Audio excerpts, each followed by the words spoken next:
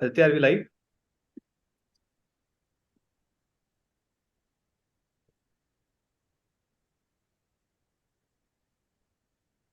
Okay. Hello, everyone. Hope we are all audible and visible. So your INICET November 2023 is over.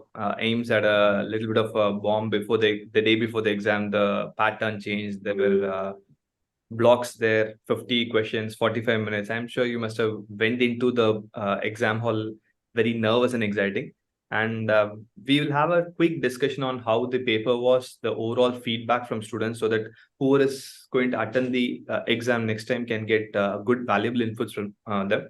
I have with me Dr. Santosh and Dr. Ankit. So we'll be discussing about the exam paper in general, and then we'll start the recall session from starting from Dr. Ankit, and we'll go from pharmacology, and we'll make sure we'll learn all the 19 subjects recall gradually and happily. Fine. So I'm just going to shoot a few questions from whatever the students asked to Ankit sir and Santosh sir. So let's start it. So how was the overall session? Like, what is the general feedback about the paper, Dr. Santosh? Like, is it average, difficult, tough, or easy? Most of the students felt that this was a decent exam of INI standard, but not too difficult. Easy. Students' opinion was that they were placing it at moderate level. Majority of them felt that compared to previous INICET papers, which were slightly on the difficult side, this was relatively on the easier side. This is the general opinion that I'm getting as of now. Okay. And when I look at the questions also, I agree with the opinion. This is a decent paper, not a very difficult paper. Okay. So Ankit sir, like you are the first person who has got all the pharmacology recall. So what is your perception of how the questions of pharmacology are in this INICET? Was it really difficult or is it easy? Old questions? Was there a previous year questions came or previous year topics came? What's your take on pharmacology aspect of INICET? Yes, sir. As compared to the last year INICET, this also INICET was not that tough. All the questions, they were repeated questions, and the questions were bit on easier side also. So this time, I think it was easier, and I believe cutoff might go high also. Okay, that's a very valuable input, sir, because when the pattern change came, we had released a short saying that anything which happens for the first time, generally, they will keep it a little bit less difficult because they have changed the pattern. If they make the exam also difficult, it's going to be havoc. So for any student who feel that they'll be writing the first NExT exam, one happy notice, generally whatever happens first time, the exam will be on the easier side. Like Ankit sir said, if the exam is on the easier side, we have a disadvantage, the cutoff might definitely spike as well, right? So, Dr. Santosh, what is an idea of how many questions were conceptual? Was it one-liner or was it a mixed bag? What is the opinion, the first opinion from the students? What do you think? So as of now, what I'm hearing is that it's a kind of mixed bag. Most of the students feel that around 1/3 questions were clinical vignette type or a bit conceptual. Remaining were flat out one-liners. So yeah, majority questions were one-liner. Hopefully, I believe that that helps students solve the questions in time, because already we had divided the exam into blocks. So if every question was a clinical vignette type, then probably students would have had it very tough to manage the time. As of now, the opinion is like around 30-35% questions were clinical vignette based. Remaining were simple straight one lines. That's a well-balanced paper, I would say. Like we had asked a few students, like did the block-wise exam, like 50 blocks, 45 minutes, made a difference in the approach of the exam? Was it totally drastically difficult or not? Most of the students said that they felt it much comfortable than having a 200 thing. That was a welcome thing. Maybe the students are very fast in adapting, or this, if it's the future like block-wise thing, one good news for all the future aspirants is it's a little bit on the better side compared to having entire 200 question at a stretch. Ankit, maybe yes, sir. One valid point is that it reduces overthinking from the student side, because once you're closed with the block, that block is done and dusted. So you don't overthink on those questions. I have the same opinion, because one thing which I feel is counterproductive is mark for review. Yeah. Mark for review, and the last 10 minutes you overthink, and invariably most of the students make a right answer, wrong answer. Yeah, I strongly agree with that. And I think this block-wise thing will be beneficial for students in that perspective that they won't mark for review. Even if they do, they have to do within 45 minutes. Yeah. So they won't have enough time for overthinking. In that way, I feel this is a welcome move from a student's perspective. I don't know why INICET made this call, but I think something they've done in the recent past which is good for students is this. Ankit, sir, what's your first take on the image-based questions overall in the paper? Was it more? Was it less? Sir, although pharma में तो image based question नहीं आते, but when I was talking to other faculties at PW, there were many image based questions. But again, all the faculties were saying that they were very straightforward question. ऐसा नहीं था, it was not so difficult to identify the image. If the student has revised properly, it was on a bit easier side. And image based questions were more faster to attempt. It was taking less time, and students were attempting in a faster rate also. True. So because with respect to pathology, there's a question on pemphigus vulgaris. That's a very well-known one. Bulla, suprabasal bulla, it's pemphigus vulgaris. There's an image on IHC, ERPR, which was already asked previously. So at least with respect to pathology, though there were quite a few images, like Sir said that it was not difficult, it is a bit of the easy and a straightforward thing. So what is your take on what is, if you have to say in one line, like if this is the same trend which is going to go forward, Dr. Santosh, what is your take on how a student should prepare for the upcoming INICET exam or NEET exam, keeping this pattern in mind? Okay, so I personally consider this pattern as a welcome move from the AIIMS because, like as you already told, probably it will reduce the overthinking, and especially those students who have a tendency to overthink, they will be surely benefited. And they have to make some adaptations in their way of preparation, because even when they're taking mock tests or solving Q banks, they should now start thinking in terms of blocks, so that they also don't revisit the questions unnecessarily, so that if it becomes a habit or a behavioral change, that will also help them in the examination. And second, I do believe that this block system would probably continue. And I also anticipate that this will be adapted to the next examination when it comes, because those are lengthy papers. And dividing them into blocks also might make it easier for the administration to conduct exams. So that's one welcome change. In terms of questions or patterns, there's nothing new as such. Questions and patterns are already familiar to students, almost following the same old patterns. Only thing, the relative number of clinical vignettes and one-liners or lengthy questions and one-liners, that keeps changing. But otherwise, the questions as such have not changed. Previous year topics and previous year questions are still very relevant. And I do believe that probably this block system and the current pattern of examination might continue. But as we all know, exams also mature over time. So maybe the next INICET may be on the slightly on the difficulty side. So students should keep that also in mind when they start planning for their subsequent exams. Got it. One thing what Dr. Santosh said, and I want to re-emphasize that, is AIIMS was supposed to conduct the mock for next exam as well. So if they are going to continue the same thing, and if AIIMS becomes the conducting body for next, they have experimented the block-based system in a small scale, because INICET is definitely a small scale when compared to NExT. So they might definitely implement this in the upcoming exam. So keep in mind, it's not like there's no drastic change here. Maybe less revisiting, and the timer, it's 50 questions, 45 minutes.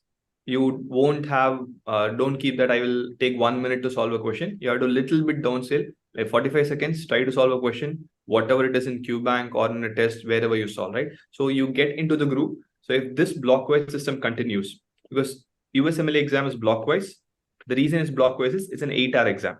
You cannot conduct an 8-hour exam continuously.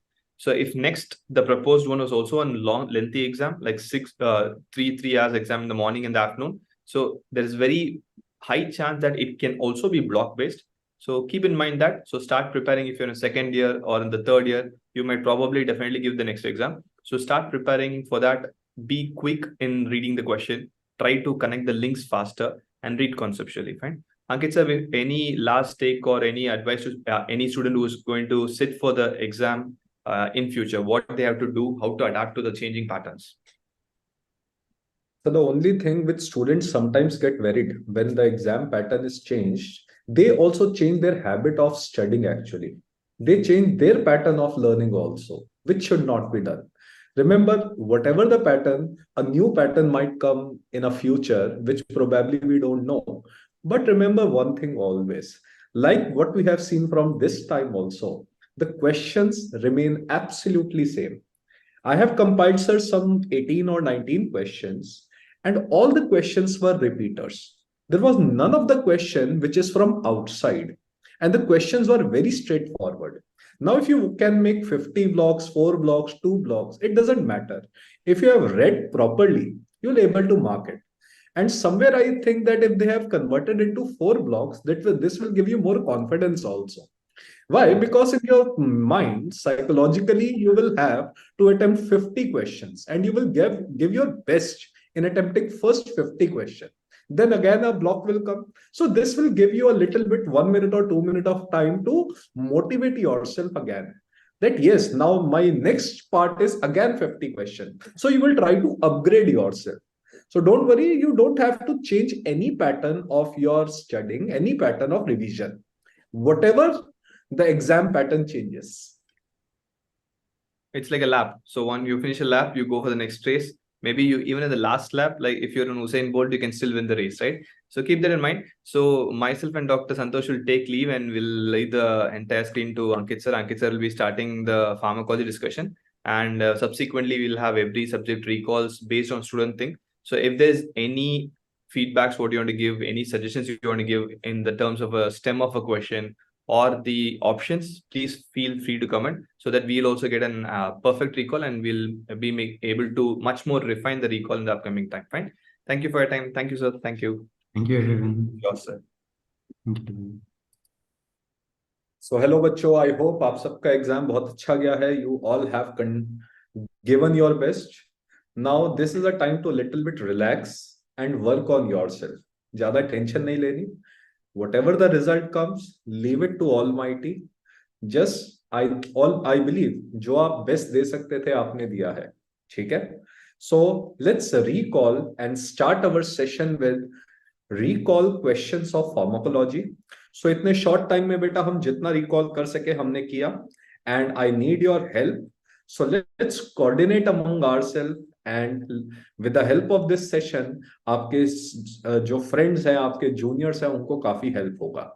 So बेटा, I think the first question was asked on scrub typhus. कौन सा drug देना है scrub typhus पे? और इसमें options थे IV doxycycline, which is a group of tetracycline, doxy plus azithromycin, एक ये option था. Any other option you students can recall? अगर आपको बाकी ऑप्शन भी रिकॉल बेटा नहीं हो रहे, remember the drug of choice for scrub typhus is only and only doxycycline. Doxycycline, it's a very repetitively asked question. Drug of choice for scrub typhus. अगर question होता स्क्रब टाइफस इन चिल्ड्रन और pregnancy, ऐसा तो सवाल नहीं आया बेटा. अच्छा, थर्ड ऑप्शन था doxy plus ceftriaxone. Very good. Now बेटा, ceftriaxone is not effective in rickettsia. हमने पढ़ा था क्योंकि सेफ्ट्रायोक्सोन सेफेलोस्पोरिन है और वो सेल वॉल सिंथेसिस को इनहिबिट करती है. It inhibits cell wall synthesis and we know that rickettsia is a atypical bacteria. It lacks cell wall. तो सेफ्ट्रायोक्सोन तो आंसर हो ही नहीं सकता. हमने इजीली कर लिया. तो कई 3 एटिपिकल बैक्टीरिया हम पढ़ते थे, माइकोप्लाज्मा, क्लेमाइडिया और रिकेट्सिया. इनमें पेनिसिलिन सेफेलोस्पोरिन इफेक्टिव नहीं थी. नाउ अगर ऑप्शन है आपके पास चिल्ड्रन और प्रेगनेंसी, तब आपका आंसर होता एजिथ्रोमाइसिन. बट अगर सिर्फ ऑप्शन है drug of choice for rickettsial scrub typhus, the answer is doxycycline only. बाकी ऑप्शन आंसर में नहीं थे. Agree? Yes, even if there is lung consolidation, yes, scrub typhus, rickettsia can cause pneumonia. Next question पे आते हैं बेटा. Oxcarbazepine was preferred over carbamazepine. तो कार्बामेजेपिन का नया कंजेनर है ऑक्सकार्बाजेपिन. कार्बाजेपिन के साइड इफेक्ट हमने एक न्यूमोनिक पढ़ा था शेड्स करके. एस से था स्टीवन जॉनसन सिंड्रोम और रैशेस. और कार्बामेजेपिन से हाइपोनेट्रीमिया होता है. एग्री? हाइपोनेट्रीमिया क्यों होता है? Because it causes SiADH। अब ऑक्सकार्बाजेपिन इसलिए बनाया था because it has less risk of causing rashes और Steven Johnson syndrome, but it has more risk of causing hyponatraemia. So हमारा आंसर कौन सा होगा, ए के बी? हमारा आंसर होगा A, less risk of causing rashes and Steven Johnson syndrome. अब एक बात है, ये जो रैशेस और स्टीवन जॉनसन सिंड्रोम है ये चिल्ड्रन में देखा जाता है और कार्बामाजेपिन से। हाइपोनेट्रीमिया जो है वो ओल्ड एज में देखा जाता है।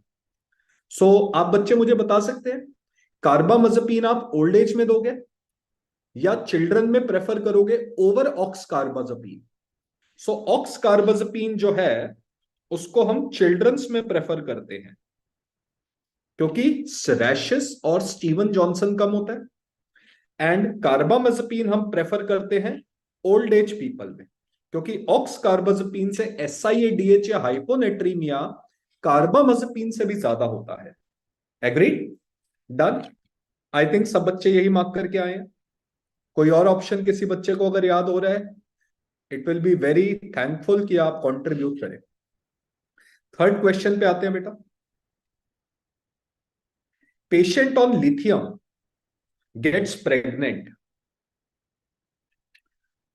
and had 4 episodes of scissor and the patient was started on lithium, then after 1 year no symptoms, what should be done? तो कुछ ऐसा सवाल था कि एक पेशेंट लिथियम पे था और प्रेग्नेंट था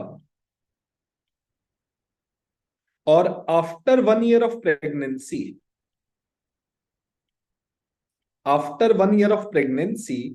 there were 4 episodes per year. अच्छा, patient was presented in third trimester. Okay okay okay, so patient third trimester का भी था।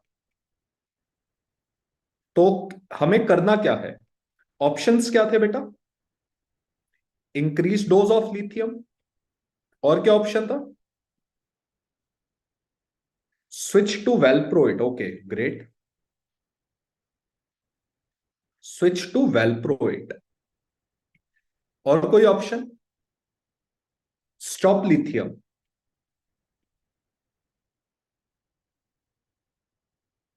Very good. और reduce the dose of lithium. और पेशेंट्स को अब भी क्या आ रहा था? पेशेंट सिम्टोमेटिक था कि एसिम्टोमेटिक था? ऑप्शन में क्या था? नाउ रिमेंबर बेटा, एक बात हमें याद रखनी है, हमने लेक्चर्स में भी पढ़ा है, लिथियम और वेलप्रोइट ये दोनों के दोनों टेरेटोजेनिक होते हैं। लिथियम से एप्स्टीन एनॉमली होती है विच इज कार्डियक एनॉमली, वेलप्रोइट से न्यूरल ट्यूब डिफेक्ट्स होते हैं। बट एक बात हमें याद रखनी है कि the only drug which should never be started in pregnancy is वेलप्रोइट। हमें कभी भी वेलप्रोइट स्टार्ट नहीं करना क्योंकि वेलप्रोइट से जो न्यूरल ट्यूब डिफेक्ट्स हैं वो एक इररिपेरेबल डैमेज है, वो कभी भी हम ठीक नहीं कर सकते, और इसका जो इंसिडेंस है न्यूरल ट्यूब डिफेक्ट का that is very high. Lithium से जो एप्स्टीन एनॉमली हो रही है sir, it can be easily corrected, ये इजीली करेक्ट कर सकते हैं, हार्ट में माल फॉर्मेशन होती है, प्लस ये फर्स्ट ट्राइमेस्टर में देखी जाती है, ये थर्ड ट्राइमेस्टर में नहीं देखी जाती, ये थर्ड ट्राइमेस्टर में नहीं देखी जाती। तो बताइए बेटा क्या आंसर होगा? पेशेंट को सिम्टम्स भी नहीं है, पेशेंट थर्ड ट्राइमेस्टर पे है, so what we can do? Patient को कोई सिम्टम्स भी नहीं है और पेशेंट थर्ड ट्राइमेस्टर में है, we can reduce the dose of lithium. हम लिथियम की डोज धीरे धीरे कम कर सकते हैं क्योंकि अगर 1 साल तक बाइपोलर डिसऑर्डर में सिम्टम्स नहीं आते उसके बाद हम ट्राई कर सकते हैं कि ड्रग को धीरे धीरे हम टेपर करें। लिथियम को कोई भी ड्रग हमें बाइपोलर डिसऑर्डर में सडनली स्टॉप नहीं करना, सडनली स्टॉप करेंगे रिबाउंड मेनिया हो जाएगा और पेशेंट को ज्यादा सिम्टम्स हो जाएंगे। सो आंसर क्या था? ठीक है, so decrease the dose of the lithium is the correct answer. Very good, शाबाश बेटा। नेक्स्ट सवाल पे आते हैं। आंसर क्या है? इंक्रीज क्यों करेंगे बेटा? इंक्रीज तो करोगे ही नहीं। अगर पेशेंट को कंट्रोल है सिम्टम्स तो करोगे ही नहीं। वेलप्रोइट बेटा, वेलप्रोइट हम तब देते हैं जब लिथियम से रेजिस्टेंस होता है। लिथियम से रेजिस्टेंट का मतलब there are more than 4 episodes per year हो रहे हैं। लिथियम देने के बाद पेशेंट लिथियम खा रहे हैं, फिर भी 4 एपिसोड्स पर ईयर हो रहे हैं, जिसे आप बोलते हो रैपिड साइक्लिंग बाइपोलर डिसऑर्डर, तब हम स्टार्ट करते हैं वेलप्रोइट। बट अगर फीमेल प्रेग्नेंट है तो हम वेलप्रोइट स्टार्ट नहीं करेंगे, नो। अगर फीमेल प्रेग्नेंट है, in that case we start antipsychotic, क्योंकि antipsychotic drugs are the safest drug in pregnancy. तो पहली बात तो ये हो गई कि वेलप्रोइट तो स्टार्ट करना ही नहीं है प्रेगनेंसी में। अगर एंटीसाइकोटिक ऑप्शन में होता तब आप स्टार्ट करते।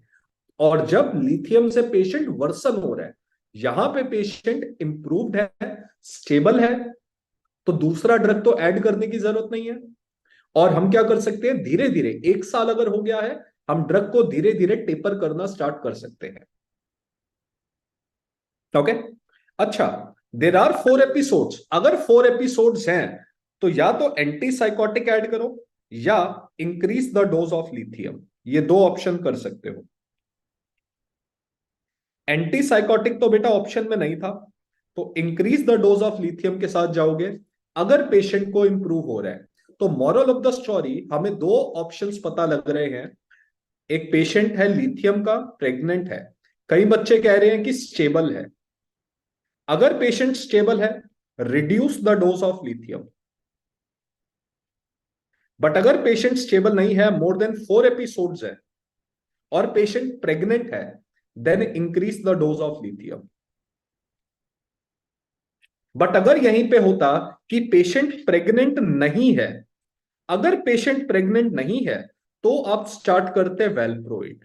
बट यहां पे पेशेंट प्रेग्नेंट है तो आप वेलप्रोइड स्टार्ट नहीं करोगे। इस केस में आंसर होगा increase the dose of lithium. अच्छा, प्रजेश बिल्कुल सही कह रहे हैं, 4 एपिसोड पहले थे, बिल्कुल सही बात है। तो बेटा आंसर क्या होगा? अगर 4 एपिसोड पहले थे तो प्रजेश जी आपका आंसर होगा reduce the dose of lithium.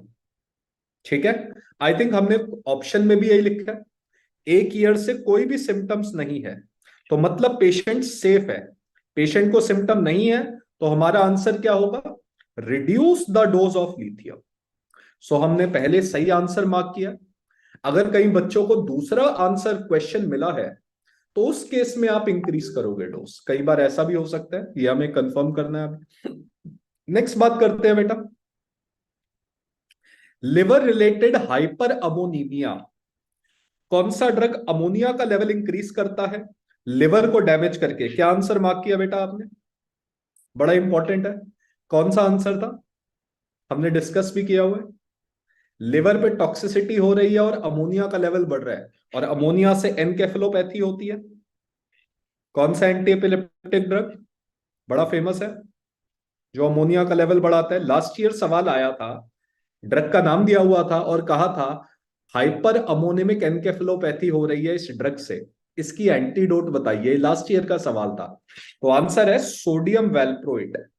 वेलप्रोइट से हाइपर अमोनीमिया होता है और इसकी एंटीडोट होती है, जो लास्ट ईयर पूछा गया था, एल कार्निटीन। इसकी एंटीडोट क्या थी? L carnitine. This is a previous year INICET question. तो इस साल क्या पूछ लिया? कौन सा ड्रग हाइपर अमोनीमिया करता है? तो बेटा आंसर क्या था हमारा? वेलप्रोइट। Very good. आई होप सारे बच्चे सही मार्क करके आए हैं। सारे बच्चे सही मार्क करके आए हैं। Done, very good. नेक्स्ट सवाल पे आते हैं। Patient with ST elevated MI, options क्या थे? एस्पिरिन प्लस क्लोपिडोग्रल, जिसे आप बोलते हो dual antiplatelet therapy, aspirin only, और कोई ऑप्शन बेटा किसी को याद है? और कोई ऑप्शन? फोर्थ ऑप्शन किसी को याद हो? तो जब भी पेशेंट को ST एलिवेटेड MI होता है, रिमेंबर हम dual antiplatelet antacid and send home. Antacid यार आदमी मर जाएगा यार, एसटी एलिवेटेड एमआई है, उसकी आप गैस ठीक करके भेज रहे हो। कुछ ईसीजी चेंजेस भी दिए हुए थे ना, कुछ ईसीजी चेंजेस दिए हुए थे एसटी एलिवेशन के, I think given in the option. Antacid दोगे तो आदमी घर तक ही नहीं पहुंचेगा यार, नहीं ऐसा नहीं करना, ये तो क्राइम होगा हमारे लिए। सो रिमेंबर, हमने पढ़ा था कि जैसे ही पेशेंट आता है डुअल एंटीप्लेटलेट थेरेपी देते हैं plus high dose of statin देते हैं। हाई डोज ऑफ स्टेटिन को हम क्या बोलते हैं? हाई इंटेंसिटी स्टेटिन थेरेपी देते हैं, जिसमें हम या तो अटोरवा स्टेटिन यूज करते थे 80 मिलीग्राम, या फिर रोजुवा स्टेटिन यूज करते थे 40 मिलीग्राम। क्योंकि जब हम आईवी स्टेटिन देते हैं during acute attack of MI, they can reduce 40% mortality. इनका एंटी एथेरोस्क्लेरोटिक एक्शन है, हमें तीनों देने हैं। सो आंसर क्या है? एस्पिरिन भी देना है, क्लोपिडोग्रल भी देना है, क्योंकि दोनों एंटी प्लेटलेट ड्रग का सिनर्जिस्टिक एक्शन है, प्लस स्टेटिन्स भी ऐड करने हैं हमें। ठीक है, स्टेटिन्स भी ऐड करने हैं। Very good. तो नेक्स्ट सवाल पे आते हैं बेटा। Anti tubercular drug taken and presented with elevated TSH, TSH बढ़ गया है और पेशेंट को हाइपोथायरॉयडिज्म है, मतलब T3 T4 कम है। तो बताइए बेटा कौन सा ड्रग करता था? Which anti TB drug causes hypothyroidism? Very famous answer है, बहुत ही फेमस क्वेश्चन है। आंसर यह है इसका इथायोनामाइड। क्या आंसर था? वेरी गुड मोहित, मोहित जी बिल्कुल सही, शाबाश। हमने पढ़ा था ना इथायोनामाइड, साइक्लोसेरिन नहीं है बेटा। वेरी गुड, साइक्लोसेरिन एक ऑप्शन था, पर साइक्लोसेरिन का तो बेटा साइड इफेक्ट होता है सीएनएस में, इससे साइकोसिस और डिप्रेशन होता है, जिससे आदमी सुसाइड कर लेता है। और कोई ऑप्शन था बेटा? आंसर इसका इथायोनामाइड, क्योंकि इथायोनामाइड एक ड्रग का डेरिवेटिव होता है मेथीमजोल। हमने एंटी थायराइड ड्रग में मेथीमजोल पढ़ा है, ये मेथीमजोल से बनाते हैं हम इथायोनामाइड, और इसका काम होता है T3 T4 हार्मोन की सिंथेसिस को कम करना। और अगर T3 T4 की सिंथेसिस कम होगी तो फीडबैक नहीं जाएगा, टीएसएच का लेवल बढ़ जाएगा। टीएसएच थायराइड की ग्लैंड की एनलार्जमेंट कर देगा, जिससे गॉइटर हो जाएगा, जिससे गॉइटर हो जाएगा। वेरी गुड, तो आंसर है इथायोनामाइड। पायराजिनामाइड से नहीं होता बेटा, पायराजिनामाइड से हिपैटोटॉक्सिसिटी और गाउट होता है। अभी आएगा आई थिंक एक सवाल, वो भी पूछा गया। तो पायराजिनामाइड भी ऑप्शन नहीं था। पायराजिनामाइड से क्या होता है? मोस्ट हिपैटोटॉक्सिक ड्रग होता है टीबी में, और इससे गाउट होता है। आई थिंक इस पे टीबी पे 4-5 सवाल आए हैं, तो टीबी तो हमेशा ही सबसे इंपॉर्टेंट टॉपिक रहा है किसी भी एग्जाम के लिए। Thanks for recalling, thanks for your contribution, कि सारे बच्चे रिकॉल कर रहे हैं, और ये बहुत ही अच्छी बात है। नेक्स्ट एग्जाम में हमें बहुत हेल्प रहेगी, आप सब बच्चों को हेल्प रहेगी, क्या मार्क करना है क्या नहीं मार्क करना। वेरी गुड, नेक्स्ट सवाल पे आए बेटा। चलिए, एंटी ट्यूबरकुलर ड्रग कॉजिंग हिपैटोटॉक्सिसिटी, तो सबसे ज्यादा हिपैटोटॉक्सिक ड्रग कौन सा होता है? मोस्ट हिपैटोटॉक्सिक ड्रग होता है pyrazinamide, followed by isoniazid, followed by rifampicin.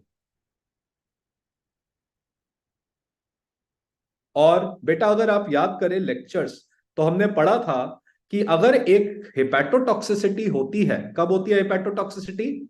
जब एएसटी और एएलटी लेवल 5 टाइम्स ज्यादा हो जाते हैं अपर लिमिट ऑफ नॉर्मल से, तो हमें ये 3 ड्रग्स बंद करने होते हैं। कौन से?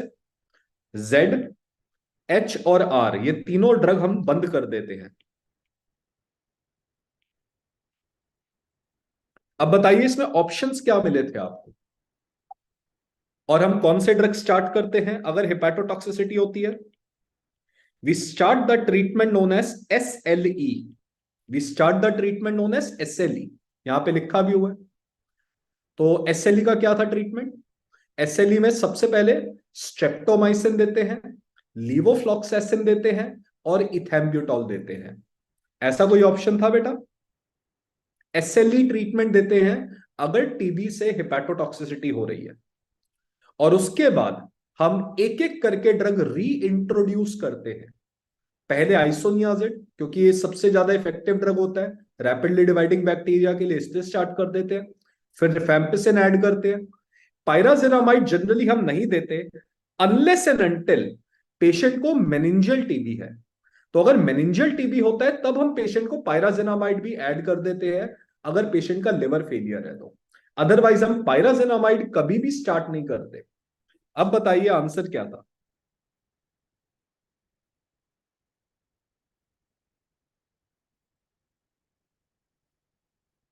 अच्छा, किरण जी ने एक सवाल बताया है, तो ये मैं 18th सवाल लिख देता हूं। एल्जाइमर डिजीज का पेशेंट है and patient doesn't want oral drug.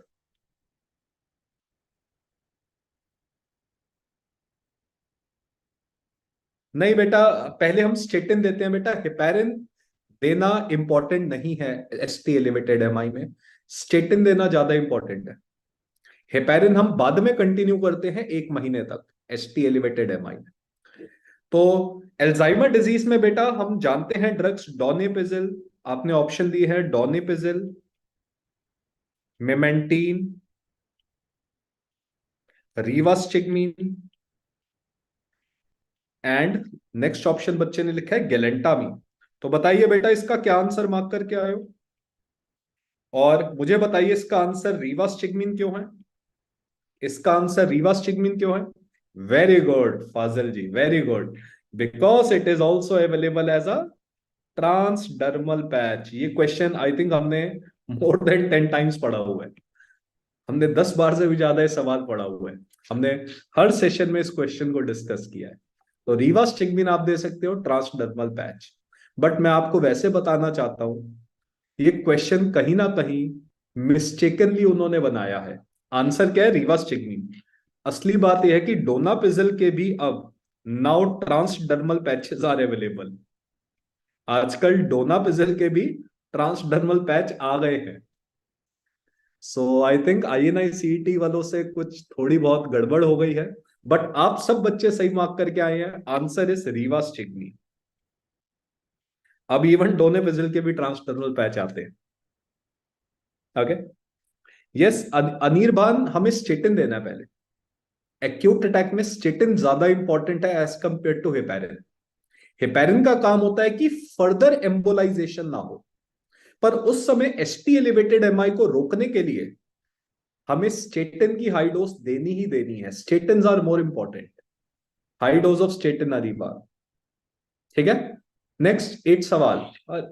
डॉक्सोरिबोसिन induced cardiotoxicity, what was the answer? Doxorubicin, कोई भी ड्रग रिबोसिन वाला होता है, हमने पढ़ा था, हार्ट को डैमेज करता था, रेड कलर का ड्रग, रेड कलर का हार्ट। इसका आंसर है एंटीडोटिस, एंटीडोटिस डेक्सरेजोक्सेन। क्या ऐसा कोई ऑप्शन था? क्या ऐसा कोई ऑप्शन था dexrazoxane? Was there any option? Fazil, Anirban, Sharma ji, Prajesh, was there any option dexrazoxane? Yes. इसके अलावा और कौन कौन से ऑप्शंस थे आपके हिसाब से? Yes, good, very good. इसके अलावा कोई ऑप्शन याद आ रहा हो आपको? आपको कंफ्यूज करने के लिए तो डालेंगे ये एग्जाम वाले।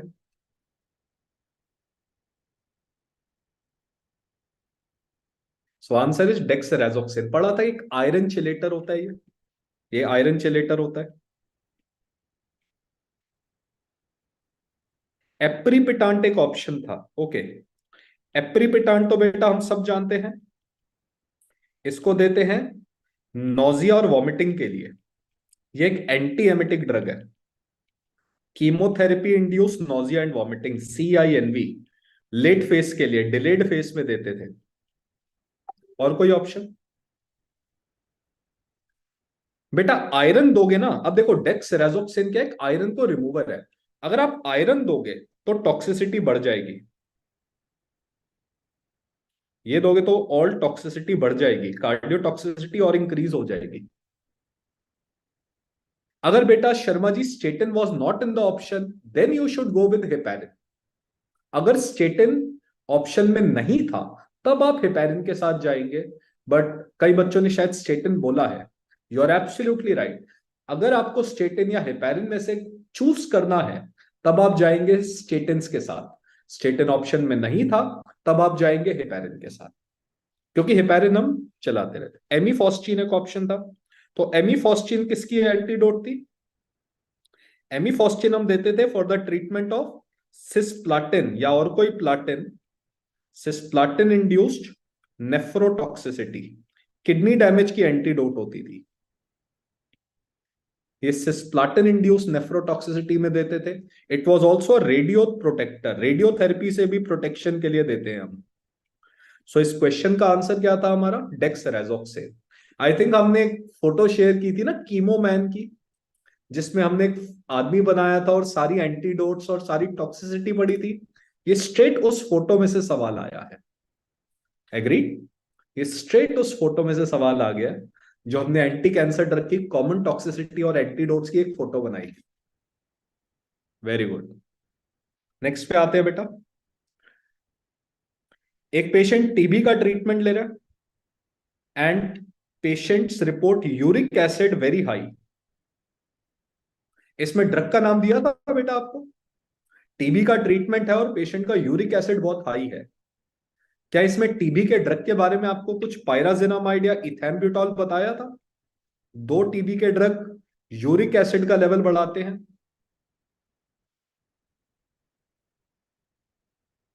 और पेशेंट को गाउटी आर्थराइटिस हो जाता है। तो करना क्या है? रिमेंबर, यस, पायराजिनामाइड ऑप्शन में था। तो बेटा करना कुछ नहीं है। टीबी ज्यादा डेंजरस है कि गाउट ज्यादा डेंजरस है? टीबी ज्यादा डेंजरस है। तो क्या पायराजिनामाइड स्टॉप करोगे? नहीं करोगे। So do not stop pyrazinamide. एक ही ऑप्शन था ना। पायराजिनामाइड को स्टॉप करोगे कि नहीं करोगे? नहीं करोगे। अब do not stop pyrazinamide plus add anti gout drug. Gout को ठीक कर लो। एंटी गाउट ड्रग में अगर एक्यूट अटैक है तो एनसेड या कॉल्चिसिन दे दो। ओके। लॉन्ग टर्म में हम दे देते हैं प्रोबेनेसिड। लॉन्ग टर्म में हम प्रोबेनेसिड दे देते हैं।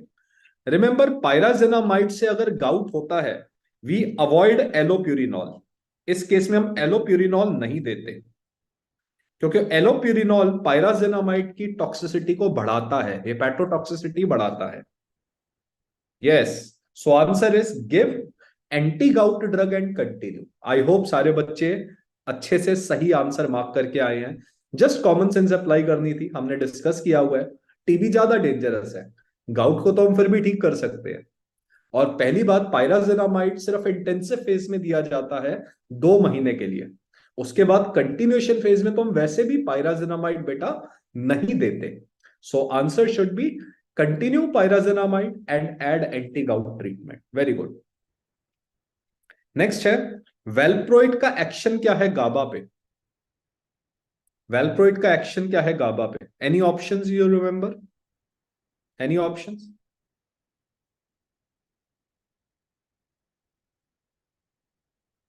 तो अगर हम देखें, ग्लूटामेट से गाबा बनता है।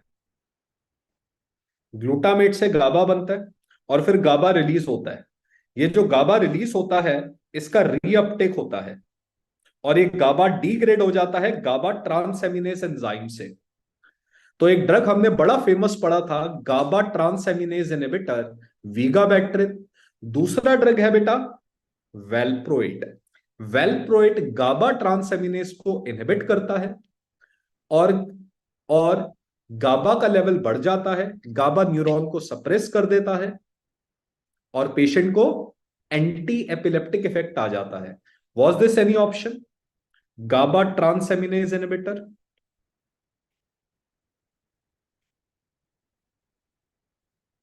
गाबा ट्रांसएमिनेज इनहिबिटर। ये गाबा के डीग्रेडेशन को इनहिबिट करता है। गाबा ट्रांसएमिनेज। गाबा माइमेटिक नहीं है। अगर ये गाबा माइमेटिक होगा तो ये गाबा के रिसेप्टर को स्टिमुलेट करेगा। गाबा के रिसेप्टर को वेलप्रोइड स्टिमुलेट नहीं करता, उसको तो बेंजोडाइस्पिन बारबिचुरेट करते हैं।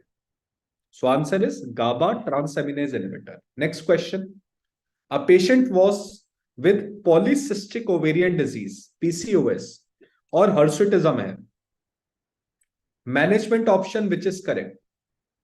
रिमेंबर पीसीओएस में ट्रीटमेंट होता है lifestyle modification like weight loss,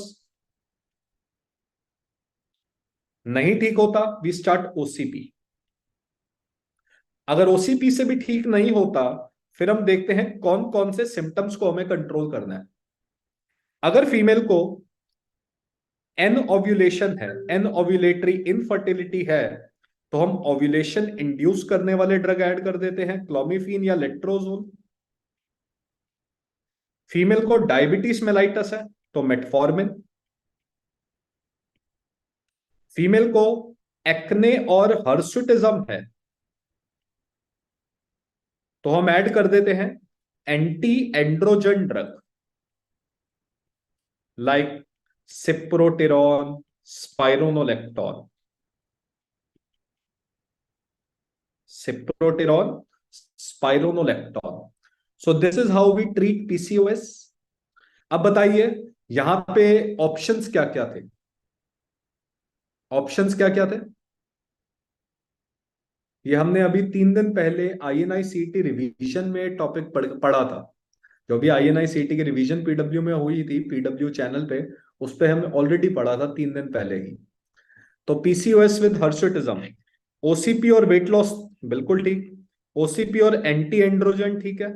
metformin नहीं देंगे बेटा, मेटफॉर्मिन तब देंगे if the female is having diabetes mellitus, only OCP. तो ऑप्शन था क्या नहीं देना, सो आंसर है मेटफॉर्मिन नहीं दोगे। मेटफॉर्मिन बेटा कब दोगे, यहां पे फीमेल को, यहां पे फीमेल को डायबिटीज नहीं है, हर्सुटिज्म है, शायद एक्ने भी था और पीसीओएस है, तो एक्ने हर्सुटिज्म एंटी एंड्रोजन्स दोगे स्पाइरोनोलेक्टोन टाइप, और ओसीपी तो देना ही देना है। सो आंसर था okay.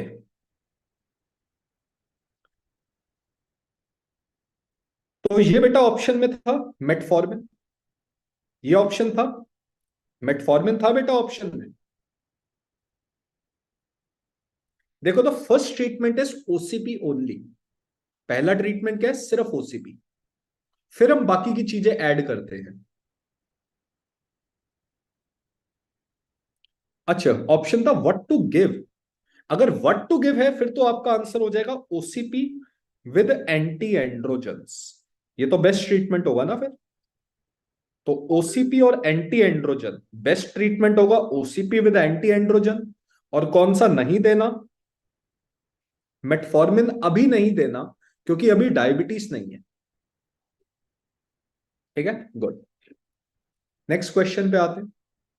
A 75-year-old male patient with dyspnea on exertion with rails and the patient is suffering from CHF, chronic heart failure. Patient को CHF है, prognosis can be improved by testosterone level was given Maitri ji, that means कि testosterone level ज्यादा है तो acne हर्सुटिज्म होगा। फिर तो हम और श्योर हैं कि हमारा आंसर होगा एंटी एंड्रोजन ऐड करना है। फिर तो बिल्कुल मैत्री जी ने तो बिल्कुल क्लियर कर दिया हमारा आंसर। अगर टेस्टोस्टेरोन लेवल दिया है मतलब एलिवेटेड है इसीलिए दिया हुआ है आपको, तो that means anti androgens add करना है। Hence the best answer for previous question should be OCP with anti androgens. Okay,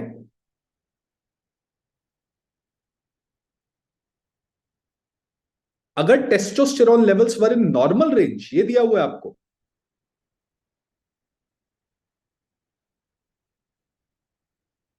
okay okay, that was another question. Okay, तो आई थिंक कंफ्यूजन हो जाती है, इतने सारे सवाल हम सॉल्व करके आए हैं।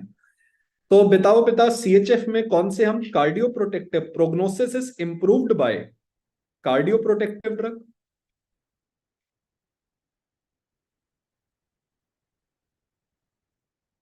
और हमने निमोनिक पढ़ा था कार्डियो प्रोटेक्टिव ड्रग्स का, साहिब्स। पहला था sacubitril, ACE inhibitor, aldosterone antagonist like spironolactone. ये हार्ट फेलियर में कार्डियक रीमॉडलिंग को इनहिबिट करते हैं। Hydralazine with isosorbide dinitrate, ivabradine, beta blocker. और हमने पढ़ा सिर्फ 4 ही बीटा ब्लॉकर कार्डियो प्रोटेक्टिव होते हैं, कार्बिडिलॉल, मिटोप्रोलॉल सक्सिनेट सॉल्ट, बिसोप्रोलॉल और नेबिवोलॉल। और लास्टली SGLT2 इनहिबिटर्स, ग्लिफलोजिन नाम आता है इनके एंड में। अच्छा, दोनों दिए हुए थे बट विच डिक्रीज मोर्टेलिटी। अब बेटा मुझे कंफ्यूजन है, क्या आप मुझे बता सकते हो क्या कैप्टोप्रिल और कार्बिडिलॉल दोनों दिए हुए थे ऑप्शन में?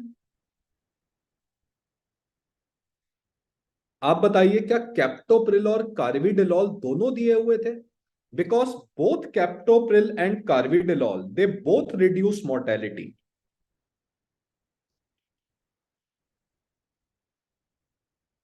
दे बोथ रिड्यूस मोर्टेलिटी। अच्छा, दोनों दिए हुए थे। अब बेटा इसका आंसर अगर मैं आपको कहूं, अब मुझे अपना ओपिनियन देना पड़ेगा। बेटा कैप्टोप्रिल, एक और सवाल, कैप्टोप्रिल लिखा हुआ था कि एस इनहिबिटर दिया हुआ था? कैप्टोप्रिल लिखा हुआ था कि सिर्फ एस इनहिबिटर वर्ड लिखा हुआ था, ये बताइए। कैप्टोप्रिल वर्ड मेंशन था कि एस इनहिबिटर मेंशन था? ग्रुप का नाम मेंशन था एस इनहिबिटर या कैप्टोप्रिल? कैप्टोप्रिल था। तो बेटा फिर मैं आपको बताऊंगा, आंसर है आपका कार्बिडिलॉल।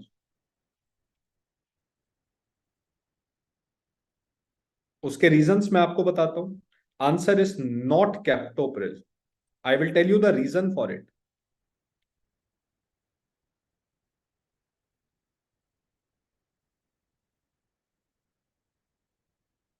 कार्डिक एनलार्जमेंट हुई है, ठीक है, मतलब हार्ट डैमेज हुआ है। अब बेटा आंसर इज कार्बिडिलॉल। अब देखते हैं रीजन क्या है। कार्बिडिलॉल क्या है? Beta blocker. Sir beta blocker reduce reduce mortality by more than 30%। ACE inhibitor reduce mortality by around 20%। तो पहले बताओ ज्यादा मोर्टेलिटी कौन कम कर रहा है? दूसरी बात यह है, captopril is a ACE inhibitor which is now not used. कौन सा एस इनहिबिटर अब हम यूज नहीं करते? The only ACE inhibitor which is now not used is captopril, क्योंकि कैप्टोप्रिल के साइड इफेक्ट्स बहुत सारे होते हैं। Okay, which drug will prevent further enlargement? ठीक बात है, एनलार्जमेंट तो होगी ना, क्योंकि heart failure with reduced ejection fraction है, मतलब CHF है। एनलार्जमेंट हो रही है तो मतलब क्या? दैट मींस कार्डियक रिमॉडलिंग हो रही है। तो हम कैप्टोप्रिल नहीं, रेमिप्रिल, पेरिंडोप्रिल, ये सब यूज करते हैं। आजकल हम कैप्टोप्रिल यूज नहीं करते, इसीलिए आपका आंसर होगा कार्बिडिलॉल। यस फाजिल जी, क्या पूछा था इन्होंने? Sir they said which will, एक बार दोबारा टाइप करिए आंसर। तो अगर इन दोनों को कंपेयर करना है तो कार्बिडिलॉल है। कैप्टोप्रिल अब यूज नहीं होता clinically. Captopril is now not clinically used because of its side effects. Yes Fazil ji, और क्या एडिशनल इंफॉर्मेशन है जो हम यूज कर सकते हैं अपने आंसर को करेक्ट करने के लिए? डिले फर्दर का मतलब यही है, progression of disease. Delay further का मतलब बिल्कुल आपने सही कहा फाजिल। हाँ, फर्दर डिटियोरेशन का मतलब रिड्यूस मोर्टेलिटी। बिल्कुल ठीक है, तो मतलब आंसर होगा बेटा हमारा इसमें कार्बिडिलॉल, क्योंकि कार्बिडिलॉल ज्यादा मोर्टेलिटी कम करता है, पहला रीजन ये है। दूसरा रीजन ये है, कैप्टोप्रिल एक एस इनहिबिटर है जो अब हम यूज नहीं करते, अगर एस इनहिबिटर में कोई और ड्रग दिया होता आपको, फिर ये क्वेश्चन ट्रिकी हो जाता सॉल्व करना, फिर हमें सोचना पड़ता क्या करना है। इसमें आंसर होना चाहिए कार्बिडोल।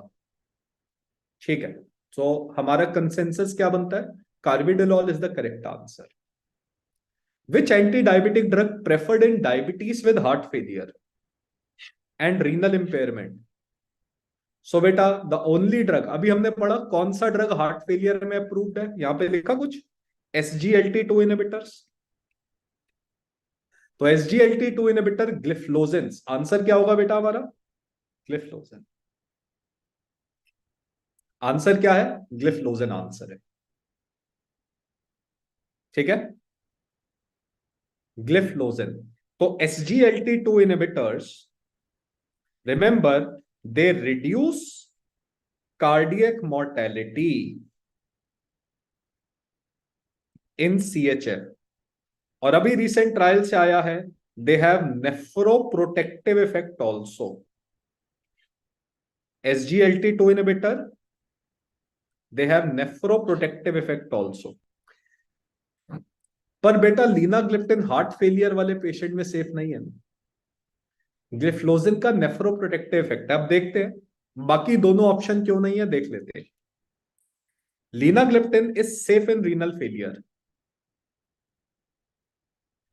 सेफ इन रीनल फेलियर का बेटा मतलब होता है कि इसकी हमें डोज कम नहीं करनी पड़ेगी। We don't have to reduce the dose. It has no mortality benefit in heart failure. Heart failure में इसका कोई लेना देना नहीं है। Glitazone like pioglitazone, sir this is contraindicated in heart failure. इसका एंटी डायूरेटिक इफेक्ट होता है, हार्ट फेलियर का रिस्क बढ़ जाता है। तो आंसर क्या होगा, gliflozin. Answer is gliflozin. Yes, linagliptin safe है रीनल फेलियर में, एम्पाग्लिफलोजिन भी सेफ है। उसकी डोज कम कर देते हैं, पर वो किडनी को फर्दर डिटीरियोरेशन से बचाता भी है। लीनाग्लिप्टिन किडनी को प्रोटेक्ट नहीं करता। लीनाग्लिप्टिन सिर्फ किडनी फेलियर में सेफ है, उसकी डोज हमें एडजस्ट करने की जरूरत नहीं पड़ती। यस, एम्पाग्लिफलोजिन का बड़ा फेमस ट्रायल है। वेरी गुड फाजिल जी। यस, अभी रिसेंटली ट्रायल हुआ था इसीलिए आ गया है। अच्छा, drug for clostridium difficile, fidaxomicin option में था। बहुत ही फेमस सवाल है, हम ऑलरेडी पढ़ चुके हैं। फिडाक्सोमाइसिन, ओरल वैंकोमाइसिन भी देते थे बेटा। और कौन कौन से ऑप्शंस थे, एक एंटीबॉडी थी बेजलोटॉक्सुमैब, और फीकल ट्रांसप्लांट भी करते थे। तो फिडाक्सोमाइसिन तो बहुत ही फेमस ड्रग है, तो आई थिंक ये तो सब बच्चे सही मार्क करके आए होंगे, क्योंकि अमेरिकन गाइडलाइंस में ये ड्रग ऑफ चॉइस बन चुका है। अमेरिकन गाइडलाइंस में ये ड्रग ऑफ चॉइस बन चुका है बेटा। और ऑप्शंस क्या थे आपके हिसाब से क्लोस्ट्रीडियम डिफिसाइल में, other options?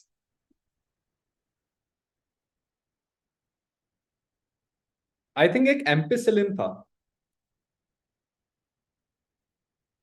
Ampicillin itself causes clostridium difficile infection, high risk था। फ्लोरोक्विनोलॉन्स भी था, it itself causes clostridium difficile infection, है ना। तो आंसर था फिडाक्सोमाइसिन। नेक्स्ट सवाल पे आते हैं। Drug binding to ATP binding cassette, answer? Yes yes, ATP binding cassette is verapamil. ये बेटा हमने रेगुलर लेक्चर्स में पढ़ा था। एक ट्रांसपोर्टर होता था पी ग्लाइकोप्रोटीन, पढ़ा था हमने पी ग्लाइकोप्रोटीन। एक इफ्लक्स ट्रांसपोर्टर होता था। पी ग्लाइकोप्रोटीन कैसा ट्रांसपोर्टर होता था, ABC transporter, that is ATP binding cassette transporter, है ना। ATP binding cassette transporter. और हमने पढ़ा था कि कौन से ड्रग पी ग्लाइकोप्रोटीन को इनहिबिट करते थे, एक न्यूमोनिक था क्वेकर। इसमें अगर आप क्वेकर में वी देखें तो वी से था आपका वेरापामिल। 2 साल पहले आपसे पूछा गया था क्लेरिथ्रोमाइसिन। ओके, हाँ टेक्रोलिमस ऑप्शन में था। नाउ रिमेंबर, साइक्लोसेरीन करता है, टेक्रोलिमस नहीं करता। साइक्लोसेरीन और टेक्रोलिमस सेम क्लास के ड्रग है, पर साइक्लोसेरीन पी ग्लाइकोप्रोटीन को इनहिबिट करता है, which is an ATP binding cassette. Tacrolimus नहीं करता। फाजिल जी, ये दोनों में डिफरेंस है। अगर यहां पे ऑप्शन साइक्लोसेरीन होता तो साइक्लोसेरीन भी एटीपी बाइंडिंग कैसेट से बाइंड करता है, which is nothing, which is P glycoprotein. क्या होता है? P glycoprotein.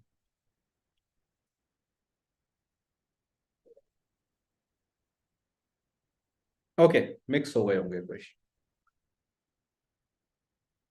हाँ फाजिल जी, हमने पढ़ लिया which drug causes hypothyroidism, ethionamide. Fourth question अभी हम डिस्कस कर लिया था। नाउ एक ये सवाल था, thyroid storm which drug to be avoided. So बेटा हमने पढ़ा था थायराइड स्टॉर्म का ट्रीटमेंट क्या था? 3T, 3PID ये होता था ना। पहले तो फीवर को ठीक करने के लिए हम देते थे paracetamol, propranolol drug of choice arrhythmia को ठीक करने के लिए, प्रोपाइल थायोयूरेसिन, आयोडीन, यहां पे ऑप्शन ल्यूगॉल्स आयोडीन दिया हुआ है, और हम देते थे डेक्सामेथाजोन। This is the treatment of thyroid storm. अब आंसर क्या है? एस्पिरिन। एस्पिरिन बेटा नहीं देते थायराइड स्टॉर्म में। ये एक सवाल नए तरीके से पूछा गया, बिकॉज एस्पिरिन क्या करता है? It reduce the protein binding of T3 and T4. So more T3 and T4 will become free, which will increase the symptoms of hyperthyroidism. So aspirin is contraindicated in cases of thyroid storm. Okay, aspirin is contraindicated in patient of thyroid storm. And the last question is Candida gibraltar cruzi. Remember, Candida का drug of choice होता है हमेशा fluconazole, और किसी भी अजोल के resistant cases में हम क्या देते हैं? Amphotericin B. क्या एम्फोटेरिसिन बी ऑप्शन में था? क्या एम्फोटेरिसिन बी ऑप्शन में था?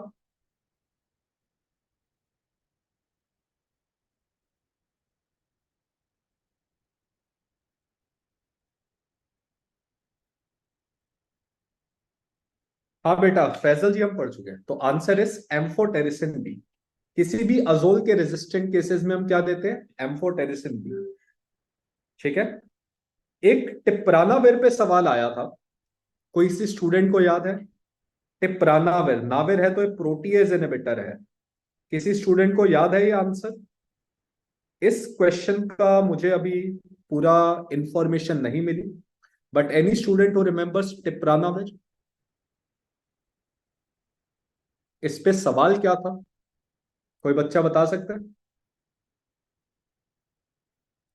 फैजल, ब्लूबेरी, अजय, फाजिल, नीरज।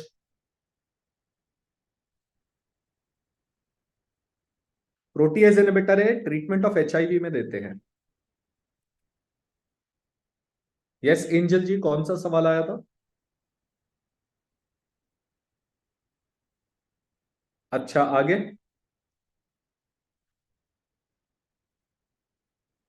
अच्छा, ART से हेडेक हो रहा है, हिस्ट्री वॉज गिवन, सो यही पूछा था कि ये टाइप का ART है कि नहीं। ओके ओके, तो किसी भी ड्रग के एंड में नाविर आता है तो वो क्या होता है? प्रोटीएज इनहिबिटर होता है, ritonavir etcetera. So I think it was an easy question.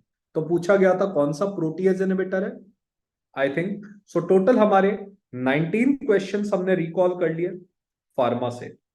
I hope इससे ज्यादा ही होंगे। चलो, थैंक यू वेरी मच। अब नेक्स्ट सेशन पे आते हैं। अच्छा, रिटोनाविर भी था। यस, टिप्रानाविर आंसर है, क्योंकि टिप्रानाविर कॉजेस हाइपरटेंशन। टिप्रानाविर से क्या होता है? हाइपरटेंशन। हाइपरटेंशन की वजह से हेडेक और इंट्राक्रेनियल हेमरेज होता है, तो रिटोनाविर का ये साइड इफेक्ट नहीं है. This is not the side effect of ritonavir.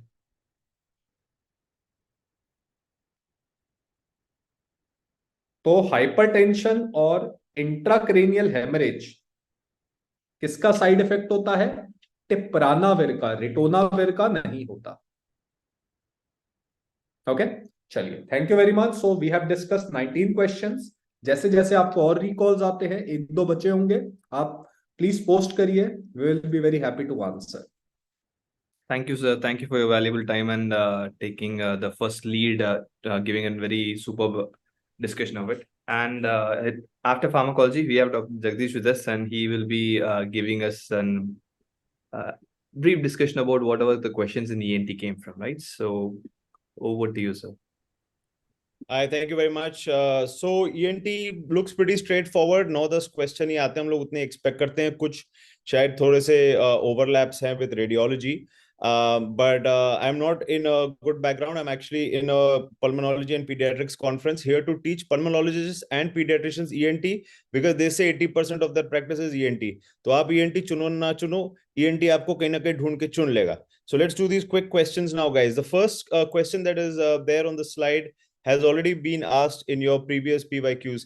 So everything that has been asked in this INICET, what we have got from our recall, has been covered in the rapid revision, जो 3 घंटे में खत्म कर सकते हो, and in the PYQs. और ये जो question है, Dr. Ranjit, not able to see. Just Okay. give me a second, sir. Yeah. So the first question is on mastoidectomy done for CSOM, and patient has developed tinnitus, fluctuating hearing loss, ear fullness, and findings disappear on keeping the ear up. This was asked in INICET, I think, at least twice in 2 different ways. And this is because of perilymphatic fistula. See, vestibular schwannoma is a tumor, labyrinthitis is an inflammation. 2 months ke baad, you usually have this kind of fistula development, which increases the pressure inside the labyrinth. That's why you have all the triads that you see in Meniere's disease also. Oral fullness is very typical of labyrinthine distension. And when you put the ear up, the labyrinthine distension comes down and these symptoms disappear. So this is very straightforward and classic question that was asked. The other question also come at least 2 times in INICET and many other previous PYQs is objective test for hearing, all except. So we all know that pure tone audiometry is not an objective test. Pure tone audiometry is a subjective test, because when the threshold sound is given, patient is asked to lift the hand up, finger up, and then they graph it. All these other things like options like OE and BERA and next one, Dr. Ranjit.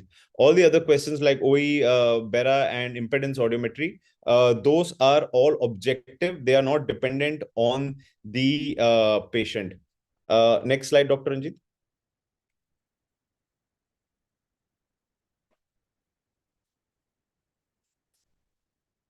Yeah, next one.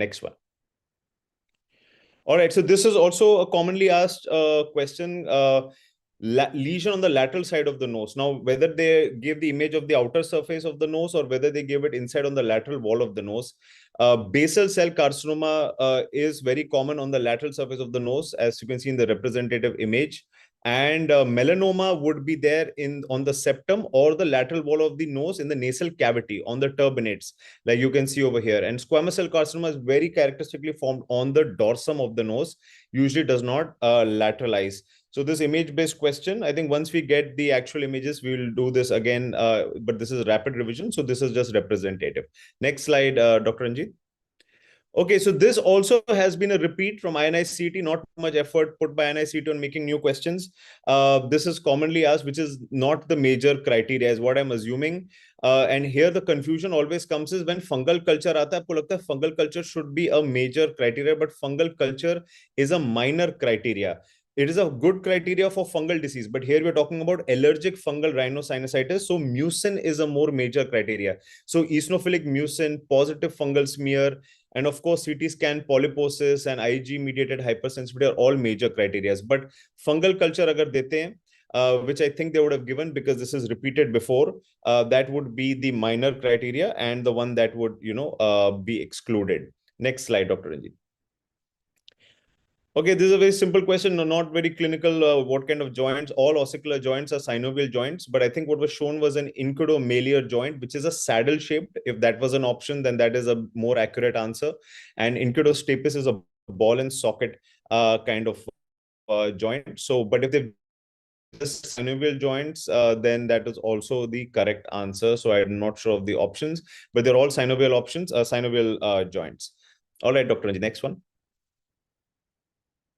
Okay, now there is a question. I'm not very clear, but someone's, recalled that some question on otosclerosis. If there's bilateral otosclerosis and one side is worse, whether that should be operated, or maybe it's a question saying which of the following statements are true, all except, we don't know. But in the surgery of otosclerosis, picking right from our rapid revision, if there's bilateral otosclerosis, the worser ear will be operated first, and the other one will be operated after 1 year. I'm assuming that is the question that was asked. Otherwise, if the question had pregnancy, then surgery is performed after pregnancy. And apart from that, if only 1 year is functional and it has otosclerosis, then hearing aid is advised, and surgery is not advised in that case. Okay, so whichever this fits, I think you'll get an idea of what the correct answer was. Next question, Dr. Ranjit. Yeah, there was a vague recall on René's and Weber's. I don't know what exactly was asked, but this is fairly straightforward. Easy way to remember René's and Weber's is René's test for the, we call like air conduction, bone conduction. Easier way to remember is air conduction is ossicular pathway, bone conduction is cochlear pathway. So if there was a question asked on bilateral René's positive or something like that, it is going to be very straightforward. Weber's lateralizes on the same ear if it is the side of the hearing loss, if it is conductive hearing loss, and the opposite side if it is sensorineural, because cochlear function is working through the bone vibrations. So we won't spend too much time on this. It must be a very basic question that is asked. And if the question comes a little more accurate, I'll be able to tell you more about it. All right, next question, Dr. Ranjit. I think this kind of a similar image, a histopathological image was shared, which shows these sporangic forms, and rhinosporidiosis is going to be the correct answer. I think rhinoscleromatosis and other options were given, where you would have seen the 𝐒𝐿 cells and those histiocytes and foam cells. But this looks very, very classic of rhinosporidiosis. Maybe in the history, they will usually put that somebody took bath in a pond or some sort of unhygienic water, which is usual source of rhinosporidiosis, and that is always generally put as a hint in the history. And you'll have strawberry-like polyposis in the nose, which is another feature of clinical feature of rhinosporidiosis. All right, next question. Okay, so oral candida lesion which cannot be rubbed. Okay, so I think it would have been an oral white lesion or a white patch lesion that cannot be rubbed. Candidiasis actually can be rubbed, and it causes bleeding and raw surface. The condition which cannot be removed is oral hairy leukoplakia, like you can see in this image, which is caused by Epstein-Barr virus. Herpes simplex 1 and 8 cause a lot of ulcerations, but this whitish, thick, unremovable one is very characteristic of Epstein-Barr viral infection, and usually seen in patients who have HIV or severe immunocompromised state. So I believe this would be a straightforward answer. All right, next question. All right, guys, this is all. And if there are more questions that come in, please put in the comment section. And then when we do a more formal recall, we'll put them and give you more detailed answers. But for now, I think ENT is as expected, quite straightforward. All the best.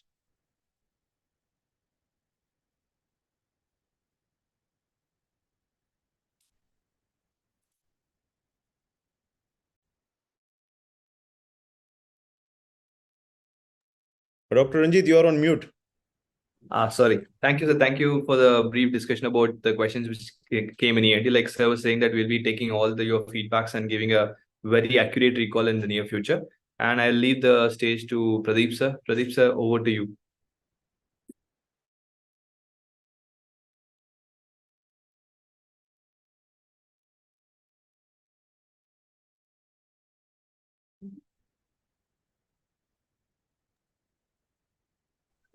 Pradeep, sir, you can start. So, hello students. Let us start with the recall of anatomy MCQs. You can start. Okay, I'll start. So, see this MCQ. This was the same MCQ, students, that we had discussed in INICET Sure Shot questions. So, fibers from the arrow mark structure in the following diagram reaches to which nucleus of the thalamus? So, students, what is this arrow mark structure? What was this structure? This is the mammillary body. And fibers from the mammillary body projects on to which nucleus of the thalamus? Yes, any guesses? What have you written, students? So we know hippocampus. Hippocampus is a gray matter, and this hippocampus is located in the temporal lobe. It's a gray matter, and the fibers which begins from the hippocampus, what are they known as? Alveus. So we have hippocampus से fibres बनते हैं, एल्वियस से बनेगा fimbria से बनेगा fornix. Now fornix will relay in the mammillary bodies, right? ये same सवाल हमने डिस्कस किया था. mammillary bodies, from the mammillary bodies this fibers then go to the anterior nucleus of the thalamus. Okay, anterior nucleus of the thalamus. So answer is anterior nucleus of the thalamus. From the anterior nucleus of the thalamus, they go via the cingulate gyrus and they go back to the hippocampus. Right? What is this circuit known as, students? What is this circuit? This is the Papez circuit. And this Papez circuit is responsible for emotions and recent memory. Clear? So the pointed structure is mammillary body, and fibers from here projects onto the anterior nucleus of thalamus, a pathway of Papez circuit responsible for emotions and recent memory. Okay, students. So the same question we had discussed. Now coming to the next MCQ, have a look at this. Muscle involved in abduction at the shoulder joint. Muscle involved in abduction of the shoulder joint. Easy MCQ, students. Yes, what is that? Answer for this is supraspinatus. Supraspinatus causes abduction from 0 to 15 degrees. We call this as the initiation of abduction. So 0 to 15 degrees, supraspinatus. 15 to 90 degrees are the acromial fibers of deltoid, and 90 and above, this is the trapezius, the serratus anterior, along with rotation of scapula. Pectoralis major का action क्या है? Adduction, medial rotation and flexion at the shoulder joint. Infraspinatus का action है lateral rotation, and latissimus dorsi causes adduction and medial rotation along with extension at the shoulder joint. Clear? So muscle involved in abduction at the shoulder joint is going to be the supraspinatus. This was an easy MCQ. Okay, see the next MCQ. One of the following is a tributary of IVC. So students, coming to the tributaries of the IVC, the formative tributaries, wo kaun hai? The common iliacs. Then we have got the left. दोनों inferior phrenic veins drain into IVC. बराबर है ना? Inferior phrenic vein, both of them drain into IVC. The right suprarenal vein and the right gonadal vein are going to drain into IVC. The right gonadal and the right suprarenal drains into the IVC. The left gonadal vein and the left suprarenal vein, they drain into the left renal vein. So tributaries of IVC are going to be the inferior phrenic, the right suprarenal, the right gonadal, the third and the fourth lumbar veins, and the common iliacs. What happens to the right ascending lumbar? The right ascending lumbar is not, means one of the following is a tributary. Answer is going to be the inferior phrenic vein. Inferior phrenic vein on both the sides, they drain into the IVC, right? Left gonadal, left suprarenal vein, ये कहाँ पे drain करता है? Left renal vein में. Right ascending lumbar and the right subcostal veins joins to form what? Any guesses? Right ascending lumbar and right subcostal vein joins to form the azygous vein on the right side. The left ascending lumbar and the left subcostal joins to form the hemiazygous vein. Clear, students? So one of the following is a tributary of IVC. Answer is the left inferior phrenic. वैसे दोनों inferior phrenic drains into IVC. Perfect. Clear? I hope you have written the same answer. Now, coming to the next MCQ. What does the pointed structure form? Yes, students. So what is this? What is this area which is pointed? This is the mesoderm, correct? And ये कौन सा mesoderm है? That's the intra-embryonic mesoderm. This is the intra-embryonic mesoderm, right? That's the intra-embryonic mesoderm. And in this intra-embryonic mesoderm, what is this in the center? ये center में कौन है? What is this in the center? Any guesses, students? That's a notochord. Notochord. So what is this? The first one. This is the para-axial mesoderm. The second one is the intermediate plate mesoderm. And the third one is the lateral plate mesoderm, right? So paraxial mesoderm, intermediate plate mesoderm, and the lateral plate mesoderm. What is the paraxial mesoderm form? Somites. ये मैं हमेशा बोलता हूँ आपको, paraxial mesoderm form somites, and somites differentiate into a dermomyotome and a sclerotome. Dermomyotome and sclerotome. What is the dermomyotome form, students? The dermomyotome forms the dermis and the skeletal muscles. And what is the sclerotome form? The sclerotome forms the vertebral column and the ribs. So what is the answer for this? What does the pointed structure form? So pointed structure is going to form. Pointed structure was the paraxial mesoderm. Yes, this is the pointed structure, and this paraxial mesoderm is going to form the ribs. Option hoga, isme answer hoga ribs.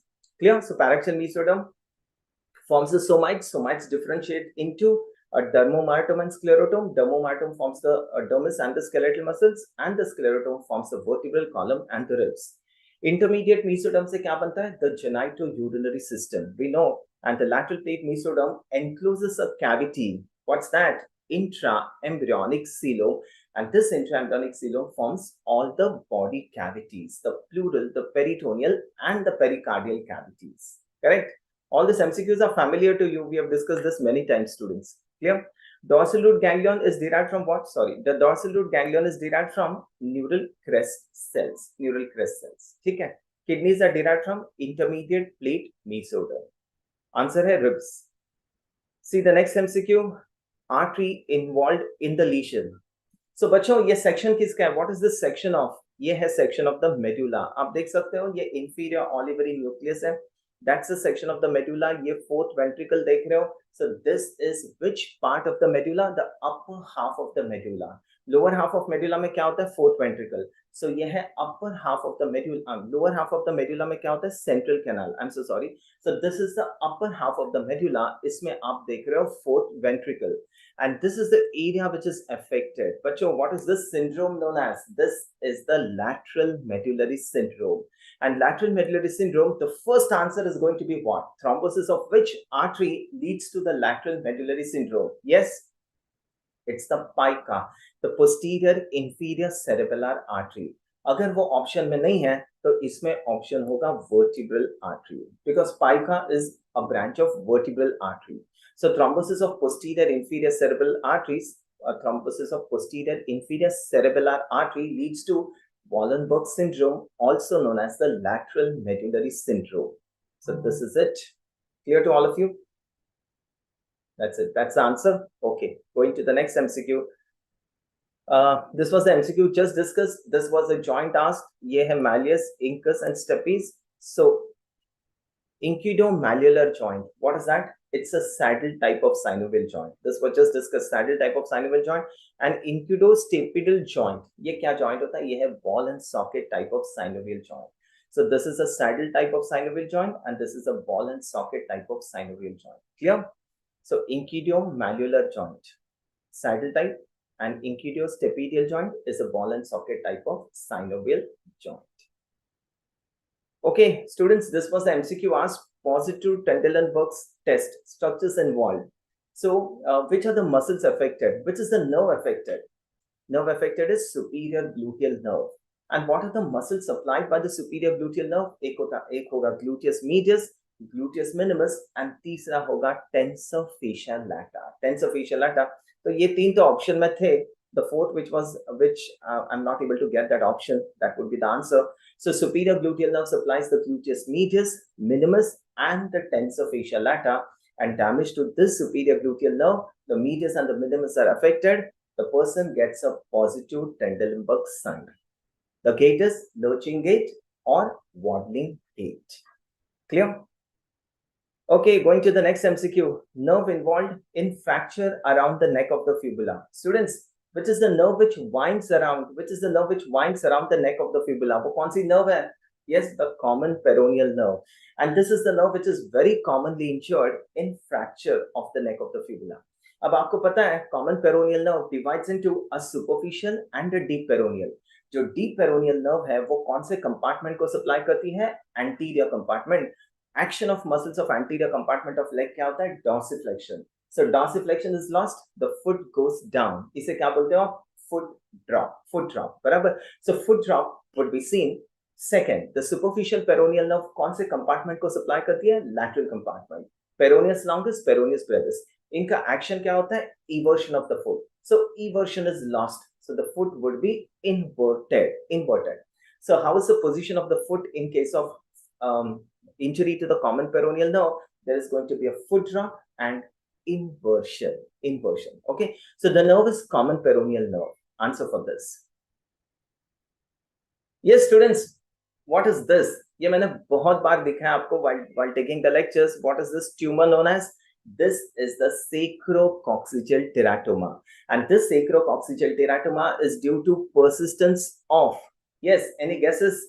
Persistence of primitive streak. Yes, that's right. Persistence of primitive streak, and this is a sacrococcygeal teratoma. अब इसे teratoma क्यों बोलते हैं? You know this because इसमें सारे germ layers होते हैं, all the 3 germ layers, and because primitive streak helps in the formation of this 3 germ layers, persistence normally primitive streak disappear होता है. अगर ये persist होगा तो it will result in the formation of a sacrococcygeal teratoma. ठीक है, तो ये है sacrococcygeal teratoma, persistence of primitive streak. एक और सवाल था on the nerve supply of the layers of the foot का nerve supply. अब बच्चों जो tibial nerve होती है, tibial nerve enters into the foot और ये divide होती है into a medial plantar and a lateral plantar nerve. So nerve supply of the 4 layers of the sole. There are 4 layers in the sole, and the nerve supply of this 4 layers of the sole. Intrinsic muscles, upon intrinsic muscles की बात कर रहे हैं, तो ये होगा medial and the lateral plantar nerve. Medial plantar nerve come muscles को supply करती है, and lateral plantar nerve supplies many muscles in the sole of the foot. Medial and lateral plantar both are branches of which nerve?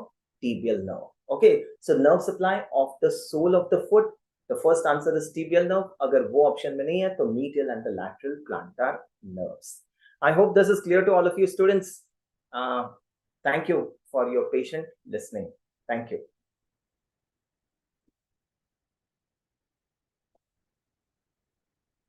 Thank you, sir. Thank you, sir, for a very brief discussion of the recalls of anatomy.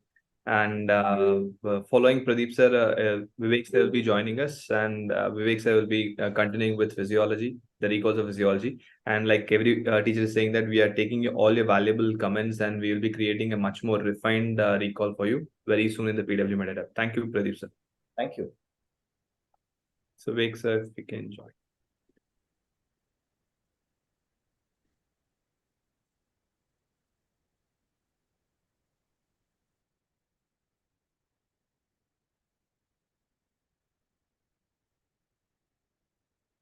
So this is just a superficial discussion.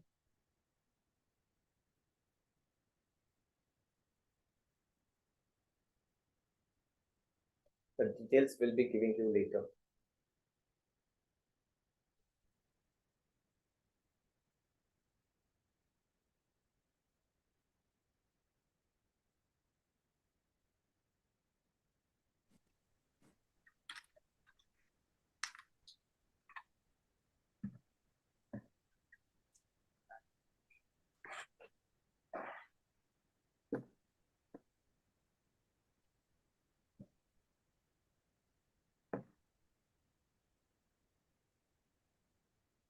Hello, friends.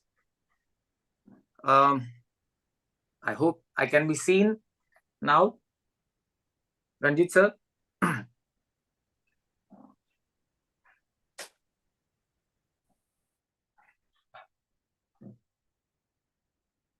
So we can see you. You can go ahead and share the screen, sir.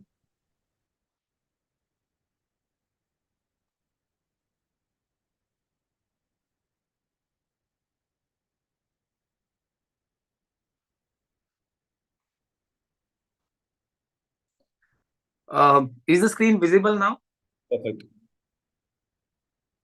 sir? Yes, sir, we can see you. And the screen as well? Yes, sir. Yes, sir. Okay, so friends, I've been traveling and therefore could gather as many questions as possible for this INICET. So let's go through those questions and find out whether we have all the options, and let's see what all we can discuss in this. The question was related to the parathyroid hormone. Action of parathyroid hormone injection after 4 hours, and probably the options were as sent by the students: increased calcium and phosphate, or decreased calcium and phosphate, or increased calcium and decreased phosphate, or decreased calcium and increased phosphate. Now, basically, parathyroid hormone, as you know, whenever the blood calcium begins to fall, parathyroid hormone comes into action, and it acts at 3 places. On the kidney, its action is it increases the reabsorption of calcium and it causes phosphaturia. So this MCQ was probably based on this particular action, that after 4 hours, what will be the levels of calcium and phosphate. Therefore, there will be an increase in the calcium levels and phosphaturic action. Easy way to remember is that there is something called as a calcium phosphate product. It is see, calcium is about 10 and phosphate is about 4 to 5. So calcium phosphate product is in the range of that 40 to 50, and this is kept constant by the body mechanisms under all circumstances. If you remember this, then the action of PTH, remembering it will be easier, that it will increase the calcium reabsorption and it will cause phosphaturia. So the answer was increased calcium but decreased phosphate. Probably a graph was given, but nobody was sure on this one. So I just took the question. And also one more question, students were not very sure whether it was action of parathyroid hormone on the osteoblast or osteoclast. Now, basically, obviously, second action of parathyroid hormone is on the bone, that it will increase the osteoclastic activity, it will increase the bone resorption, and thereby it will bring that calcium from the bone into the blood, and that is how it will increase the blood calcium or plasma calcium. So that was the question which many students said was related to the parathyroid hormone. Let's see one more question. Now, this will be discussed in detail in probably medicine, but it was something like decreased FeV1 to FVC ratio is seen in which of the following? And the options were sarcoidosis or pulmonary fibrosis or bronchiectasis. As we get correct question, probably there was a graph also related to this. So as we get the question, medicine faculty, sir will deal with it. But just to have a general discussion, you know, in obstructive diseases, the FeV1 decreases, and therefore FeV1 to VC ratio will decrease. And in restrictive diseases, the vital capacity decreases, and therefore the ratio will increase. This is a generalized thing that I'm saying. More accurate question we will discuss later on when we get all the correct options. One more question was related to the pacemaker cell. In the pacemaker cell, phase 0 is caused by which current? Now, basically, phase 0 is the depolarizing current. Now, remember, there are 2 types of cells in the heart. The slow response type, which includes the pacemaker cell, SA nodal cell, and also the AV nodal cell. These 2 cell types, they, under normal circumstances, they are slowly depolarizing cells. And the other one is the fast response type, the Purkinje fiber. Now, in the Purkinje fiber, it's clear cut. The phase 0, which is the rapid upstroke, it is because of the fast sodium channels. The influx of sodium through fast sodium channels is responsible for depolarizing current or phase 0 in the Purkinje fiber. In the case of pacemaker cell or SA node and AV node type cell, which is slow response type, normally under normal circumstances, phase 0, which is the depolarization, is majorly caused by the calcium. Calcium current is mainly responsible for depolarization. So the sequence of currents, if you just recall what we discussed in the rapid revision videos or in the main videos also, that at the end of every repolarization, potassium efflux decreases and potassium starts accumulating inside the membrane. So that is first part of the pacemaker potential. Then sodium funny current, influx of sodium through the HCN channels. That's the next part of the pacemaker current. And reaching of threshold is calcium influx through the calcium T channels, and then depolarization. Major part of the depolarization or phase 0 is caused by the calcium current through calcium L channels. You know, L stands for long lasting. So that probably, I mean, this is what the question and the options that we got so far in that little time that was available. As we get the time in the coming days, we will discuss the MCQ in more details with the diagrams or the graphs, whatever may be the case. And there was this favorite question. Every year, INICET, NEET PG, they always ask about this glucose transport. So this was the last question that I got from physiology. Let's quickly discuss it and then we can go on to the next subject. Insulin-dependent glucose transport occurs in which of the following?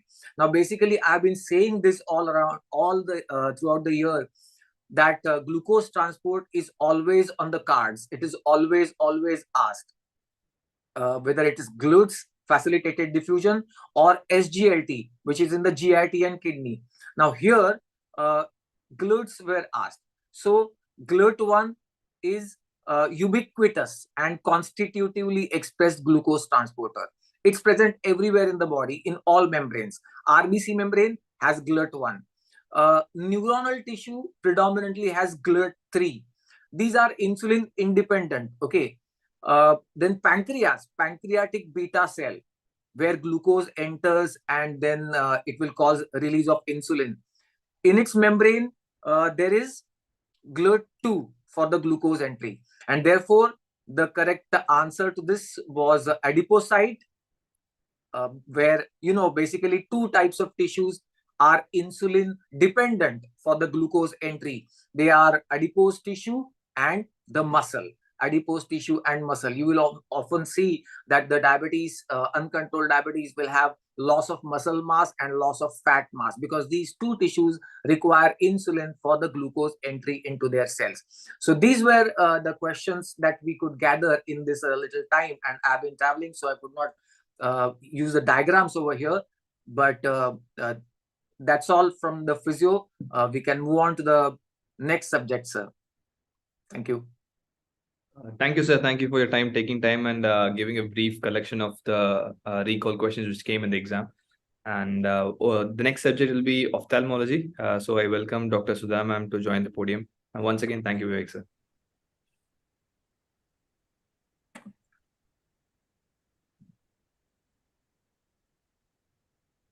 Sudha ma'am, welcome to the recall session. So I'll sign off and Vivek sir also will sign off so that the stage will be yours, ma'am. Yeah, hi.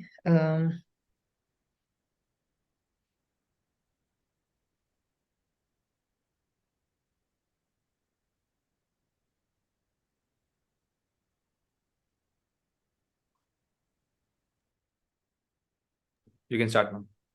Am I audible and visible? Yes, ma'am, you are. Okay, from my side, I cannot see, but I mean, you're telling me that you can see the screen also, right? Yes, ma'am. You can. Okay. So Hi, everyone. So this is a brief recall of the opthal questions which came today morning in the exam. And as all of us have been saying, this is a very quickly collected recall of the questions, basically meant for you to understand what are the important topics and to understand that these are the things which are being asked regularly in the exams. We will, of course, come up with a detailed recall with all the options and the explanations over a period of time. So let me just go over what are the questions that we've been able to collect. The questions in Ophthal have been actually fairly easy, I would say, given that INICET usually has difficult Ophthal questions. It has not been like that. It's been quite easy. So the first question that we could gather is that there is a question about a 21-year-old boxer who wants to get rid of his glasses, or he wants to undergo some form of refractive surgery. So what was asked is, which of the following surgeries should be avoided in this patient? And we have options like LASIK, PRK, and SMILE. Now, the basic crux of this question is that anybody who is in form of contact sports, so these patients, we should avoid flap related surgeries, that is surgeries in which there is a flap involved, because there may be a chance of flap displacement in these patients. So see, out of these, if we have to choose, now I do not know whether these, what other option was there. These are the options that I managed to collect from the students. So see here, if you look at LASIK is actually, it has got a flap. So that's why there is a chance of flap dislocation in case of people with contact sports. So we avoid LASIK in these patients. We generally prefer to go for PRK because PRK doesn't have a flap at all. SMILE also has a little bit, you might say, an incomplete kind of a flap. So if these were the options, then LASIK is the answer. Now, I do not know, some students recalled that RK was also one of the options. Now, RK means radial keratotomy. This is not usually done nowadays. It is an obsolete surgery. But RK also should not be done in boxers, because there also, if there is some contact, there is a chance of opening up of the cornea. So flap displacement is the concept behind this, which this question was framed. So if LASIK is the one that is there in the options, I would mark LASIK. And if RK is also there in the option, then probably we would need to mark RK. But I don't think they would have given RK, because RK is an obsolete surgery now. So we'll come back to you with the actual options. Out of these three options, that is LASIK, PRK, and SMILE, the surgery that should not be done in a boxer or a person with doing contact sports would be LASIK. Now, let me go to the next question. Next question, again, a very standard, conventionally expected kind of a question. So see, what is the refractive error? That is the question. So the refractive error given is, say, -1 diopter sphere and -2 diopter cylinder, 180-degree axis. So this is what, see, there is a minus sphere and there is a minus cylinder. So what is this? This is a compound myopic astigmatism, or CMA. And what is it? Is it with the rule or it is against the rule? Whenever you have a minus cylinder, 180-degree axis, or you have, this is something we've been discussing again and again in all our sessions, that if you have a minus cylinder, 180-degree axis, plus cylinder, 90-degree axis, both these are with the rule. So I'm not sure about what the options were, but it is a compound. This is the option. Some option must have been this. So this is what we have to choose. It's a compound myopic astigmatism because there is a minus sphere as well as a minus cylinder, and it is with the rule because the minus cylinder is at 180 degrees. Okay, so this is a very, very standard expected kind of a question. Next one. Now, this is an image which was very, very similar to this was given, and it was probably asked that what is the filter that has been used here. So this also a standard question. It is actually almost a kind of a repeat question from last year's NEET PG exam. So see, whenever we expect any kind of corneal aberration or any kind of corneal epithelial defect, what do? We stain the epithelial defect with using fluorescein dye. And when we use fluorescein dye, we put on which filter of the slit lamp? We use the cobalt blue filter of the slit lamp. So that's why the background is blue here. So cobalt blue filter of the slit lamp. So if we have been asked what is the dye is fluorescein dye. And if we have been asked what is the filter, it is a cobalt blue filter. Again, a standard and simple question. Next was something like this, an image looking something like this. And it was asked that this is an instrument which is used to measure proptosis in patients. What is the name of this instrument? Something on these lines. So we all know that what is the instrument that is used to measure proptosis? The name of the instrument is obviously exophthalmometer. The name of the instrument is exophthalmometer. Now, students told me that options like autorefractometer, pachymeter, these were also there in the options. So obviously that's not the answer. Autorefractometer is for refraction. Pachymeter, that is used for measuring corneal thickness. So the question kind of mentioned that this is an instrument that's used to measure proptosis. So the answer becomes easy. It is exophthalmometer. Right. Now the next question. Now the next question was something pertaining to keratoconus. Which of the following is incorrect regarding keratoconus, or which of the following is not seen in keratoconus? So one of the options was irregular myopic astigmatism or irregular astigmatism, which is obviously seen in keratoconus. Maybe the other options were either Fleischer's ring or Munson sign or thin cornea or something like that. We are not sure. But apparently the wrong option is we were given HABS striae. So HABS striae is obviously not seen in keratoconus. Where is HABS striae seen? HABS striae is seen in ophthalmus, that is in congenital glaucoma. HABS striae are seen in congenital glaucoma. They are striae on the Descemet's membrane. They are horizontal in direction and they are seen in ophthalmus, that is congenital glaucoma. Striae are also seen in keratoconus, but these striae which are seen in keratoconus, what are they called? They are called as vogue striae. They are seen in the Descemet's membrane and they are vertical. So not seen in keratoconus. If we have had HABS striae in the options, that is the answer. Again, this is also a very, very standard and simple question asked multiple number of times in different ways. Now the next question. The next question is, it is whether you can call this a pharma question or an ophthal question, something on these lines. Which of the following drugs causes pinpoint pupils? We could not gather all the options, but apparently opioids was there in the options. So if opioid is there in the option, that is the answer. Because see, for pinpoint pupils, we always remember it as the P's, right? So what are the P's? We say pontine hemorrhage, we say pilocarpine, and we say painkiller, that is opioid. So these are the three main causes that we remember for pinpoint pupils. So we have pilocarpine, we have pontine hemorrhage, and opioids, that is painkillers. So if opioid was there in the option, then that is only the answer. It causes constricted, very small or pinpoint pupils. Right. Now, there are a couple of questions which have just come to me. So I have not put them in the PPT, but I'll just tell them to you.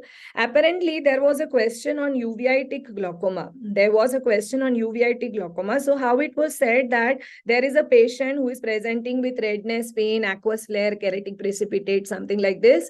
And the IOP is found to be high. So which anti-glaucoma drug should be avoided in this patient? So see, we have discussed this multiple times. It is a repeat question. It has also come multiple times previously. So in uveitic glaucoma, which anti-glaucoma drug to be avoided?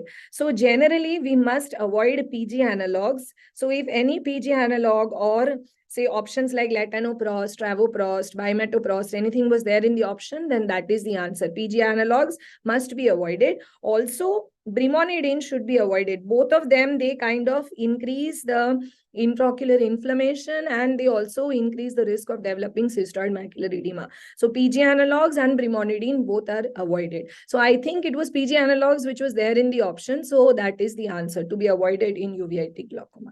So this is also a repeat question. It has come multiple times previously. One more question that came is apparently what kind of retinal findings do we see in toxoplasmosis? So retinal finding which we see in toxoplasmosis. So toxoplasmosis, typically it is described as punched out lesion on the retina. So if that was there in the option, that is probably the answer. So punched out lesion in the retina, that is in healed toxoplasmosis, that is how we see punched out lesion on the retina. Okay, so these are like the questions that we have from Ophthal. So I would say that Ophthal questions were actually pretty easy, very much doable, repeat questions, and also repeat, at least the topics were repeated, if not exactly the questions, a couple of questions were also repeated. Topics were very, very simple. So very much doable. Now, this is just a very, very superficial recall to give you an idea about the questions. We will definitely come back to you with all the options and a detailed discussion in some time. So thank you, Dr. Ranjit. That's all from Ophthal. We can move to the next one now. Thank you, ma'am. Thank you for the very brief recall of all the questions with appropriate images. And following ophthalmology, we have microbiology next. Dr. Mamta is ready with the collection of questions which has been come in microbiology. Over to you, Dr. Mamta. Thank you. Thank you, Dr. Ranjit. Good evening, everyone. So guys, micro also, just like ophthalmology and so many other subjects, micro was also pretty easy and doable. And just like the norm has been there with the INICET exam, the topics were repeated. So by God's grace, no bouncer was encountered as far as micro was concerned this year. So let's proceed. The very first question goes like this. A patient presented with a nasal polyp, which on histopathological examination revealed the picture as shown. What's the likely disease? So guys, you can see endosporulating spherules over here, spherical structures known as spherules filled with endospores. No points for guessing that the diagnosis is not rhinostereoma or mucormycosis. It is rhinosporidiosis. Clearly, one option was not recalled. Now, rhinosporidiosis is caused by Rhinosporidium C. berry. This is a picture of a nasal polyp, which is the most common clinical manifestation of this organism, which was previously classified as a fungus. Now it is what? Now it is an aquatic protestan parasite. In other words, it is a Mesomyceta zone. This itself is an MCQ. There has been a taxonomical change for this organism. Okay. So the answer is rhinosporidiosis. Answer is the diagnosis is rhinosporidiosis caused by this organism, which again, remember, it is non-cultivable. It is non-cultivable. All right. And an important drug used for the treatment of this condition is dapsone, although recurrences are pretty common. So next question, guys. Which receptor does HIV use to enter the host cell? Okay, Bunty 769 noted. I shall rephrase the question since this is just a superficial recall based on whatever information we could gather in limited amount of time. Don't worry, a proper recall later on is going to be conducted. So moving ahead, which receptor does HIV use to enter the host cells? CCR5, CXCR4, GP120, GP41. Now it is GP120 which exploits what? CD4 receptor on the host cells. CCR5 and CXCR4 are the co-receptors. GP stands for glycoprotein. GP41 and GP120 are important what? They are important peplomers decorated on the surface of this virus, which is an enveloped virus. P for peplomers, P for proteins. Peplomers are the proteins which are decorated on the surface of the enveloped virus. With the help of these peplomers, infection actually occurs because the peplomers are going to attach or bind to the host cell receptors, which in this case, in the case of HIV, which is an RNA virus, it is GP120. Now, just a word about the co-receptors. CCR5 is present where? It is present on monocytes and their twin brothers or sisters, that is macrophages in the tissues. And CXCR4 is the co-receptor present on the T helper cells. So when T helper cells are infected, there's lysis of the T helper cells, and such strains are known as the lytic strains. And since the co-receptor being used over here is CXCR4, such strains are also known as X4 strains.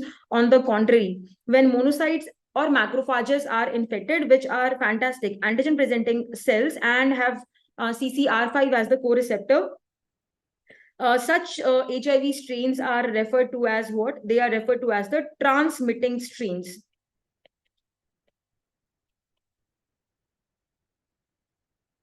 Also known as R5 strains. So that's about this question. Next question. Super antigen acts by...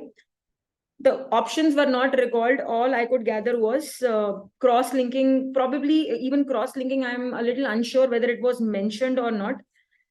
Okay, so cross-linking of the V beta, that is the variable part of the beta chain of the TCR and the alpha chain of MHC2. A very, very frequently asked question, expected one. So let's just see this. So we have got a T helper cell over here and it is interacting with the APC. Okay. The APC is decorated, you know, with both MHC1 and MHC2. But we're talking about the T helper cells, they're going to shake hands with whom? They're going to shake hands or make a bond or union with MHC2 molecules. MHC2 molecules are heterodimers made up of alpha and beta chain, and super antigen, unlike a conventional antigen which sits in the pocket created or formed by the variable parts of the alpha chain and the beta chain of the TCR, a super antigen usse upar hota hai. Super antigen binds on the side. It binds on the outer side of the variable region of the beta chain of the TCR, which you can see over here, and it then simultaneously impinges upon the alpha chain of the MHC2 decorated on the surface of the APC. The end result is a polyclonal T cell activation. Okay, polyclonal T helper cell activation, which is going to lead to a cytokine storm. Okay, humongous, tremendous amounts of cytokines are going to be released, which are going to enter the bloodstream.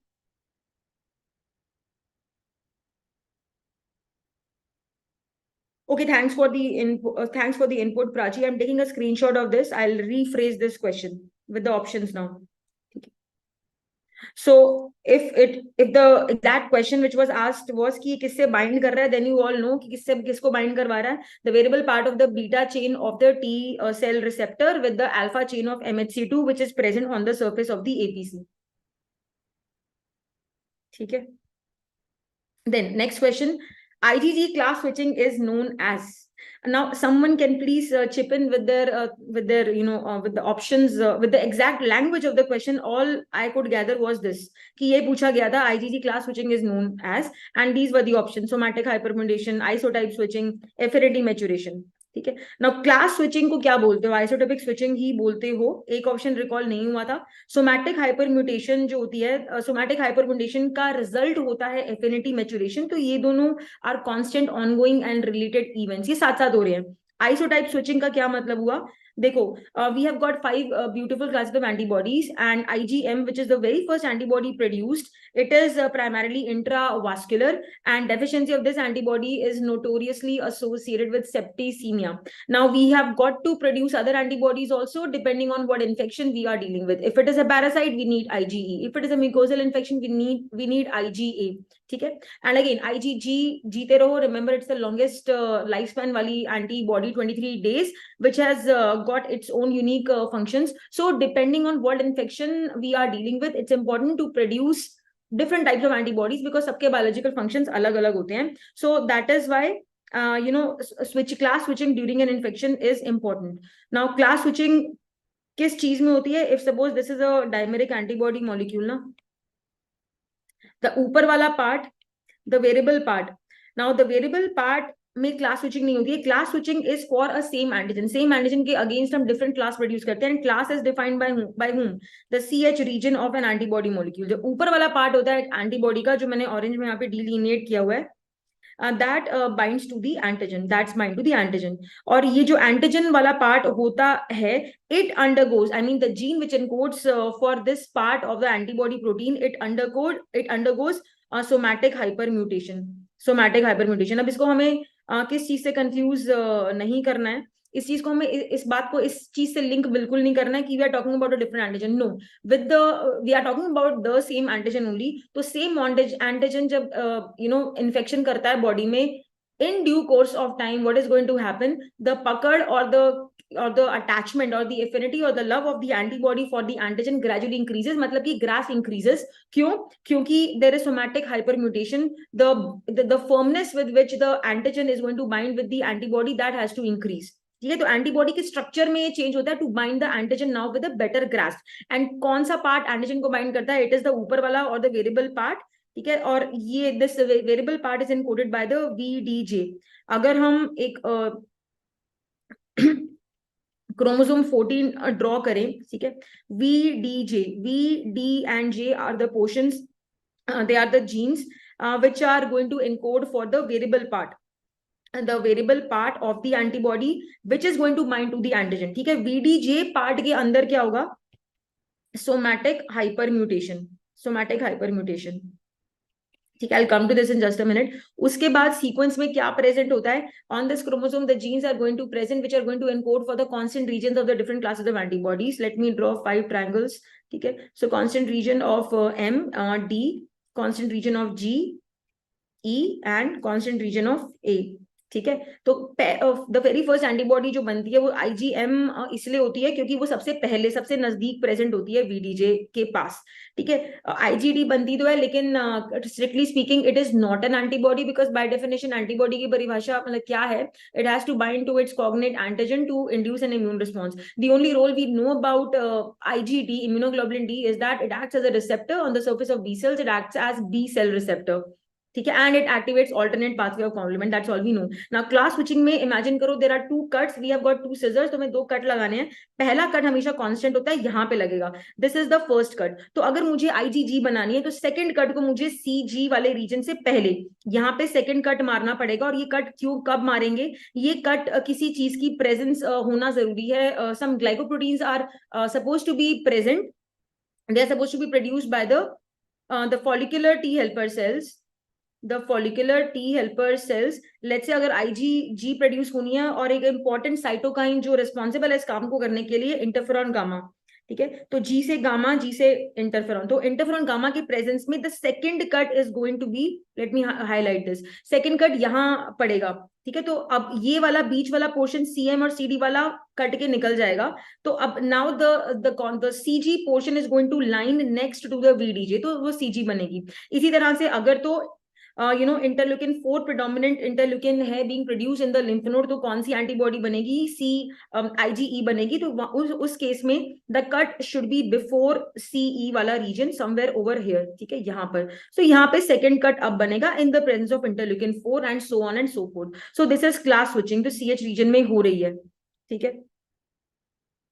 अब affinity maturation जैसे मैंने बताया, अब मान लो ये B cell है, B cell के अब अपना काम कैसे करते हैं, उनके सरफेस पर इम्यूनोग्लोबुलिन IgM और IgD होती है, MD managing director, they are going to manage the functions of the B cells. तो यहाँ पे देखो एक रेड एंटीजन है, ठीक है, ये जो ग्रीन रिसेप्टर है, this is N over schematic diagram, not the actual diagram. अब आप देख सकते हो ये रेड वाला एंटीजन बाइंड तो कर रहा है बट उतनी अच्छे से बाइंड नहीं कर पा रहा है, but nevertheless it is still binding. तब ये बी सेल अब बी सेल एक्टिवेट हो जाएगा, मल्टीप्लाई करेगा। अब बी सेल्स के केस में क्या देखा जाता है, the genes which encode for the antibodies, ठीक है, they undergo somatic hyper mutation, मतलब कि बहुत हाई रेट पर mutation, the rate of mutation is going to be 1 mutation per 1000 base pairs, ठीक है। तो क्या होगा, दे फॉर एग्जाम्पल यहाँ पे हम देख सकते हैं कि there are 3 daughter cells produce 1 2 3। तो पहले में देखो इसमें BCR कैसा दिख रहा है, इसमें BCR बिल्कुल ही इनएफिशिएंट है, ये बाइंड ही नहीं कर पाएगा इस रेड एंटीजन को। दूसरे वाले को देखो,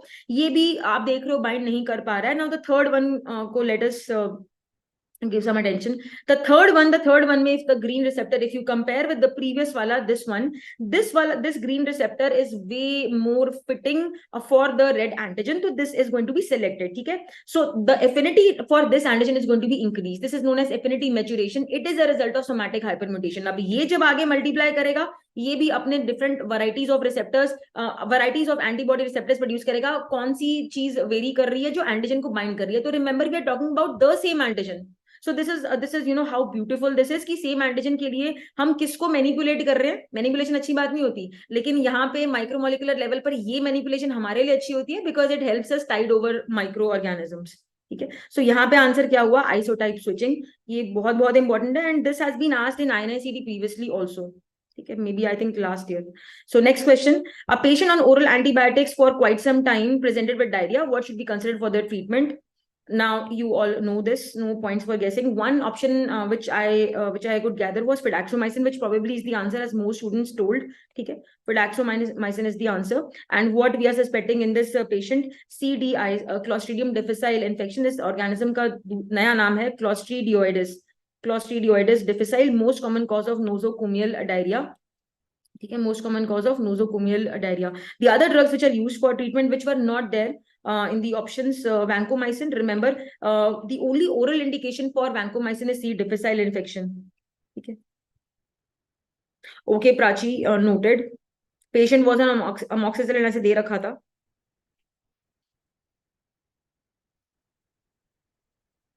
चलो, और क्या ट्रीटमेंट के लिए यूज करते हो, metronidazole, and there is something called as faecal bacteriotherapy also. Faecal bacteriotherapy मतलब कि फीकल ट्रांसप्लांटेशन।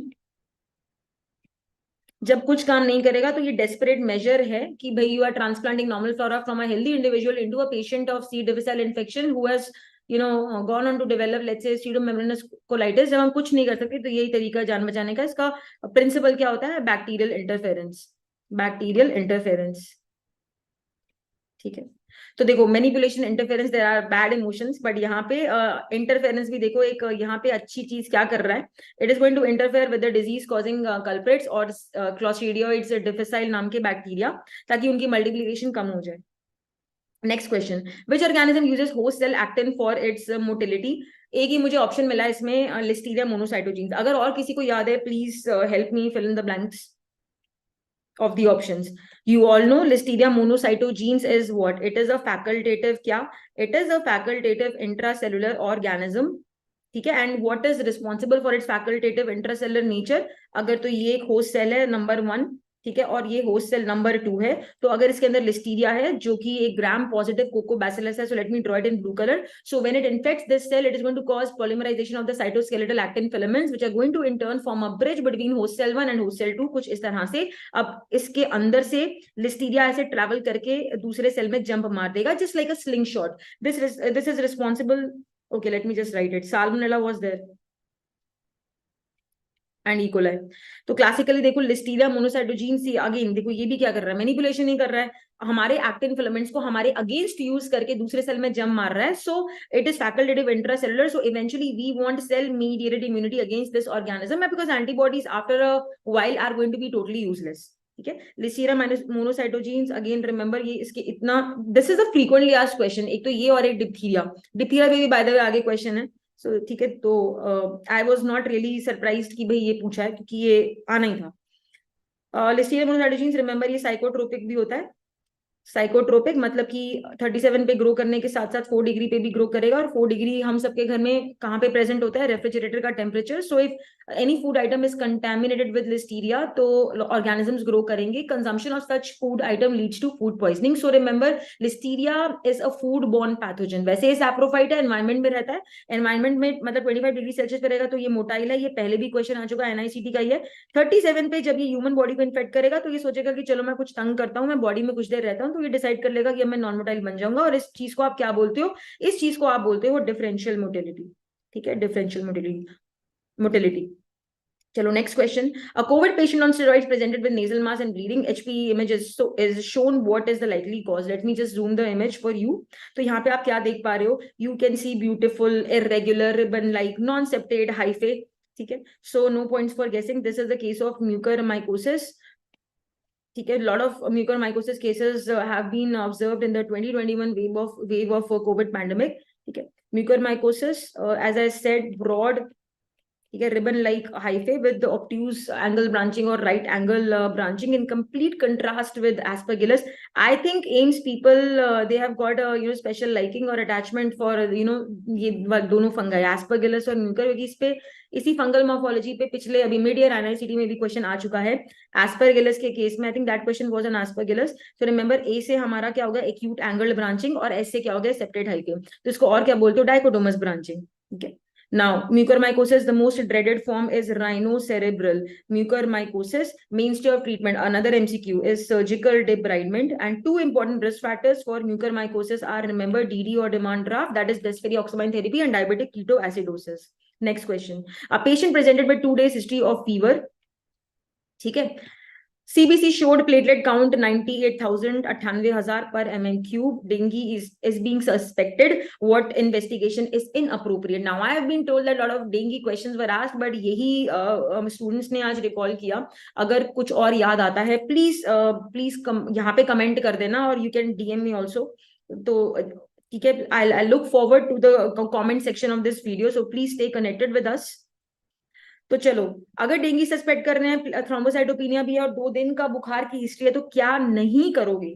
NS1 एंटीजन बिल्कुल कर सकते हैं। NS1 antigen becomes detectable on day 1 of fever and remains detectable till day 18.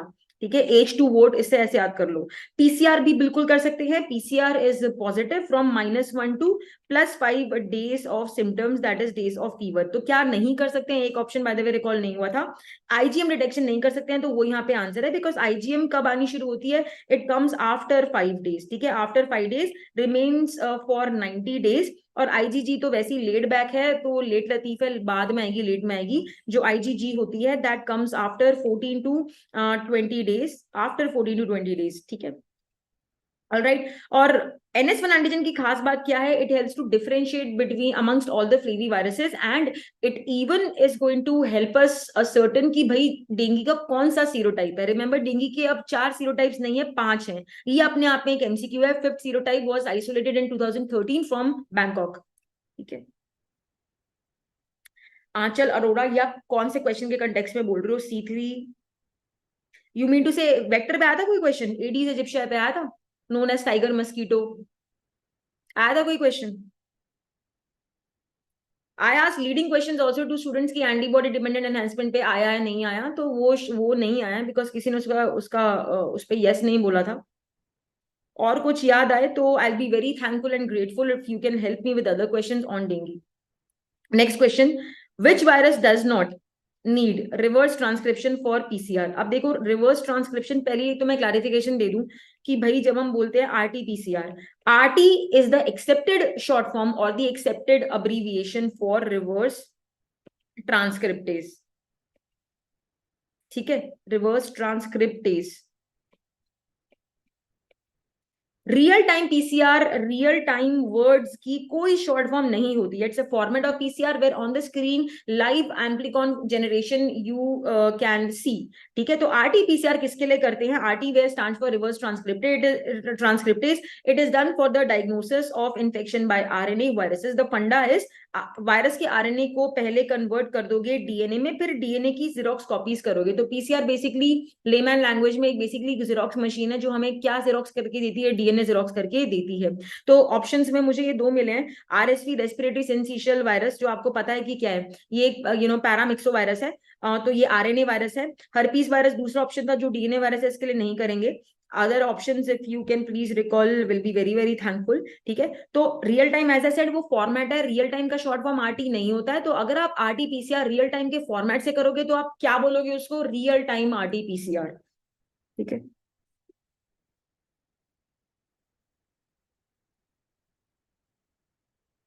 तो क्वेश्चन फिर ये होना चाहिए, देखो एक 1 second, late me just note it down. अगर तो आप कह रहे हो पार्वो और एडिनो भी था, तो ये तो सारे DNA हो गए ना। तो फिर क्वेश्चन ऐसे होना चाहिए था, विच वायरस नीड्स रिवर्स ट्रांसक्रिप्शन। तो फिर उस हिसाब से फिर क्वेश्चन चेंज हो जाएगा। आर यू श्योर कि एडिनो और पार्वो था? Anchal and Surabhi, okay which needs was question. अच्छा ठीक है, okay Anchal, I just saw your comment. चलो हम इसे करेक्ट कर लेते हैं। तो अब क्या, अब let me, I have rephrase the question based on all the information you have given me. which virus needs reverse transcription? तो उस केस में इन सब में से क्या मार्क करोगे? RSV। तो देखो ये सिंपल सा क्वेश्चन आप किस बेसिस पर आंसर कर सकते हो कि आपको लिस्ट पता होनी चाहिए DNA RNA वायरसेस की, जो मैंने routine lectures on PW MedEd पे डिस्कस भी करे हुए हैं, ठीक है। चलो next question, the vector shown transmits all of the following diseases except. Vector देख लो पहले। तो ऐसे ही इस तरह का पिक्चर आई थी, this image was given by the students itself, ठीक है। So basically exodus capillaries heart टिक की फोटो थी। अब ऑप्शन देखते हैं, देखो ओरिएंशिया सुसुगामुशी, this is transmitted by not this tick but by trombiquilid mite, and specifically larvae called as chiggers are the ones which transmit the disease। तो इसीलिए ये disease को, ये वैसे क्या करता है, स्क्रब टाइफस, इसलिए डिजीज को चिगरोसिस भी बोलते हैं, ठीक है, चिगरोसिस भी बोलते हैं। तो ये तो पहला ऑप्शन ही आंसर हो गया, ठीक है। तो babesiosis, ehrlichia, Crimean Congo haemorrhagic fever, all of these are tick borne illnesses. तो answer is option A, answer is option A, ठीक है। Thank you Surabhi and Anchal for ये पहले वाला क्वेश्चन, RT वाला। अब इसको देखो, एक simple mnemonic to remember hard tick borne diseases. तो हार्ट एज अ रॉक से क्या हम याद करेंगे? Rocky Mountain spotted fever, RMSF, which is the most severe rickettsial disease. Extremely severe मतलब कि पहले एक्सट्रीमिटीज पे रैश आएगा, बाद में ट्रंक पे आएगा। ये अपने आप में एक MCQ है। फिर टिकल द बेबी, ठीक है, tackle the baby. T of tickle से tularemia, then I से Indian tick typhus, C से Colorado tick fever, K से KFD Cassino forest disease, L से Lyme disease, E से एग्लिकियोसिस। द बेबी, बेबी से तो बबेसियोसिस ही है, और T से THE से क्या हो गया? Tick borne paralysis, haemorrhagic fever, encephalitis, ठीक है। तो ये लिस्ट याद रखना। अब ये देखो, ये फैक्चुअल क्वेश्चन है, ये आता है तो आता है, नहीं आता तो नहीं आता, और ये वैसे भी कोई बाउंसर क्वेश्चन नहीं है, पहले भी आ चुके हैं। Next question guys, candida glabrata and candida krusei are resistant to, इसमें can someone please help me with the options. एक ऑप्शन जो मुझे, ये जो आंसर ये है फ्लूकोनाजोल, ये बच्चे मार्क करके आए, this actually is the answer, ठीक है। तो क्रूसी को मैं कैसे याद करती थी एज अ स्टूडेंट, ये देखो ये थोड़ा खड़ूस टाइप का है, ठीक है, क्रूसी इज खड़ूस, इसका नाम ही ऐसे अजीब सा है, खड़ूस, तो it is not going to budge, इसमें कोई ह्यूमिलिटी नहीं है, तो ये नहीं, it is resistant to azoles. Glabrata भी थोड़ा गड़बड़, जी से ग्लैब्राटा, जी से गड़बड़, गड़बड़ क्यों है, it is the only, it is an important species of genus Candida which is a true yeast, मतलब कि ये अपने आप में एक एमसीक्यू है, ये स्यूडोहाइफे नहीं बनाता, इसका पुराना नाम था टोरियोलॉप्सिस ग्लैब्राटा, टोरियोलॉप्सिस ग्लैब्राटा, ठीक है। तो ये दोनों ही they have got less response to azoles including fluconazole, and they are more responsive to actually polyenes and echinocandids.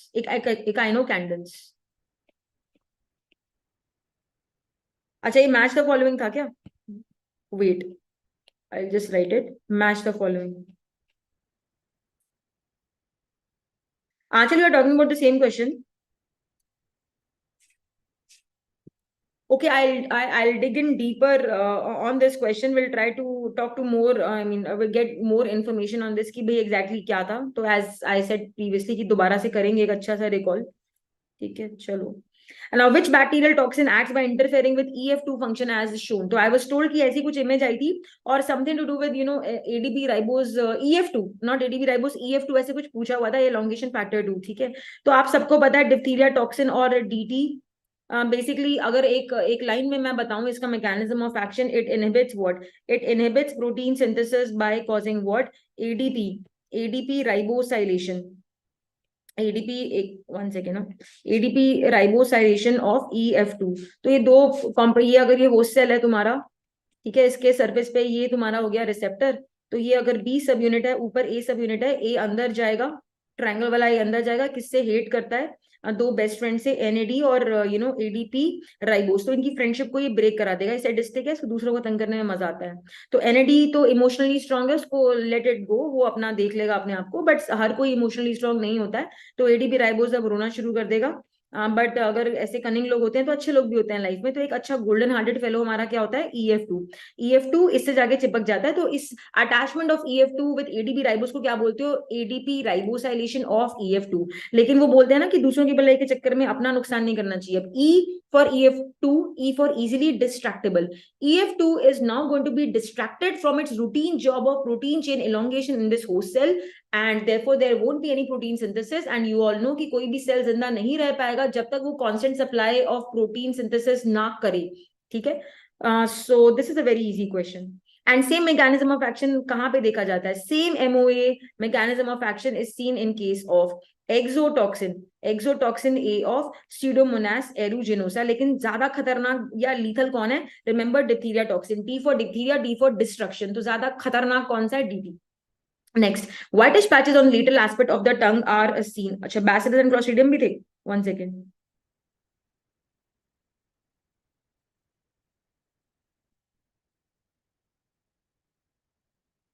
All right, one is bacillus and other one is clostridium. Thanks, Surbi. Pseudomonas भी था क्या option में, पर pseudo का तो फिर same हो गया। Are you sure pseudomonas था इस क्वेश्चन में? आंचल। Next question, guys. Whitish patches on lateral aspect of the tongue are seen in Epstein-Barr virus, HHV8, candidiasis, diphtheria. अब देखो on lateral aspect of the tongue, characteristically इसको क्या बोलते हैं, oral hairy leukoplakia, oral hairy leukoplakia। चलो good, फिर pseudomonas नहीं था तो फिर कोई कंट्रोवर्सी नहीं है इसमें, ठीक है ना। ओके गाइस,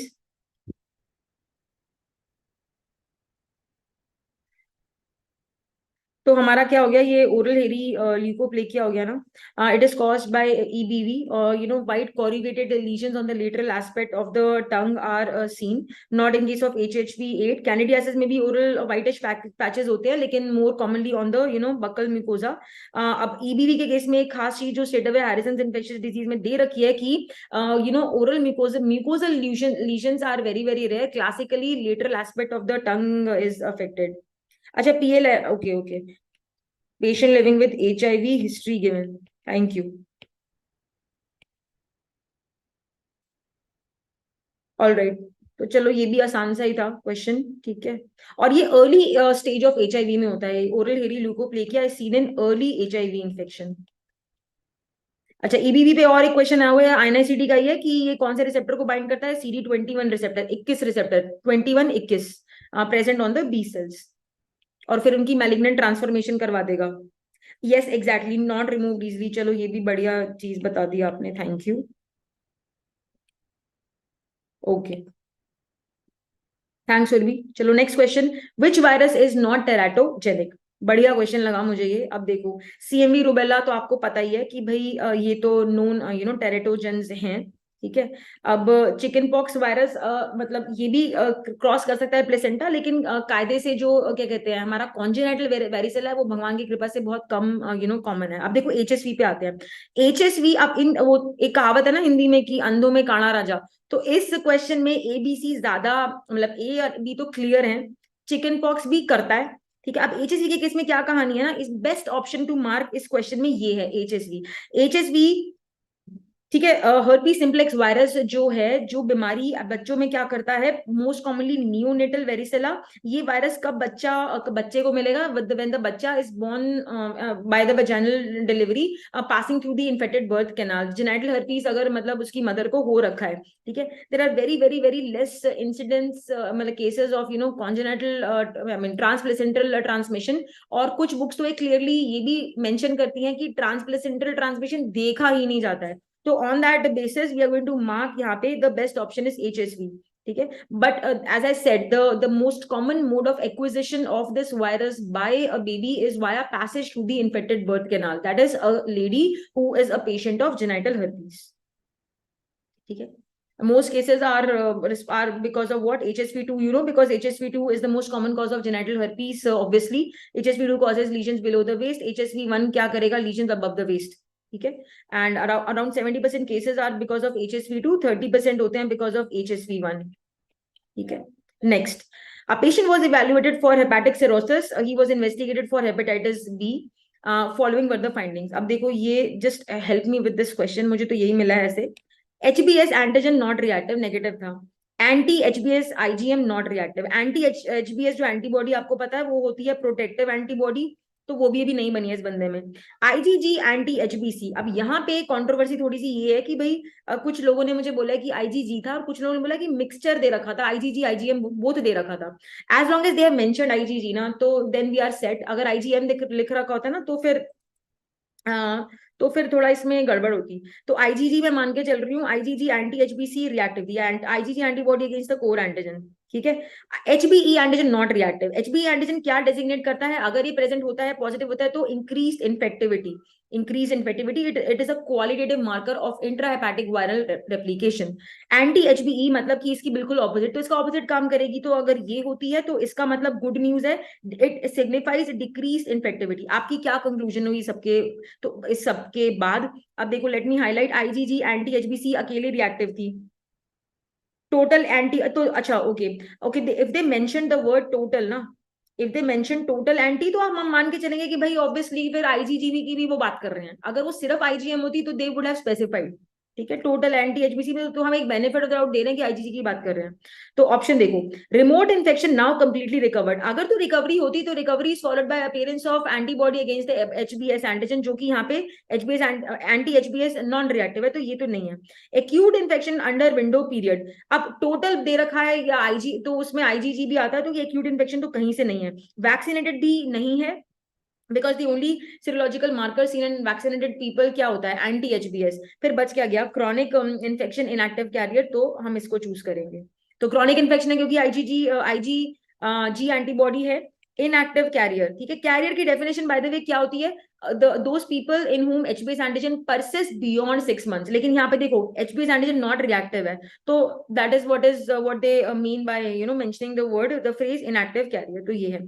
HBS सेरोलॉजी तो आनी ही आनी थी, तो ये बहुत ही एक्सपेक्टेड चीज है, इसको तो बस अगर आपके फंडे क्लियर हैं तो ऐसे क्वेश्चन में कोई दिक्कत नहीं आएगी। और क्या पूछ लेंगे, कुछ नया नहीं पूछ सकते। Next, CSF profile of a patient with nuchal rigidity is as follows, lymphocytes present, मुझे इतना ही मिल पाया, आई मीन बच्चों ने इतना बताया। Decrease glucose, what can be the aetiology, ठीक है। अब देखो हमारा काम आसान हो गया, उन्होंने लिम्फोसाइट्स लिख दिए, तो लिम्फोसाइट्स किस में प्रेजेंट होते हैं, ट्यूबरकुलस मेनिंजाइटिस में और वायरल मेनिंजाइटिस में, ठीक है।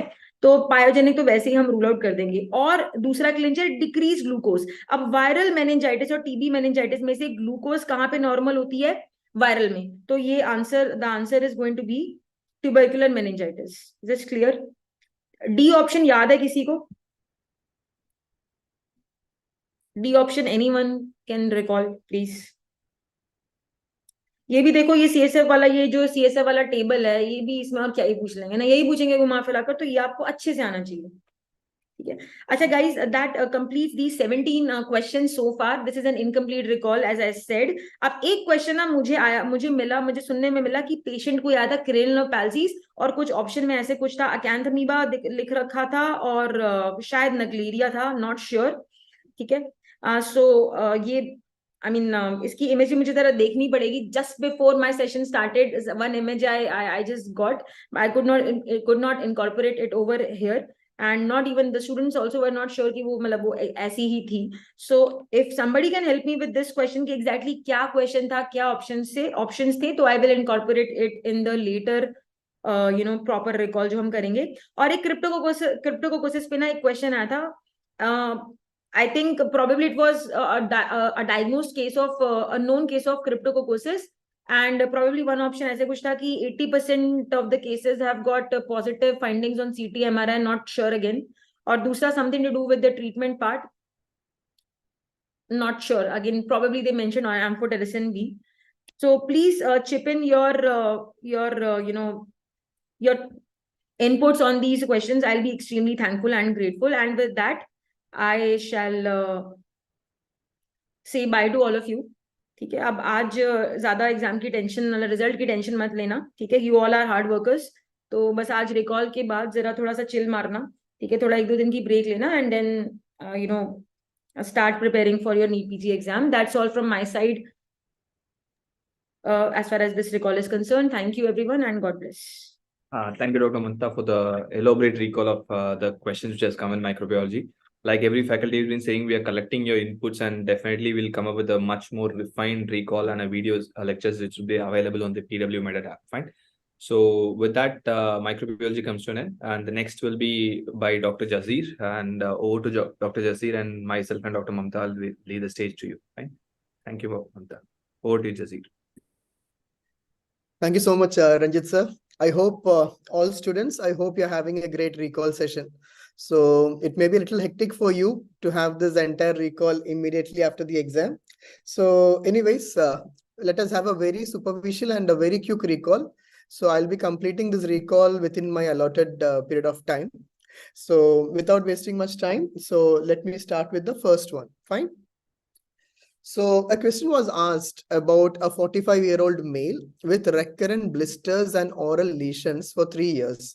The histopathology image was also given. And what is a probable diagnosis? I'm not very sure about whether it was the same image or a similar one which was given as a histopathological image. So whenever we are talking about a blistering disease, like vesiculobullous diseases, whenever you find this oral mucosal lesions along with bulla, what should be coming to your mind? So even if there was no image given for histopathology, the answer would have been easy. Is it a bullous pemphigoid, pemphigus foliaceus, pemphigus vulgaris, or linear IgA disease? So in this case, since it is mentioned that it is a oral mucosal lesions are present as well, so here the right answer would have been pemphigus vulgaris. Very good. Yes, Anchal, it is pemphigus vulgaris. See, in pemphigus vulgaris, from this histopathology itself, we know like where is the bulla formed in pemphigus vulgaris. In vulgaris, the bulla is formed just above the stratum basale, isn't it? The split is actually happening in the stratum spinosum. So once there is a split that happens in the stratum spinosum, the columnar keratinocytes which are present in the stratum basale, they tend to get separated as well.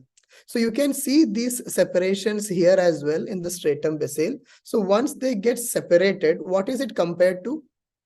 So this is compared to a row of tombstone appearance, isn't it? So since there was not much time to prepare the entire PPT, what I have done today is I have taken some screenshots from the app, and then the same has been copy pasted because all the questions that has come is from the app itself, isn't it? So in pemphigus vulgaris, always remember that it is usually a patient who is going to be around 40 to 60 years of age.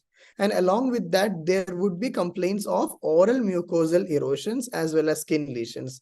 Now, you know that the defect in pemphigus vulgaris is going to be in desmoglein 3 as well as in the later stages of disease, desmoglein 1 shall also be affected.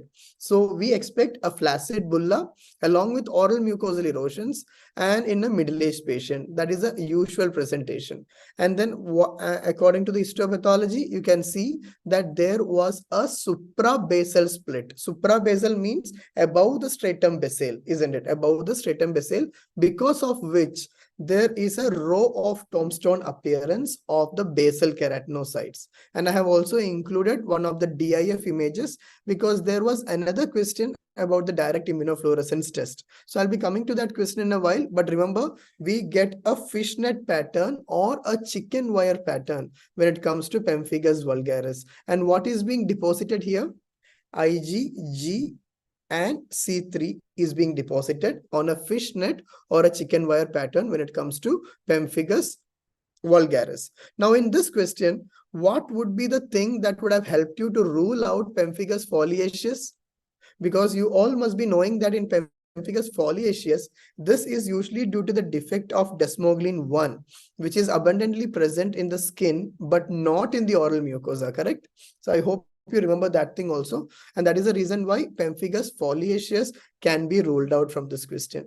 And again, bullous pemphigoid, in bullous pemphigoid as well as in linear IgA disease, both these are considered to be a subepidermal blistering disorder, which means the blisters are formed or the bulla is formed below the epidermis. And because of that reason, we can rule out bullous pemphigoid as well as linear IgA disease. So that was the first question which we had today from dermatology. So with your permission, I'm just moving to the next question now. So there was also one more question. I saw that Jagdish sir had discussed about this question in ENT as well. So now let us see, identify the lesion. So this is a lesion that is present on one side of the nose, and the options given was all malignancies. So it was like squamous cell carcinoma, basal cell carcinoma, and malignant melanoma. So what is the right answer here? Anyone? So here, the right answer, once again, whenever you're getting a lesion over the face, especially on the parts of the nose and all, then always think about basal cell carcinoma. The main reason is basal cell carcinoma, the most common site is going to be the face, and it has a very typical appearance as well. So what is the appearance usually? Again, a screenshot of the topic from the app. Like in basal cell carcinoma, the type of lesion that we can usually find is that in the borders, they would be having a rolled up border. And what do you expect in the center? In the center, you can expect a telangiectasia as well. So a patient who complains of a nodular lesion or a lesion with a rolled up border, and in the center, you get a telangiectasia, then it is more likely to be basal cell carcinoma. And since it is over the face, we don't want to disturb the cosmetic configurance of the face. So the treatment here would be Mohs micrographic surgery as well. Okay, so this was a question, and obviously it is not squamous cell carcinoma, and definitely it is not malignant melanoma, because even if it was malignant melanoma, you would be expecting a black mole which was having some asymmetry, border irregularity, etc., isn't it? So here the right answer would be basal cell carcinoma. So the images may differ. I guess the topics are the same. Okay, and this is how the question was asked as well. So please confirm. So the next question which was asked was a image spotter. So all of them were telling that acanthosis nigricans was asked, but I don't know whether it was accompanied with a clinical question or something. So whenever you get this kind of a texture, especially over the neck area or in the axillary area, then what is the correct answer? This is going to be acanthosis nigricans. So how do we make out a diagnosis? Based on the area of the lesion, the site of the lesion, and also you can see that in this image, there are multiple findings. The first finding is that this part of the skin, it has become hyperpigmented. So there is a darker pigmentation. Along with that, there is a change in texture as well. So it is mentioned as a velvety hyperpigmentation. It is mentioned as a velvety hyperpigmentation. So whenever there is a velvety hyperpigmentation, we call it as acanthosis nigricans. And also, what are the other features that you will be always remembering? Because there are multiple associations of acanthosis nigricans, right? So along with the multiple associations of acanthosis nigricans, one of the most common associations is going to be obesity. It is associated with metabolic syndrome X, diabetes mellitus, PCOD, all these can be associated. Also, please remember, even for your NEET PG exam, so rarely there is some association that is reported with malignancies as well, with malignancies. So whenever you find this kind of a texture over the skin, especially over the neck and the axillary area, then the answer is going to be acanthosis nigricans. So with your permission, I'm moving to the next one. So there was one other question which most of them have told about it, but I don't know how exactly the question was asked. So I was getting more of options like lichen planus, 𝐒𝐿𝐴 striae, fir tree pattern, pityriasis rosea, 𝐒𝐿𝐴 striae, Christmas tree pattern, pityriasis rosea, collarette scaling, Christmas tree pattern. So what was the exact question asked? I did not get a proper idea about it, about the exact question, but hopefully I think there was two images given. One image is showing that there is a large plaque lesion, and from this image you can see where is the scaling present. The scaling is clearly present over the periphery of the lesion. So whenever the scaling is present over the periphery of the lesion, we call it as a collarette scales, and it is sometimes compared to a cigarette paper scaling as well. It is compared to a cigarette paper scaling as well. So in which disease do we find them? A collarette scale as well as a cigarette paper scaling. Or you can see the second image. In the second image, you can see there is a peculiar pattern in which the lesions are being arranged. So this peculiar pattern in which the lesions are arranged can be compared to a fir tree or a Christmas tree. So here the diagnosis would be pityriasis rosea. The diagnosis would be pityriasis rosea. So in pityriasis rosea, so among all these options, where do you find 𝐒𝐿𝐴 striae? 𝐒𝐿𝐴 striae is usually seen in lichen planus. What is 𝐒𝐿𝐴 striae? 𝐒𝐿𝐴 striae is the white, lacy, reticulate pattern that you see over the lesion, isn't it? These are the white, lacy, reticulate pattern that you see over the lesion. But in lichen planus, we do not see a fir tree pattern or a Christmas tree pattern. Now let's see the second option. In the second option, you can see that pityriasis rosea, 𝐒𝐿𝐴 striae. That also doesn't match because 𝐒𝐿𝐴 striae is seen in lichen planus. Now coming back to the third option, in pityriasis rosea, you find a collarette scaling, Christmas tree pattern. So ideally, this should be the right answer. This should be the right answer. Okay?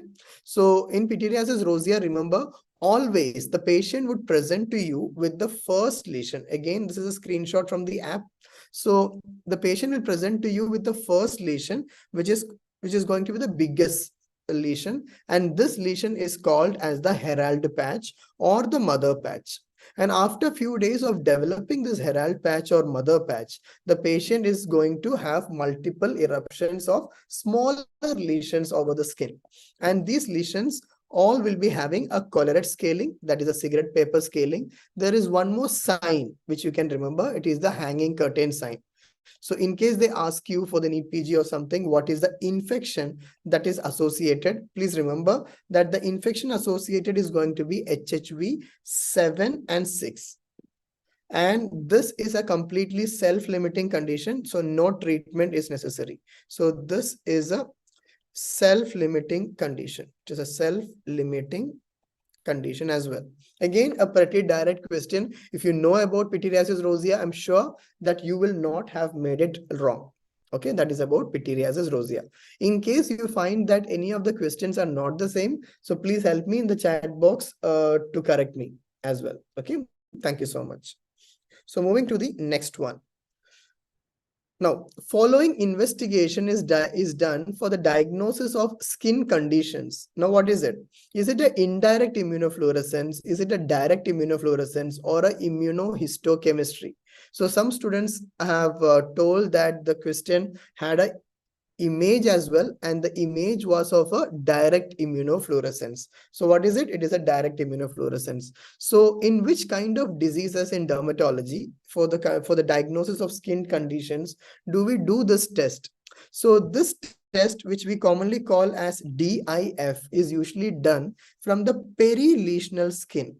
Okay, so if there is a bulla, so we take this lesion from the perilesional skin, and then we do this test called as a direct immunofluorescence. So whenever there is a disease process going on, if there is a defect of the desmosomes, like the desmoglein 3 or 1, what happens? That will take up the fluorescence. So from this image, whatever I've given you, so what do you think? Is there a defect of the epidermis or below the epidermis? Now you can see that the entire epidermis has taken up the fluorescence, and this is called as the fishnet pattern or the chicken wire pattern. So this fishnet pattern or chicken wire pattern, this is seen when there is an intraepidermal blistering diseases. So what are the intraepidermal blistering disease? So this can be seen in diseases like pemphigus vulgaris, or it can be seen in diseases like pemphigus foliaceus. So pemphigus vulgaris, pemphigus foliaceus, all these things will show a fishnet or a chicken wire pattern. Now I'll also show you another DIF image. Now this is the fishnet pattern which can be seen in pemphigus vulgaris and foliaceus.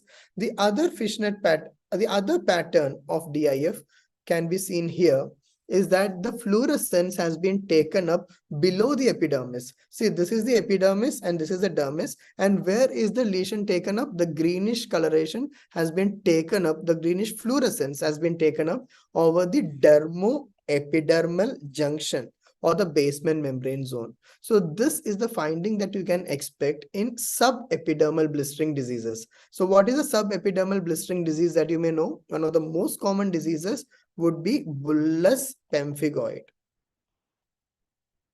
So this can be seen in bullous pemphigoid. So even if the question has given an image of a bullous pemphigoid or of a pemphigus group of diseases, either you would have seen that there is a greenish fluorescence over the dermoepidermal junction, or you must have seen there is a fluorescence that is taken up within the epidermis in a fishnet or a chicken wire pattern. So that is about the DIF findings. So these were the questions basically asked from dermatology. So I have seen the other discussions which was happening just before by our other faculties as well.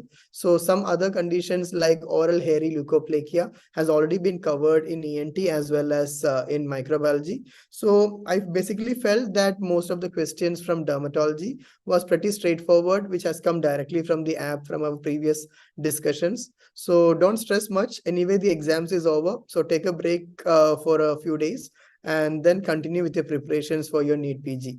Okay, so thank you so much. And I'm sure that we'll be coming back to you with a much detailed explanation and much detailed discussion of all these recall questions later. So over to Ranjit sir. Thank you so much. Thank you, Dr. Jasir. Thank you for joining us from Georgia. And next, we will have a very quick and a brief discussion on forensic medicine. I invite Dr. Manjunath sir to join us.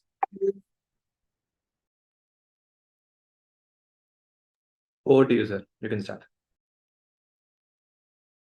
Hello, everyone. Thank you, Ranjit sir. Okay. Let's start with the question number 1 in FMT. The question is blackening around the entry wound of gunshot is due to. So the options are unburnt gunpowder, soot particle, primer particles, dust particle. So the question is about blackening. It's a very simple question. The blackening is a feature of close shot, and the blackening is due to, that is, smoke particle or the soot particle. So this is the correct answer. Unburnt gunpowder, that leads to a condition or that leads to a finding that is known as tattooing. So this can be asked in your upcoming other exams. Primer particle, that is not the answer. Dust particle. Dust particle leads to grease collar. So the answer is soot particle. Look at this. So this is the entry wound.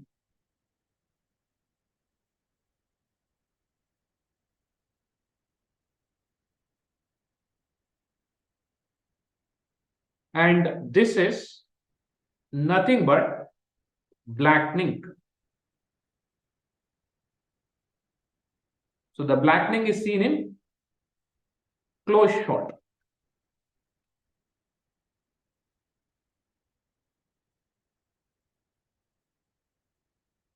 The question number 2. During autopsy of case of drowning, no water in the lungs. So on autopsy, no water in the lungs. The cause of death was laryngeal spasm. This is known as, this is very simple, straightforward question. No water in the lungs, laryngeal spasm. The answer should be dry drowning. Okay. The answer is dry drowning. Let's see, why not hydrofusion? Hydrofusion, also known as immersion syndrome, it is due to cold water drowning. The cold water stimulates vagus nerve. It causes vasovagal inhibition and death. So the answer is not hydrofusion. What is secondary drowning? Secondary drowning is because of secondary complications of drowning, like example, encephalitis, peritonitis. So it is not the answer. Immersion syndrome is nothing but hydrofusion or cold water drowning. So the answer is A is the correct answer. Question number 3, again, very simple question. Pinpoint pupil is seen in. Pinpoint pupil, that means constriction of the pupil, that is classically seen in morphine poison. So your answer should be morphine is correct answer. Why not datura? In case of datura, there is a dilation of the pupil.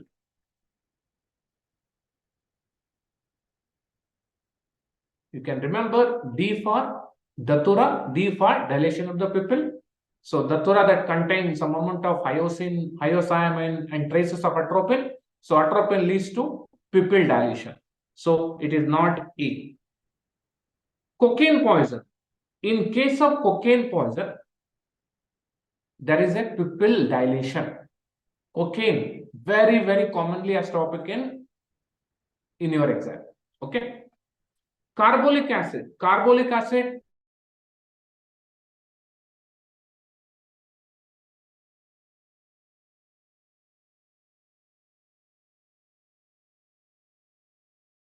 in our classes.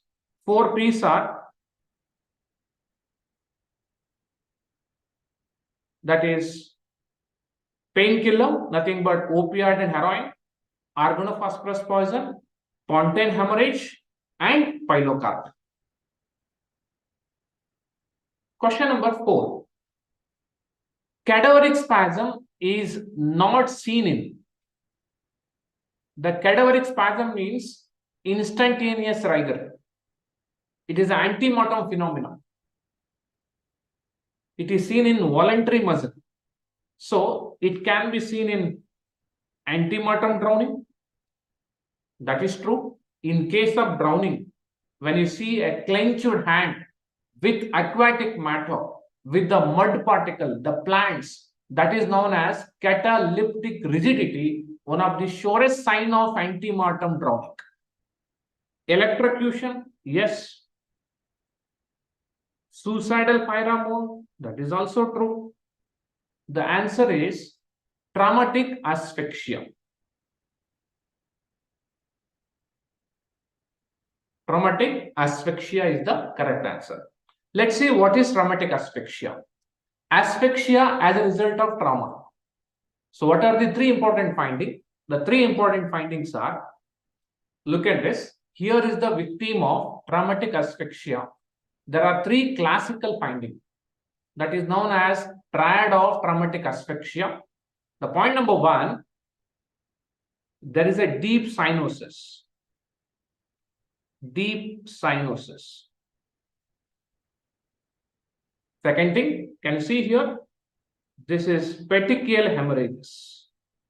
You can see the pinpoint hemorrhages. They are nothing but petechial hemorrhages. They are common in any asphyxia death, including traumatic asphyxia. And one more point here, the clear line of demarcation.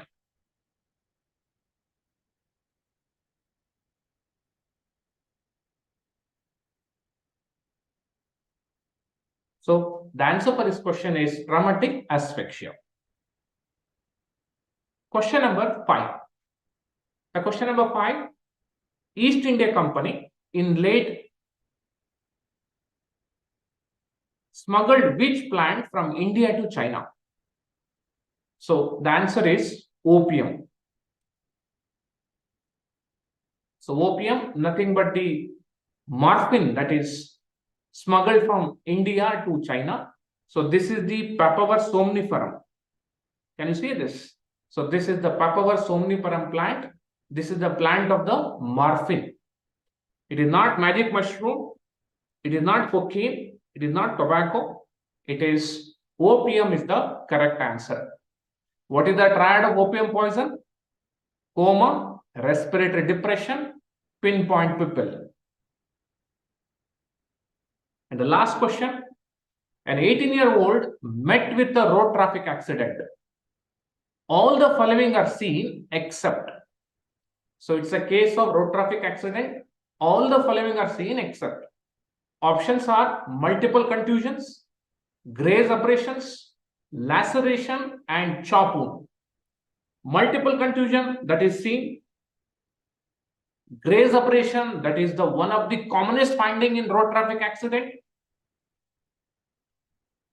Laceration, that is due to the blunt force trauma, that is also common in road traffic accident.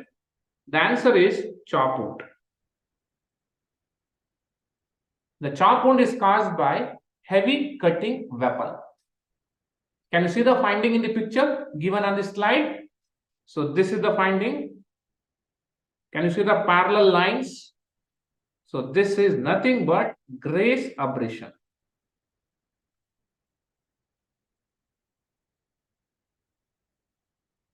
The graze abrasion is also known as breastbone. So the answer for this question is D, that is chop wound.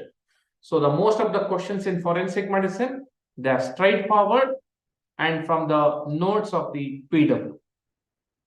Thank you. Thank you, Ravi sir.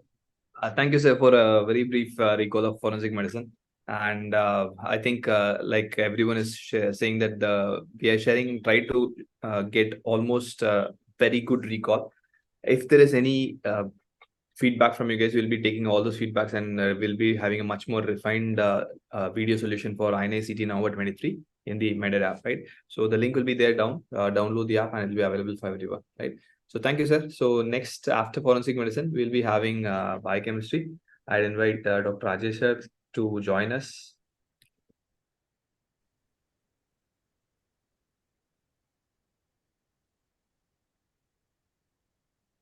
Okay. Welcome, Rajesh sir. Hello, sir. Hope I am audible to you. Yeah, you are, sir. I leave the dais to you, and myself and Manjuna sir will leave the place. Thank you, sir. Hello, everyone.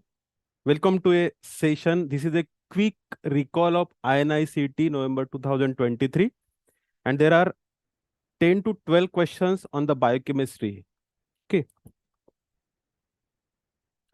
Active site of an enzyme is complementary to, this is a very easy question. Active site, the another name for active site is substrate binding site. So it is complementary to substrate. Allosteric inhibitor. Inhibitors, allo means other, steric means site. Allosteric inhibitor binds to the site other than active site of an enzyme molecule. Now see, suppose this is an enzyme molecule. This is cleft, crevices or pocket on the big enzyme molecule, which is known as active site of an enzyme. So here it is also known as substrate binding site. Suppose this is substrate. And allosteric inhibitor bind to the site other than active site of an enzyme molecule. So here answer is substrate. So this is easy question. So this is active site, this is enzyme, this is substrate, also known as substrate binding site. This is because of three-dimensional arrangement of amino acid at an active site of an enzyme molecule. Now, there is little bit confusion in this question. Blue top vacuum thinner is used to collect the sample for plasma glucose estimation contents. Now see, the blue top vacuum thinner, it is not used for collection of plasma glucose. For the plasma glucose estimation, we use the gray top tube.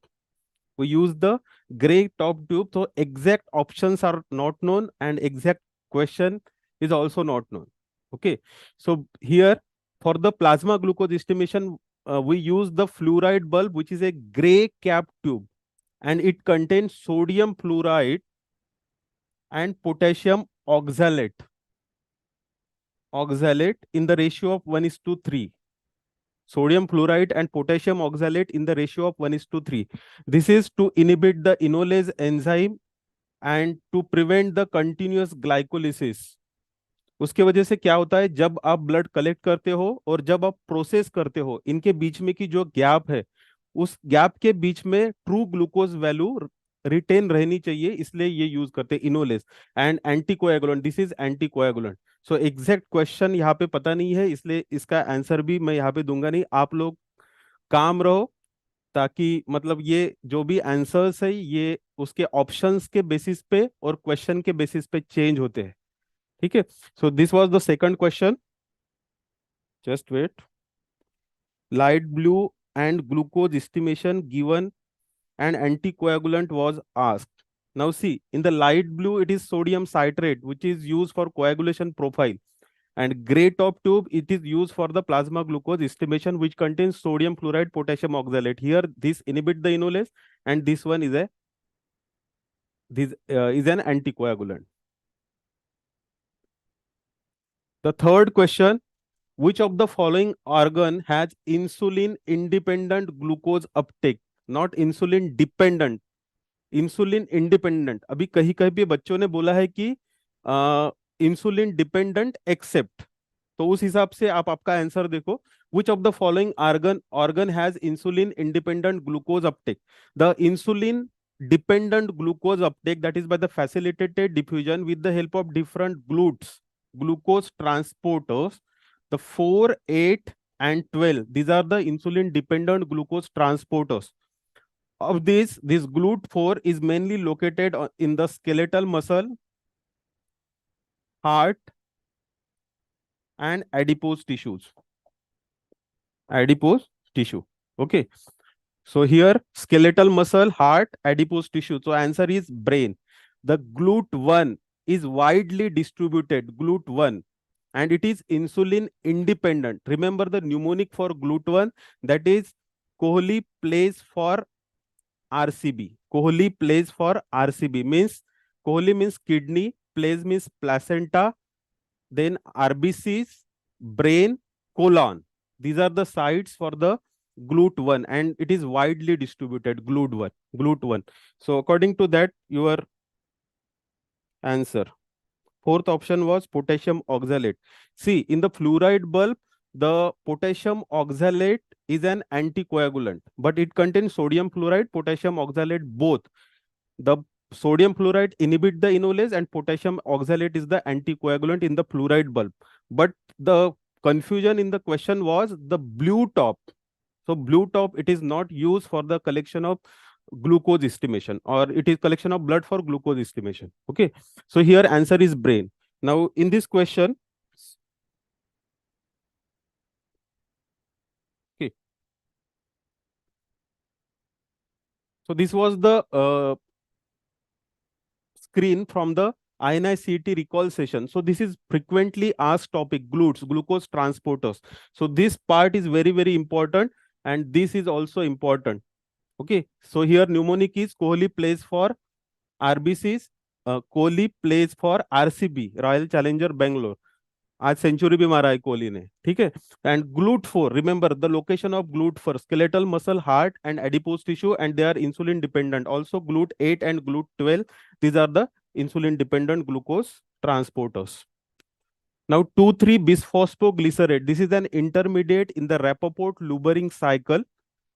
It binds to the heme of myoglobin, heme of hemoglobin, globin of myoglobin, globin of hemoglobin. Now this is very simple question. The 2,3-BPG occupy the central pocket in the hemoglobin molecule. It occupies the central pocket in the hemoglobin molecule. 2,3-bisphosphoglycerate. It is a negative effector. Negative effector matlab it shifts the oxygen dissociation curve to the right and causes release of O2 to the tissues. O2 to the tissues. So negatively charged phosphate in the 2,3-BPG, it is in contact with positively charged amino acid, that is histidine, arginine, lysine. These are the positively charged amino acids in the globin chain. So it is in the central pocket of hemoglobin molecule. See hemoglobin. So it is central pocket of hemoglobin molecule. It is attached with the positively charged amino acid to the globin chain, beta globin chains. Beta globin chain. So it is negative effector, causes the shift of oxidation, oxygen dissociation curve to the right, causes release of O2 to the tissues, particularly important in anemia, hypoxia, chronic obstructive pulmonary diseases. And it is synthesized in the Rappaport Lubering cycle. And no ATP generated when 2,3-BPG synthesized. And this is particularly important in RBCs. The next question is glycogen phosphorylase is activated by. तो यहाँ पे option पे depend करता कि आपका answer क्या रहेगा. So see, glycogen phosphorylase, these are the options of glucose 6-phosphate, ATP, calcium, protein phosphatase. और यहाँ पे और एक ऑप्शन एक्सपेक्ट कर रहे हैं क्योंकि कुछ लोगों ने यहाँ पे प्रोटीन काइनेज भी बोला है. ठीक है. तो now see this glycogen phosphorylase, it is activated by the glucagon, means glucogenic hormones. It is activated by glucagon and it is active in the phosphorylated state as the name indicates. Now see, cyclic AMP, glucagon in liver and epinephrine in liver and muscle. This stimulates the production of cyclic AMP by the adenylyl cyclase. Now increased cyclic AMP level activates the cyclic AMP dependent protein kinases. Protein kinase. Now this protein kinase activates the phosphorylase kinase. And this phosphorylase kinase activates the glycogen phosphorylase, which causes glycogenolysis, means degradation of glycogen into glucose.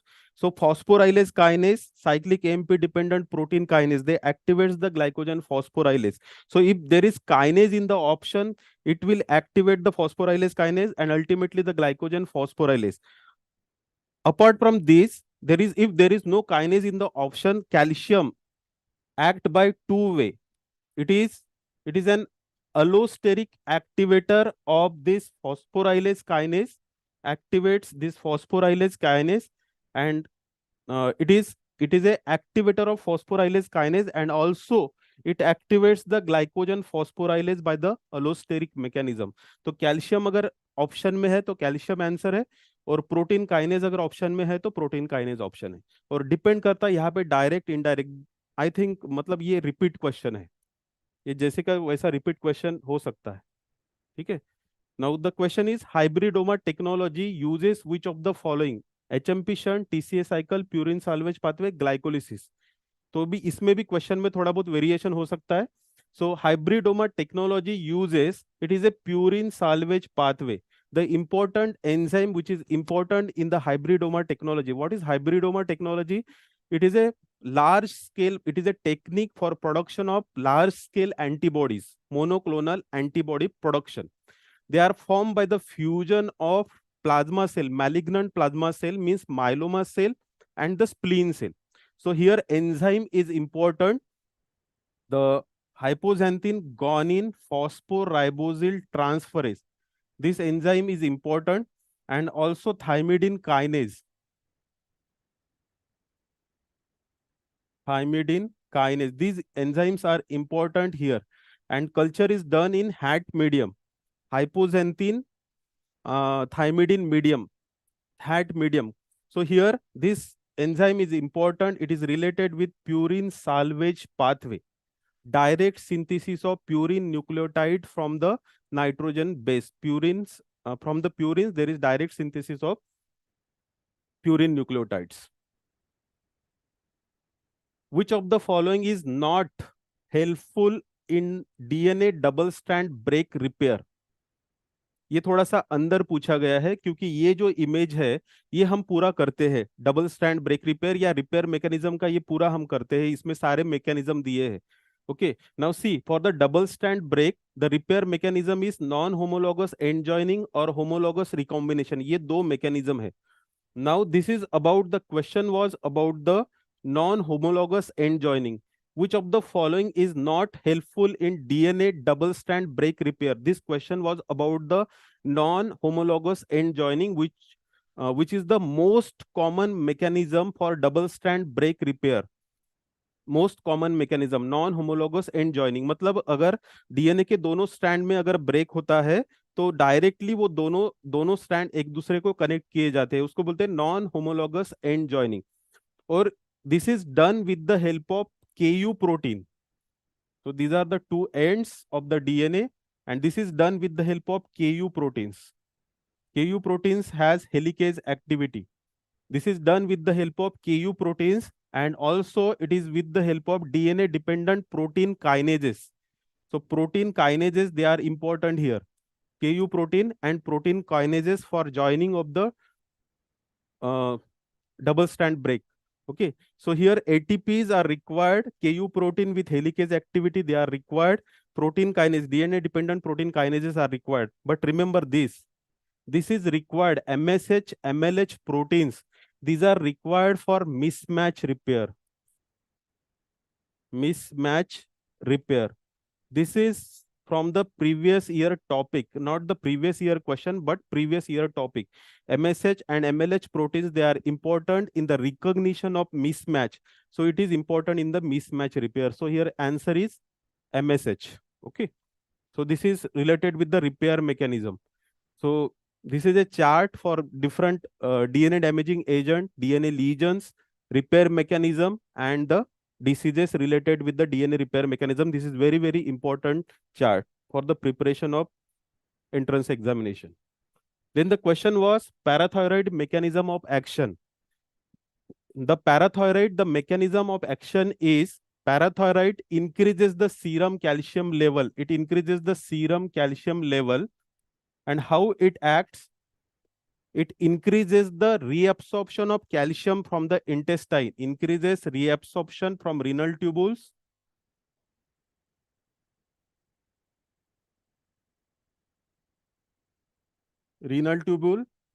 through the vitamin D, it increases the absorption from intestine.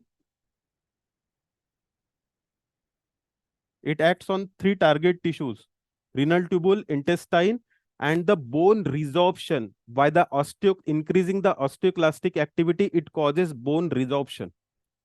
Bone resorption. So this is superficial recall. So PTH mechanism of action, it causes bone resorption by increasing the osteoclastic activity. The second last question, the ABG report pH 7.25, PCO2 80 mm of Hg and bicarbonate level 28 millimole per liter. Now, which type of acid-based disorder this? So see, first इसका हमने एक INICET का जो recall हुआ था उसमें इसको discuss किया था हमने. So when pH is below 7.35, it is below 7.35 means acidosis. It indicates acidosis. 7.35.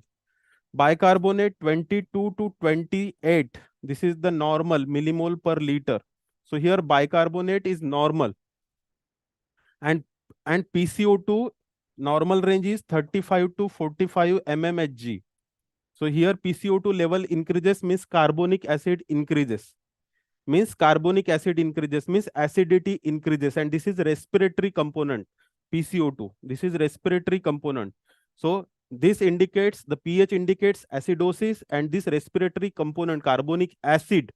So it indicates respiratory acidosis. So this is a case of respiratory acidosis. So what is compensation mechanism of acidosis? CO2 जमा हो गया सब, तो उसको बाहर कैसे निकालेंगे? By hyperventilation. उसको बाहर कैसे निकालेंगे? By hyperventilation. Okay, so this is respiratory acidosis with hyperventilation. The last question, hepatomegaly in glycogen storage disease with glucose 6 phosphatase defect, मतलब Von-Gogg's disease, type 1 glycogen storage disorder. In this disease, the hepatomegaly is because of, what is the reason for hepatomegaly? It is due to deposition of flakes of glycogen. It is due to deposition of flakes of glycogen in the liver. This is the reason for hepatomegaly in the Von-Gogg's disease. Von-Gogg's disease is due to the defect in glucose 6 phosphatase, and because of glucose 6 phosphatase defect, there is accumulation of glycogen in the liver which causes hepatomegaly. There are a lot of symptoms. Blood picture will show the hypoglycemia, that is fasting hypoglycemia. Then there is lactic acidosis. There is increased uric acid level because this glucose 6 phosphate is diverted for the HMP shunt, and there is generation of ribose which is diverted for the purine nucleotide synthesis, and in purine nucleotide degradation there is synthesis of uric acid. So there is hyperuricemia. Also glucose 6 phosphate is diverted for lipid synthesis, so there is hyperlipidemia also. So this is a blood picture in the Von-Gogg's disease. So there is accumulation of glycogen. So this is all about the biochemistry. This is a superficial recall. हम इसका better version, और जब पूरा detail में question और उसके options आएंगे तो इसका डिटेल वर्जन आपके लिए लेके आएंगे. So this is all for biochemistry. Over to you, Ranjit sir. Hi sir, thank you. And that's a complete compilation of all the questions in biochemistry. So next will be by Dr. Santosh. He'll be taking general medicine for you guys. And I'm sure that the medicine is one of the vast subjects, and he has got the near accurate recalls. Like always, you guys used to help us in creating a better thing so that we can provide the solution for you at the earliest, right? Over to you, Dr. Santosh. Hello, everyone. Santosh, your video. Yeah, I guess I'm live now. Yeah. I'll leave it. Hi guys, this is Dr. Patil here, and whatever recalls I could collect, let me put it across you. First question was pretty damn easy. Some of the students told that the image was quite similar to what we had in the app itself. So this is the image where we can clearly see that the person has a prognathism, probably frontal bossing also, and they had asked to identify the medical condition. This is a pretty damn straightforward question, and we know it is a case of acromegaly, nothing controversial over there. And I guess all of you have answered it correctly, right? Now, let me move to the next question. I think I also heard Dr. Jambulkar talk about the same ABG, which was about a patient with probably some respiratory symptoms, and pH was mentioned to be 7.28, PaCO2 was 80, PaO2 60, and bicarb 28, right? Okay. Now, if the analysis was directly asking you to just identify the ABG abnormality, I know all of you would have answered it correctly because you know you follow this ROMs as a mnemonic to quickly dissect the ABGs. And as you look at the ABG, we know that the pH is decreased. The normal range of pH is 7.35 to 4.5. It's clearly decreased. And the normal range of PaCO2 is 35 to 45. That is clearly increased. So when pH is less than 7.28, we would obviously call it as alkalosis. When it is less than 7.35, it is alkalosis. Now, when we have alkalosis, we have to decide whether it is respiratory or metabolic. And for that, we simply follow this mnemonic ROMs, respiratory opposite, metabolic same side. So when you apply that, you notice that pH and the PaCO2 are taking the different or opposite direction. So this has to be a respiratory case. So the simplest answer would be this is a case of respiratory acidosis, but I'm sure the options were a bit more complicated. Options were also talking about whether it is fully compensated or partially compensated. Now, when do we call an ABG as fully compensated? When the compensatory mechanism, right? Remember, if carbon dioxide is increasing, what is the compensatory mechanism? When carbon dioxide increases, the acid is increasing because it is becoming carbonic acid. So compensatory mechanism will be to increase the base. Base is our bicarb. So bicarb should also increase. Okay. Now, if the appropriate increase in bicarb happens, it should push the pH back to normal range. So in a compensated ABG, the pH should be back to normal range. So if I had this patient's pH, let me say 7.35 or 7.36, and then I had these sub values like this, then probably I would have called it as compensated respiratory acidosis. This is not compensatory, fully compensated.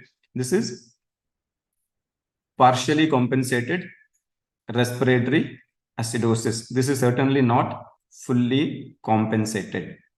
Okay, so that should have been my answer. If I could get the proper options, I will give you a better idea about what should be the exact answer. But as of now, it is not. It is respiratory acidosis, but not fully compensated. Okay. Now, next, there was a question, something similar to this. Which of the following antibiotic is recently approved for?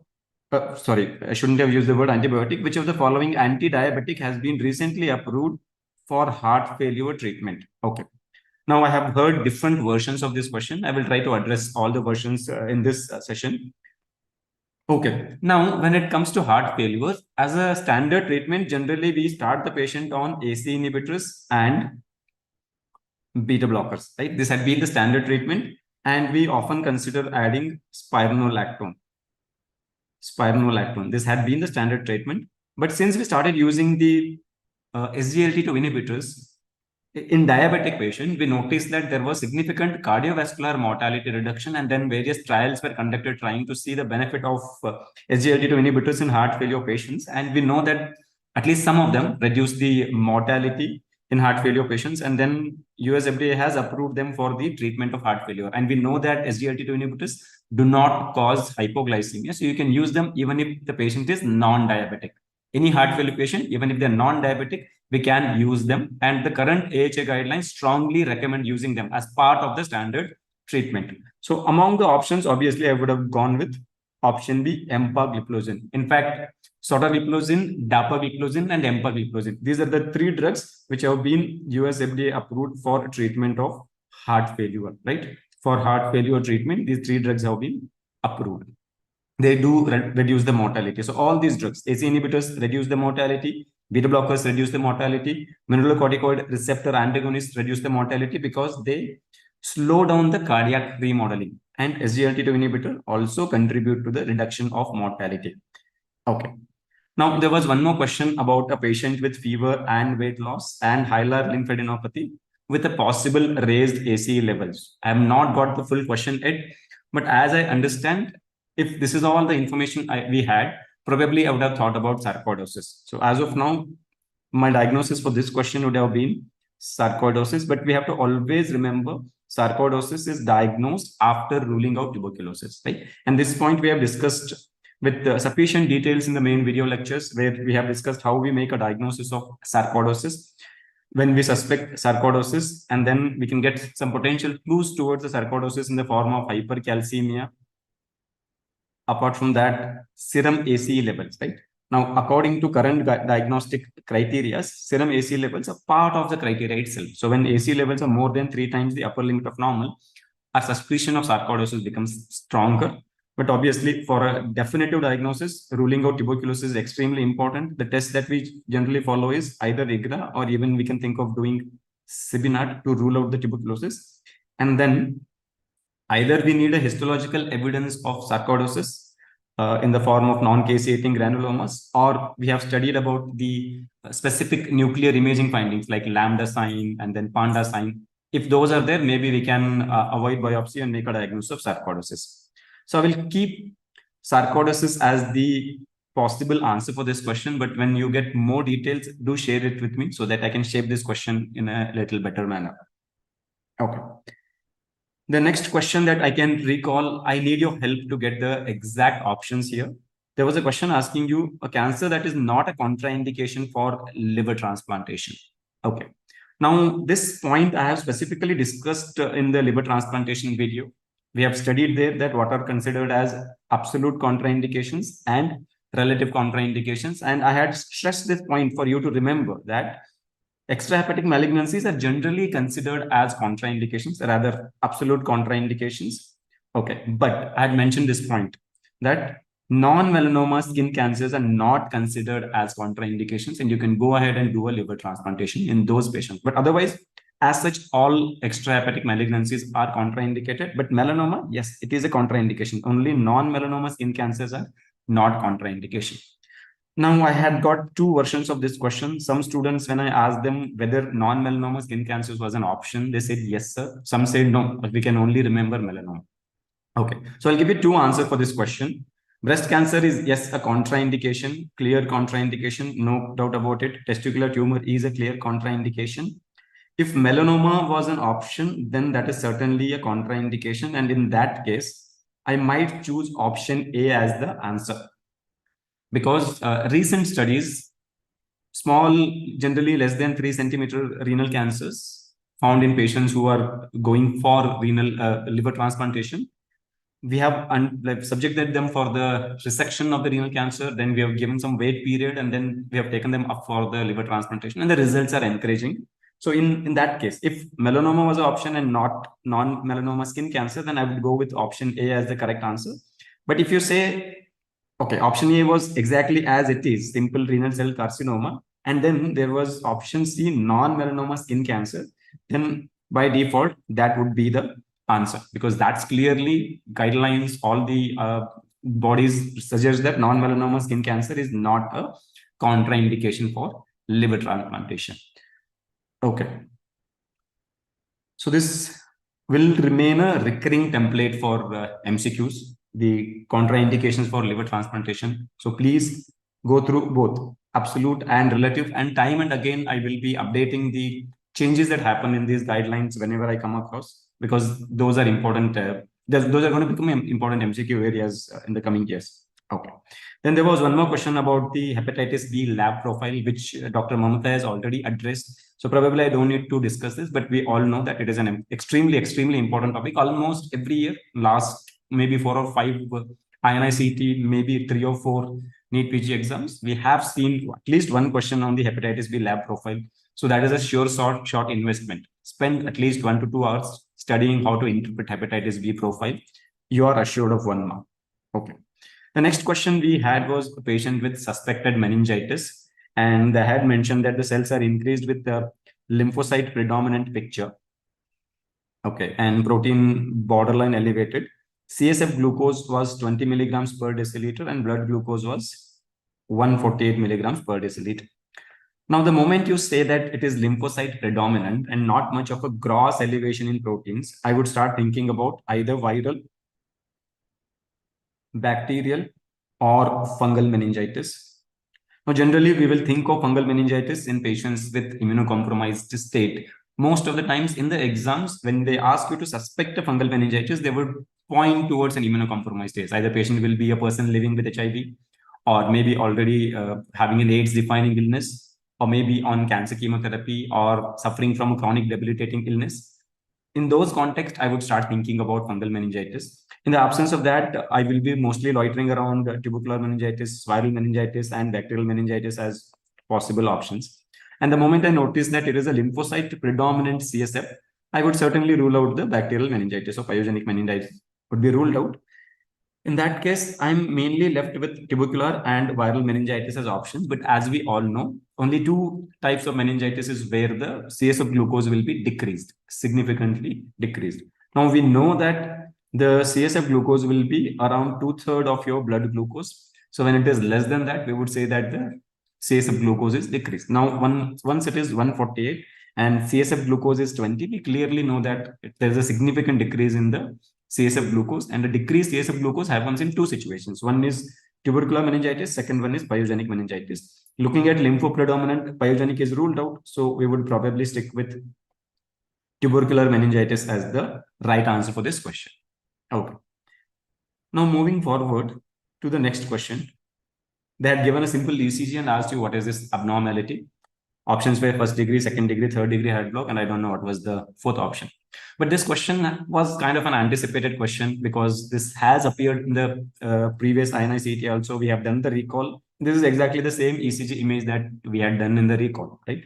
So what we notice in the image, we notice in the image that there are, on the ECG strip, there are more number of P waves in comparison to the QRS complexes. 1, 2, 3, 4, 5 P waves. But I see 1, 2, 3, 4 QRSs. So probably after one QRS, one P wave, there is a missed QRS. I should be anticipating a QRS there, but there is a missed QRS. Okay. Now, if there is a missed QRS, we know it is not certainly a first degree AV block, because in first degree AV block, all we see is PR prolongation. PR prolongation. And what is a normal PR interval? Normal PR interval is 120 to 200 milliseconds. So on a ECG, it should be occupying around 3 to 5 small squares, because one small square is 40 milliseconds. Beyond prolonged PR interval, we don't see anything else on the ECG in first degree. In second degree and third degree, you may have missed QRSs. Okay. Now, as we know that in third degree, there is complete dissociation of atria and ventricular relationship, or what we call as AB dissociation. So when I see AB dissociation, there will not be a proper relationship between P waves and QRS complexes. In this ECG, I can see a relationship between P and QRS, right? P is followed by QRS, except that missed QRS. Every other P is followed by QRS. But in case of third degree heart block, P may appear either before QRS, or it may be buried within QRS. It may appear after QRS, or it may even appear after a T wave. So TP and the QRS, that relationship is totally distorted in a third degree heart block. So I can confidently rule out that also as an option. I'm left with second degree heart block. In second degree heart block, as we know, there are two types of second degree heart block, as we call them as Mobitz type 1 and Mobitz type 2. In case of Mobitz type 1, there is serial PR prolongation. Serial PR prolongation till we encounter a missed QRS. And in case of Mobitz type 2, we have a fixed QRS, fixed PR interval and missed QRS. So you have a constant PR interval. Despite that, you will have a missed QRS. Okay, now for this question, the answer was pretty straightforward. We had already ruled out first degree and third degree heart block, so we should have been left with the second degree. But because this is an important template or topic, we should also be able to differentiate between Mobitz type 1 and Mobitz type 2. Now, as we see in this ECG, the PR interval is constant. Right, from beat to beat, there is no variation, but yet we have a missed QRS. So in that case, it would become a Mobitz type 2 second degree AV block. This is exactly the same image and the same question that we had already covered in the PYQ discussion session. Okay, this is just a screenshot of what we had gone through. Okay, now there was one more question. A 75-year-old male with dyspnea on exertion, he had rails and congestive heart failure was diagnosed. Now remember guys, this is like a kind of decoy where a lengthy story is built and then they end up telling you that, okay, the diagnosis was this. So that's why sometimes I tell you that better to start reading the question from the last line. That will save a lot of time. Okay, now which of the following drug can delay the progression of heart failure or remodeling? Now I need a little bit of your help in analyzing these options, because some students told me they had mentioned AC inhibitors, and carvedilol and furosemide and digoxin. Okay. Now I'm attaching one of the screenshots of my video lecture. So in the video lecture, we had discussed like which drugs reduce the mortality. And the standard approach to a treatment of heart failure is that we generally initiate them on ACE inhibitors plus beta blockers. And if you ask me which one should be initiated first, probably we will start with ACE inhibitors. ARBs are not that effective, but ACE inhibitors are the initial drug of choice when we start treating heart failure patient. The reason for that is whatever studies that are done about the beta blockers efficacy, they're done on patients, like majority of them. They are done on patients who are already on ACE inhibitors. Okay, so beta blockers have the mortality benefit, ACE inhibitors have the mortality benefit, and spironolactone has the mortality benefit. New class of drugs like sacubitril, the neprilysin inhibitors have the mortality benefit, and SGLT2 inhibitors have the mortality benefit. But if you ask me to start, I would start with ACE inhibitors. They certainly slow down the cardiac remodeling. Beta blockers are also equally beneficial. Very recent 2022 one trial has shown that even if you start with beta blockers instead of ARBs or ACE inhibitors, you will achieve the same result. Okay. So if I had to make a choice, if ACE inhibitors were given, then I would have probably chosen to start with ACE inhibitors, okay, rather than to go with carvedilol. But now that in this question, some students are telling me that captopril was the option, and you might have already attended Dr. Ankit's session. We know that captopril, because of poor tolerance by patients and myriad side effects, is no longer used. It's no longer commercially available. So mostly if you think of using ACE inhibitors, we use drugs like ramipril or lisinopril, fosinopril, and not captopril. So keeping that point in mind, because captopril is no longer used, I would go with option B, carvedilol, as the answer. Okay. Now, what about the furosemide? Furosemide has no mortality benefit, doesn't do anything to cardiac remodeling, but if patient has a fluid overload state, nobody is stopping you from using these drugs in heart failure patients. But on the other hand, digoxin, right? I keep repeatedly telling you, digoxin is discussed in details in pharmacology, but never touched by modern day physicians, because digoxin use is associated with various toxicities, which you're already familiar with. And studies after studies have shown that digoxin use is associated with increased mortality in heart failure patients. So that is also an important MCQ point for the upcoming examinations. Which of the following drug increases mortality in heart failure patients? And that case answer should be digoxin. Okay. And I have stressed this point umpteen number of times in the main video lecture that this ring, right, is extremely important, right? Which drugs reduce mortality? Which drugs increase mortality? Extremely, extremely important. This will continue to be a template of MCQs. Okay. Now, my question number 10 is again a repeat from the previous years, and we had discussed this already in the previous recall sessions. So I'm just putting a screenshot of the same question. There was an image given of two graphs. In one graph, normal FEV1 and normal FVC readings were shown, and in another graph, FEV1 in comparison to normal is significantly reduced. FVC also in comparison to normal, it is significantly reduced. And they had clearly mentioned the FEV1 by FVC ratio, which was 50%. Now we all know normal FEV1 by FVC ratio. The normal FEV1 by FVC ratio is more than 0.7, or if you want to express in terms of percentage, that would be more than 70%. Now, we will encounter this similar normal reading in individuals who are obviously normal, and as well as those who have restrictive lung diseases. And in case of obstructive lung diseases, this FEV1 by FVC ratio will be less than 0.7. So whenever we encounter this less than 0.7, right, that indicates obstructive lung disease. So in the options, whichever fits into obstructive lung disease is something that I should be choosing. Okay. Now, one last question. Why do we see, in case of the obstructive lung disorder, there's an obstruction to the airway. Then why do I see, why am I basing all my decisions only on the expiratory values, right? Forced expiratory volume in 1 second and forced vital capacity, both are expiratory values. The reason for that is expiration is a passive process, inspiration is an active process. So even if there's an obstruction, your inspiration may be able to overcome the obstruction. expiration struggles to overcome the obstruction. That is why expiratory part of respiration is more affected. That's why in the diagnosis, we emphasize more on the expiratory values.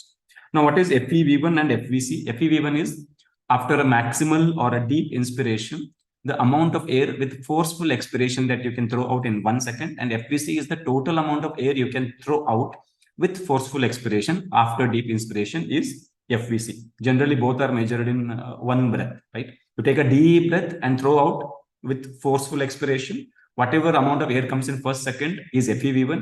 Whatever total amount of air comes is FVC.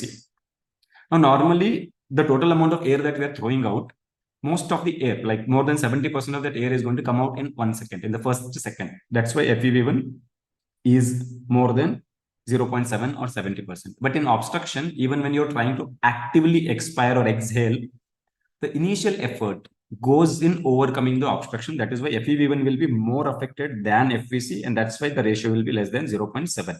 Now, in the given options, there is only one which is considered as an obstructive lung disorder. Okay. Chest wall neuromuscular disease, when you have a respiratory failure or there is a chest wall deformity, it is restricting the lung expansion. So that will be a restrictive lung disorder. Okay. Now, idiopathic pulmonary fibrosis. Some of the students were telling that this was the answer, but when they have clearly mentioned that FEV1 by FVC is 50%, no, it can't be the answer. Okay. Now, in idiopathic pulmonary fibrosis, it is a disease of lung parenchyma. It is a restrictive disorder again, right? This is also a restrictive disorder. Some students were confused between sarcoidosis and bronchiectasis. Now, what is sarcoidosis? It is a non-caseating granulomatous disease affecting multiple organs, and it probably starts in your hilar lymph nodes. You might remember the scattering stages of the sarcoidosis. First stage is hilar lymphadenopathy, followed by involvement of lung parenchyma. Okay. Airway involvement can happen in sarcoidosis as an obstructive lung disease, but predominantly it should be counted as a interstitial lung disease or a parenchymal disease, which is a restrictive lung disease. So though airway involvement can occur, I would still count it as a predominant restrictive lung disorder.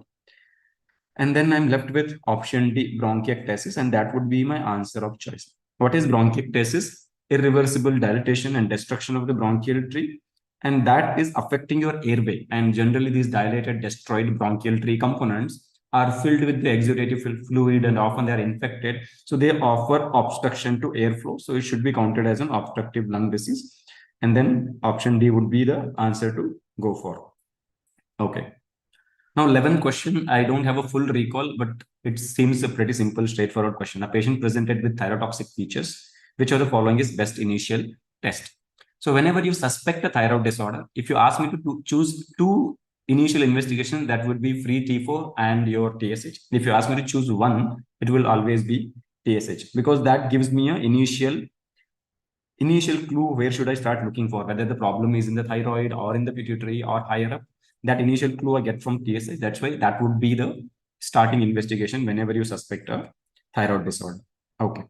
Then there was one more question differentiating between or comparing the carbamazepine and oxcarbazepine. I guess Dr. Ankit might have already discussed it with you.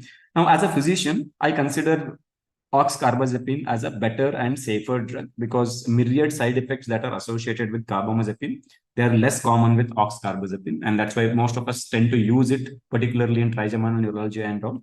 But oxcarbazepine studies have shown that it is associated with hyponatremia. So if that is what the examiner was asking,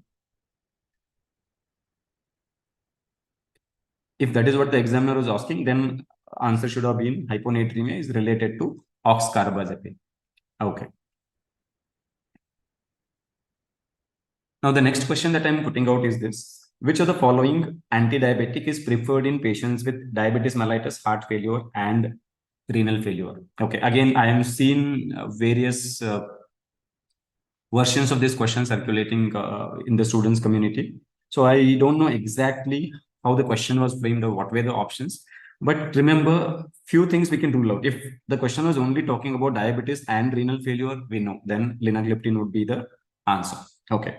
If the question is talking about diabetes, heart failure, and renal failure, then clearly I should choose an SGLT2 inhibitor, right? I've already discussed SGLT2 inhibitors are associated with the mortality benefit. mortality benefit. Okay. Now we have to also remember that not all SGLT2 inhibitors that are out there in the market or that are being approved for diabetes management are approved for heart failure. Only 3 as of now, right? I've already told you which of those 3 drugs which have been approved for the heart failure management. In 2023, we have a recent approval, and that's going to be the next important MCQ point. Pretty recently, we have got an approval for sotagliflozin. This is the latest kid in the block, recently approved. Otherwise, the other 2 drugs have been there for a little while now, dapagliflozin and empagliflozin. Okay. Now, some students had some confusion because there was an option of, like, as some students disclosed it to me, there was an option of liraglutide.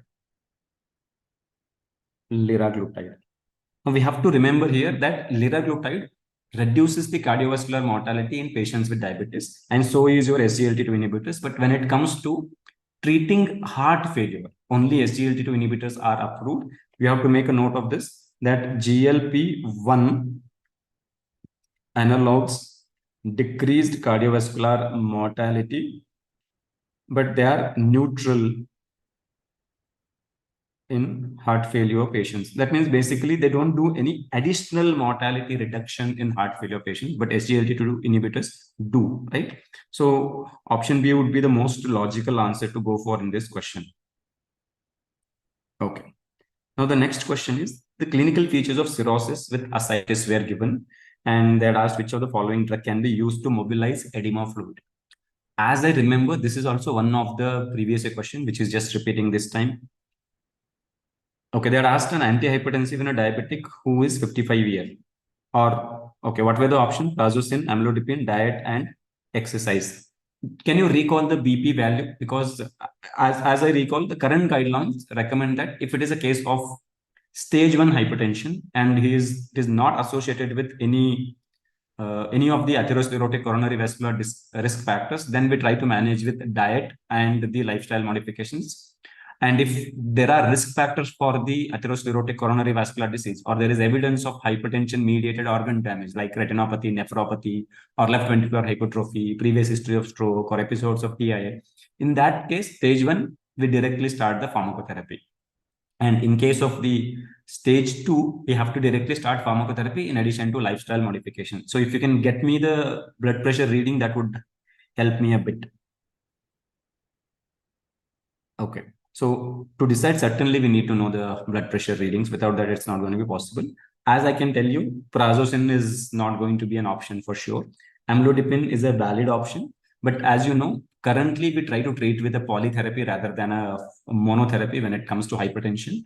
Mainly we use a combination of the AC inhibitors and dihydropyridine calcium channel blockers. Amlodipine being a dihydropyridine calcium channel blockers seems logical. But when I collect more options, I will share the question. Okay, now coming back to this question. Clinical features of cirrhosis with ascites, which of the following drug can be used to mobilize edema fluid?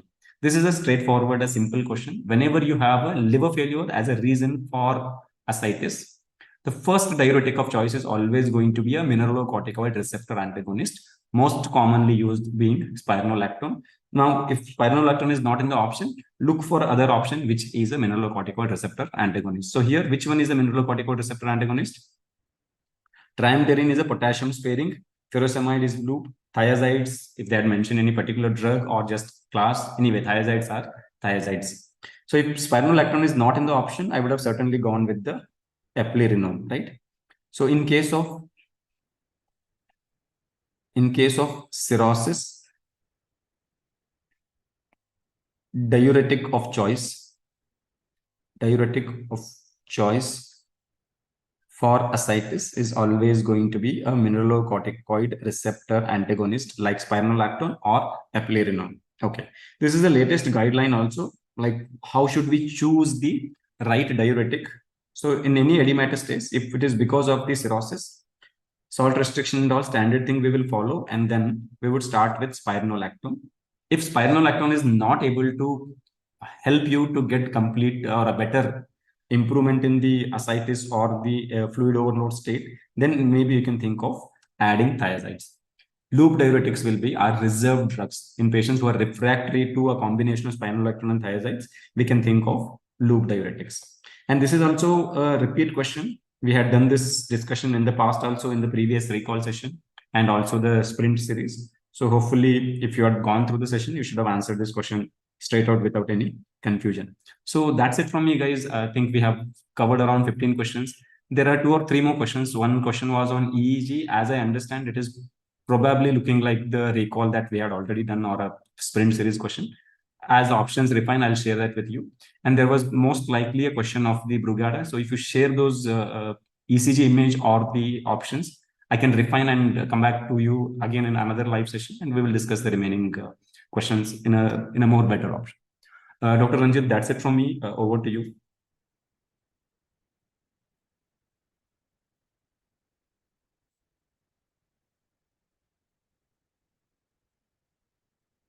Over to you, Dr. Ranjit. Thank you, Dr. Santosh, for an elaborate recall of the medicine questions. There are a few questions which are yet to be refined. The stem of the questions we'll hopefully get in the coming days, and we'll be compiling it and giving it to you as a much more refined product in the app. And thank you once again, Dr. Santosh. And next we have orthopedic discussion by Dr. 𝐒𝐿𝐴𝐀𝐄𝐝. Over to you, 𝐒𝐿𝐴𝐀𝐄𝐝. And myself and Santosh will lead the stage for you. Hello, guys. Am I audible? Okay, thank you, sir. So now we are going to quickly revise the orthopedics, because I hope you're all, with the dull faces with the long discussion of medicine. Now I'm making you all smile with the orthopedic session, because there are only few questions and these have been repeated from the previous topic as well. So the first question here is the Trendelenburg test positive, which structures are involved? So this is very, very important question, because not only from the theory part, but also from the clinical aspect. So usually in the clinical examination, we do the hip joint clinical examination as the most important part, right? So in that, one of the important tests is this Trendelenburg test. So what is this test is about? So you're testing the abductors here. So you all know you're testing the abductors of the hip, right? So the hip abductors have been tested. And as you all know, we have 2 important abductors, the gluteus medius, the minimus, which are supplied by the superior gluteal nerve. So in the options, if you go back and see, these are the options which have got as a recall from the students. So all the 3 options have been there. So if it is a multiple answer question, you're going to mark all the 3. But if there is only the nerve or which is been asked, it is a superior gluteal nerve. And if it is the muscles which have been asked, these 2 are the muscles which are involved in this test. That is gluteus medius and gluteus minimus, right? So that is about the first question from orthopedic. It is a previous year topic question, right? Moving on to the second one, we have an image-based question here. So the image here is about the fibula fracture. So the image may be not the same image, but something related to the fibular head or neck fracture or injury where an important nerve is damaged. So that is your common peroneal nerve. So this is your common peroneal nerve, and this nerve is important for what? So whenever there is a damage of this particular nerve, there will be a foot drop, right? So the foot will be dropped, and this will result in what type of gait? So very, very important question. It will result in a high stepping gait, which is also called as the high steppage gait, right? So damage to the peroneal nerve will result in this high stepping gait because there is a loss of dorsiflexors and the foot inverters, right? So this has been the image-based question which was asked. So this is your second question from the orthopedics, right? So now the third one. So third one is about the dislocation. So as we always keep telling you that there are 2 important dislocations which are very, very important. One is your posterior dislocation of the hip joint, and the second one is your anterior dislocation of the shoulder joint. So here they have asked about the complication of the anterior dislocation of the shoulder joint. So in a habitual dislocation or a repeated dislocations, what happened is there will be damage to this labrum. So this labrum, in which part, if you just imagine the dislocation of this humeral head outside, you feel that the anterior aspect of the labrum will be damaged, and specifically the anterior inferior part. So the anterior inferior part of the labrum is the one which is damaged, and this is nothing but your Bankardt's lesion. So this is called your Bankardt's lesion. So they have been asked about the Bankardt's lesion in case of your anterior dislocation of the shoulder. So that is nothing but the avulsion from the anterior inferior region of the glenoid labrum. Now, what is the opposite part of it? It is the Hill-Sachs lesion. So what is this Hill-Sachs? This is nothing but the depression on the humeral head. So we might expect this in the next year. So next INICET session, that is what would be the Hill-Sachs lesion, right? So this is also a repeated question, right? And coming to the next one, so this would be somewhere the fourth one. So this is also a repeated question. So this is regarding your 3-point bony relationship in the elbow. So whenever we examine the elbow joint, so this is also a clinical one, right? We have two important clinical examinations. So for the long case, we usually do the hip joint, and for the short case, we usually do the elbow joint. So in case of the elbow joint, one of the most important point which you have to remember is the 3-point bony relationship. So what is the 3-point bony relationship? It is with the medial condyle, the lateral condyle, and the olecranon. So these three important structures will form an isosceles triangle on flexion and a straight line on extension, right? So if you see this particular picture or image here, so whenever there is an intra-articular fracture, so this is very, very simple. So whenever there is an intra-articular fracture, that means if the fracture is extending into the joint, anywhere if the joint is involved, it means there will be a damage to this particular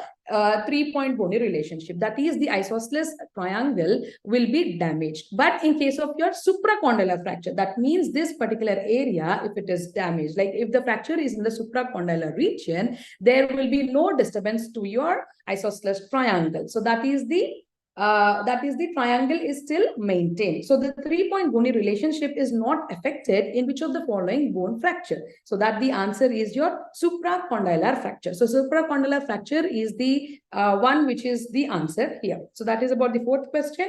And next, this is not something related to any discussion, but this is the memory-based question. That is, you have to remember various types of fracture classifications. And here they have asked you about the Hawking's classification to which bone.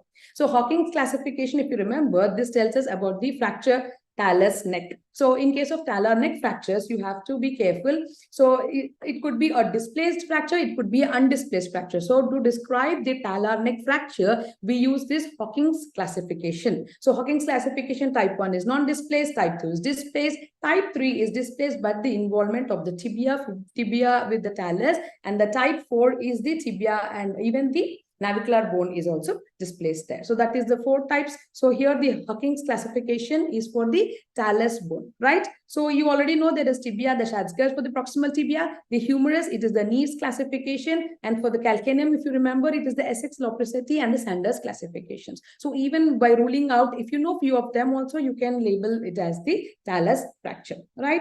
And coming to the image base, this could be an overlap with the radiology. So this is nothing but your Shepard-Krug deformity, a very, very important question, a very, very important image base, which is usually repeated. And this is nothing but your fibrous dysplasia. So exactly the options, I don't remember, but the answer could be a fibrous dysplasia, or it could be a Shepard-Krug deformity, or the syndromes which have been associated with it. So that's it from the orthopedic part. I feel there is this Hawking's could be little bit confusing for few, but if you remember the other 3, I think you would have answered this talus correctly. But the rest of all, usually I feel they are repeated from the previous topics themselves. So that's it from the orthopedics. Thank you so much. Hope you will be following all the next subjects. Right, over to Dr. Ranjit, sir.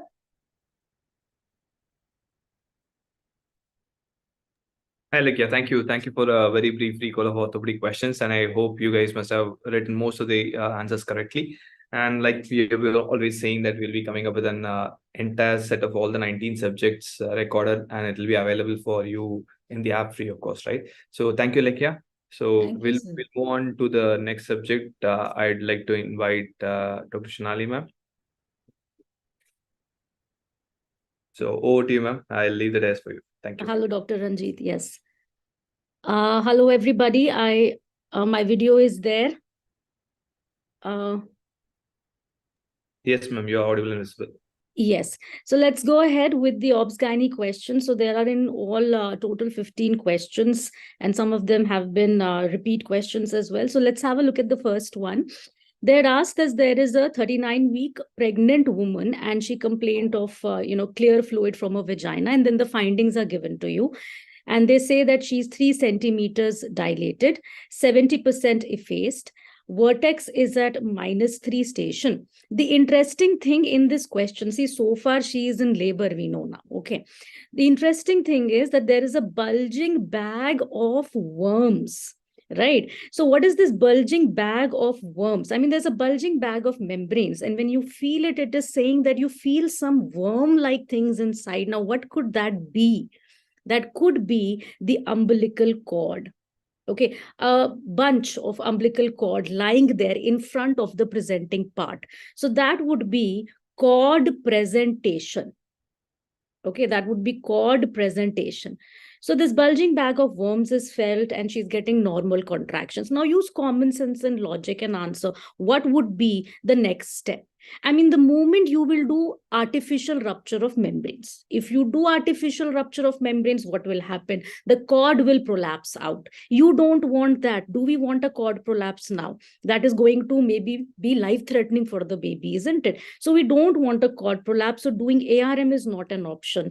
Emergency cesarean section, yes, that is something we would like to do. Why? Because at any moment in time, you know, she's getting contractions, she's in labor. As and when her labor will progress, membranes will rupture, cord prolapse will happen. So we are sitting on this, you know, cord prolapse to occur.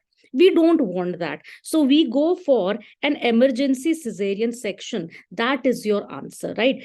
Allowing for spontaneous progress of labor ruled out because we don't want a cord prolapse to happen. Similarly, there is no reason to start oxytocin as well. So right now, best answer to choose is an emergency cesarean section, because and whenever in this particular patient, the membranes will rupture, cord prolapse will happen.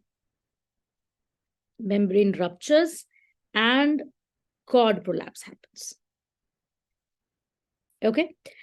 Now, let's have a look at the next question that they asked, right? So they asked which virus is not teratogenic, right? Now we know that rubella is definitely teratogenic, right? We know that cytomegalovirus is also a teratogenic virus, right? It can lead to, microcephaly, brain lesions, and, liver lesions and everything, right? Chickenpox is also teratogenic.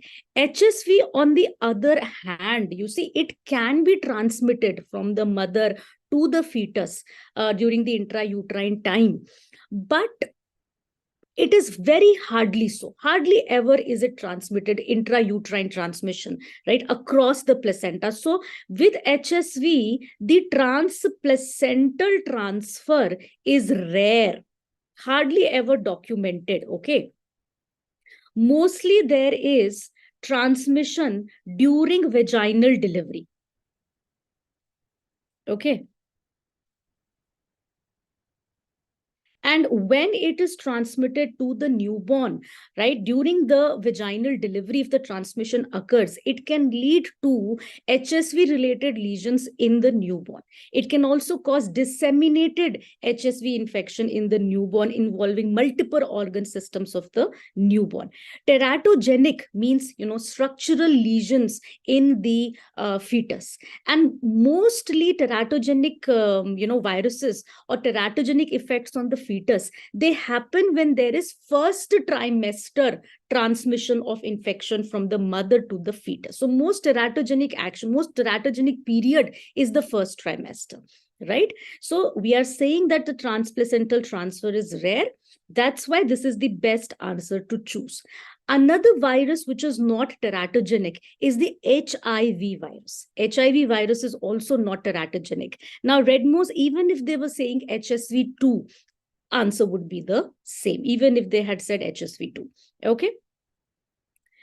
Now, let's have a look at the next question. Now, this is a question interesting in the sense that they had went deeper and asked this question. What is responsible for the increased blood volume in pregnancy? Now, blood volume is plasma and RBCs, right? Plasma is mostly water. So there is a lot of water retention during the pregnancy, right? Now, how would water be retained? Okay, and we've discussed this in the lectures also, in our app also, we have discussed this in detail. Water retention, if body wants to retain water, kidneys are going to be responsible, right? So retention of salt and water happens by the kidneys, correct.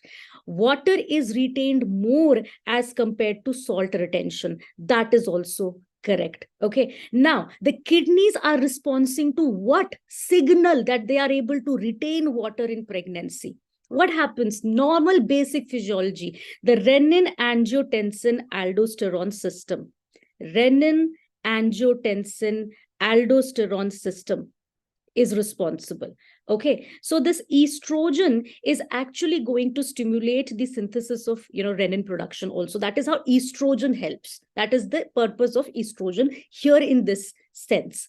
And aldosterone is also increased because it is responsible for causing this water retention. So all in all, what is the answer? Retention by the kidneys is the answer. Yes, in response to estrogen action, in response to aldosterone. So the best answer to choose is option number D in this situation. Okay. So A is aldosterone, estrogen, but again, the best answer is option number D. ADH, on the other hand, anti-diuretic hormone. You may think that, anti-diuretic hormone, right? Then maybe that is responsible for water retention. But please remember that in pregnancy, you see, ADH levels or ADH production from the pituitary is unchanged. It does not change. All right, antidiuretic hormone levels in the blood circulation during pregnancy, they don't change. Okay, but yes, in pregnancy, a woman tends to feel more thirsty and she drinks more water because the osmotic threshold for thirst is decreased. Okay, the osmotic threshold at which ADH secretion occurs, that is decreased. Okay, so that is a difference. That is why I said they went a little deeper in asking this question. Now, let's move on with the next question. Now, this is a psychiatry and OBGY intertwined question, integrated question. So they're saying that a patient was started on lithium for seizures. Now she's all right. She has no seizures for 1 year. So she's seizure free for 1 year. She is on lithium. She gets pregnant. And now she's already in her 3rd trimester, taking 750 milligrams of lithium. Okay. So the time to cause teratogenicity is over anyways. So that is not the concern. Teratogenicity is not the concern. So what is the concern? The concern is neonatal lithium toxicity. Okay. See, whatever drug a woman takes is going to reach the fetus. Okay. If a woman keeps taking a drug, till the time she delivers, okay, that drug will still be there in the newborn system. है ना? वो drug इतनी जल्दी eliminate नहीं होगा. The drug is still going to be there in the newborn system, right? So the chances of neonatal lithium toxicity are also more when the drug is, continued till the time of delivery. So the recommendations are कि क्या करते हैं कि delivery से पहले, before delivery, stop the drug or maybe decrease the dosage of drug, whichever is safer. Okay. So by that logic, right now, the best answer to choose would be to decrease the dose. Okay, decrease the dose is a safer option because see, if you completely stop lithium, she's in the 3rd trimester. We don't know. They've not really specified if she is, about to deliver or, how much exactly in weeks pregnant she is. So if one needs to stop lithium, maybe yes, 2-3 days prior to the expected delivery. Otherwise, stopping the lithium would just make her condition relapse. Okay.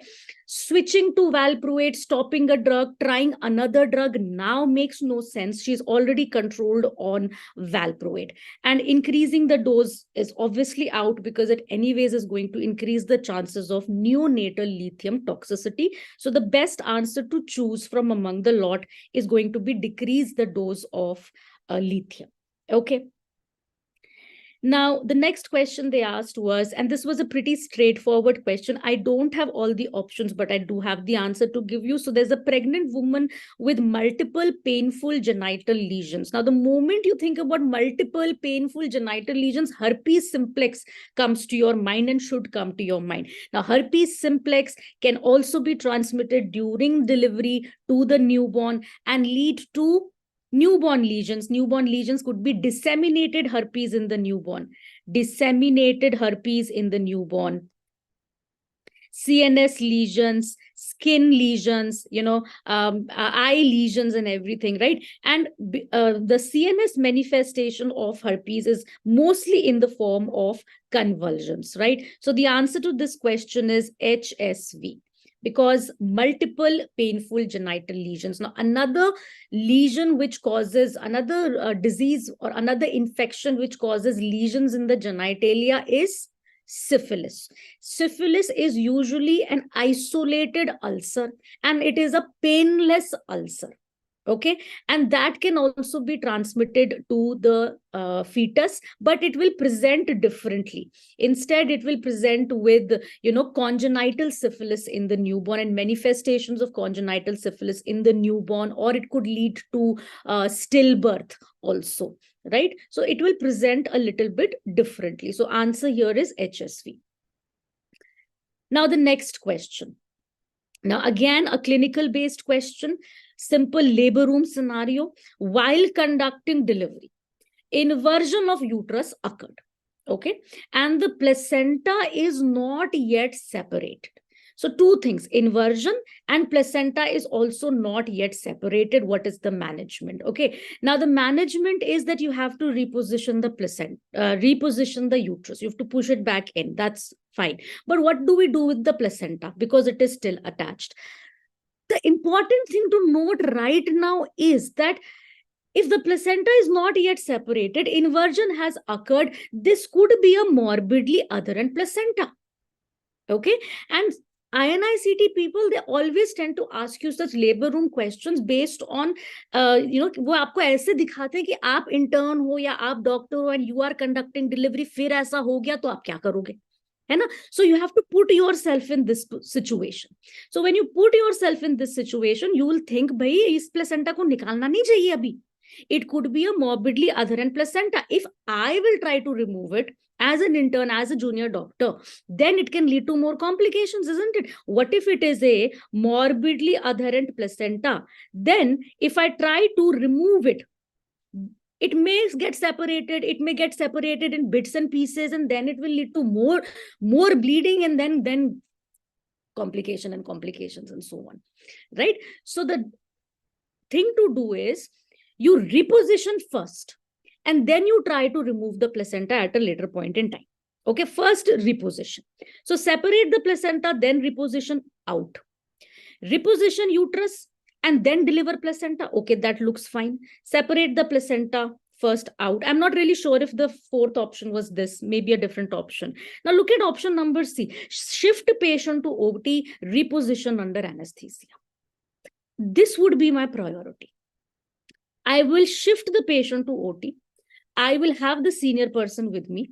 Okay, reposition under anesthesia because it may not reposition. Very difficult hoga na reposition. This is not an easy reposition. Placenta is still attached. So reposition will not be easy. Secondly, if at all I am able to reposition, there is a possibility of morbidly adherent placenta.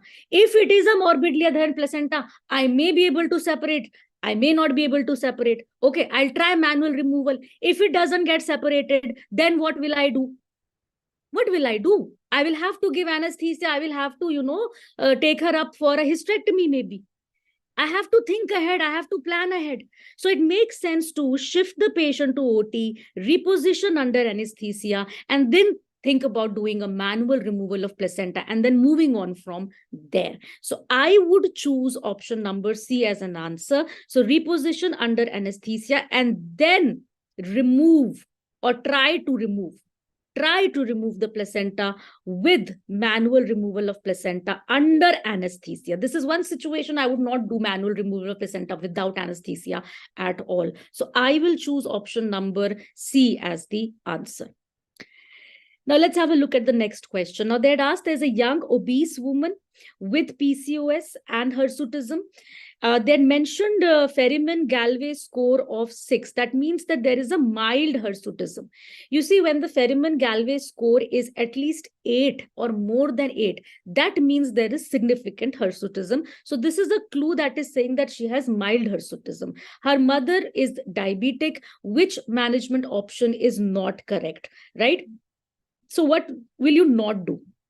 So giving OC pills, it makes sense. It will regularize her cycles also. It will also be good for treating her mild hirsutism. So OCP is fine. Okay. You will anyways advise her about weight loss, lifestyle modification, everything. Okay. Metformin, I am in a doubtful situation whether metformin was there in the option or whether the option had said that one needs to counsel about the risk of metabolic syndrome. I'm not sure what, but we could be giving her metformin also to counter the insulin resistance, which is likely in this situation, considering she's obese also, she has PCOS also, and she has a family history of diabetes also. So insulin resistance is very, very likely for this woman. So metformin makes sense. Okay, for a mild hirsutism, we need not give anti-androgenic drugs. Anti-androgenic drugs like spironolactone, flutamide, finasteride, these anti-androgenic drugs, they are second-line drugs. They're never started straight away. She's anyways having mild hirsutism. So at present, management option that is not correct is OC pills and anti-androgens, right? So that would be your answer. Now let's have a look at the next question. They had asked ovarian tumor that causes virilization.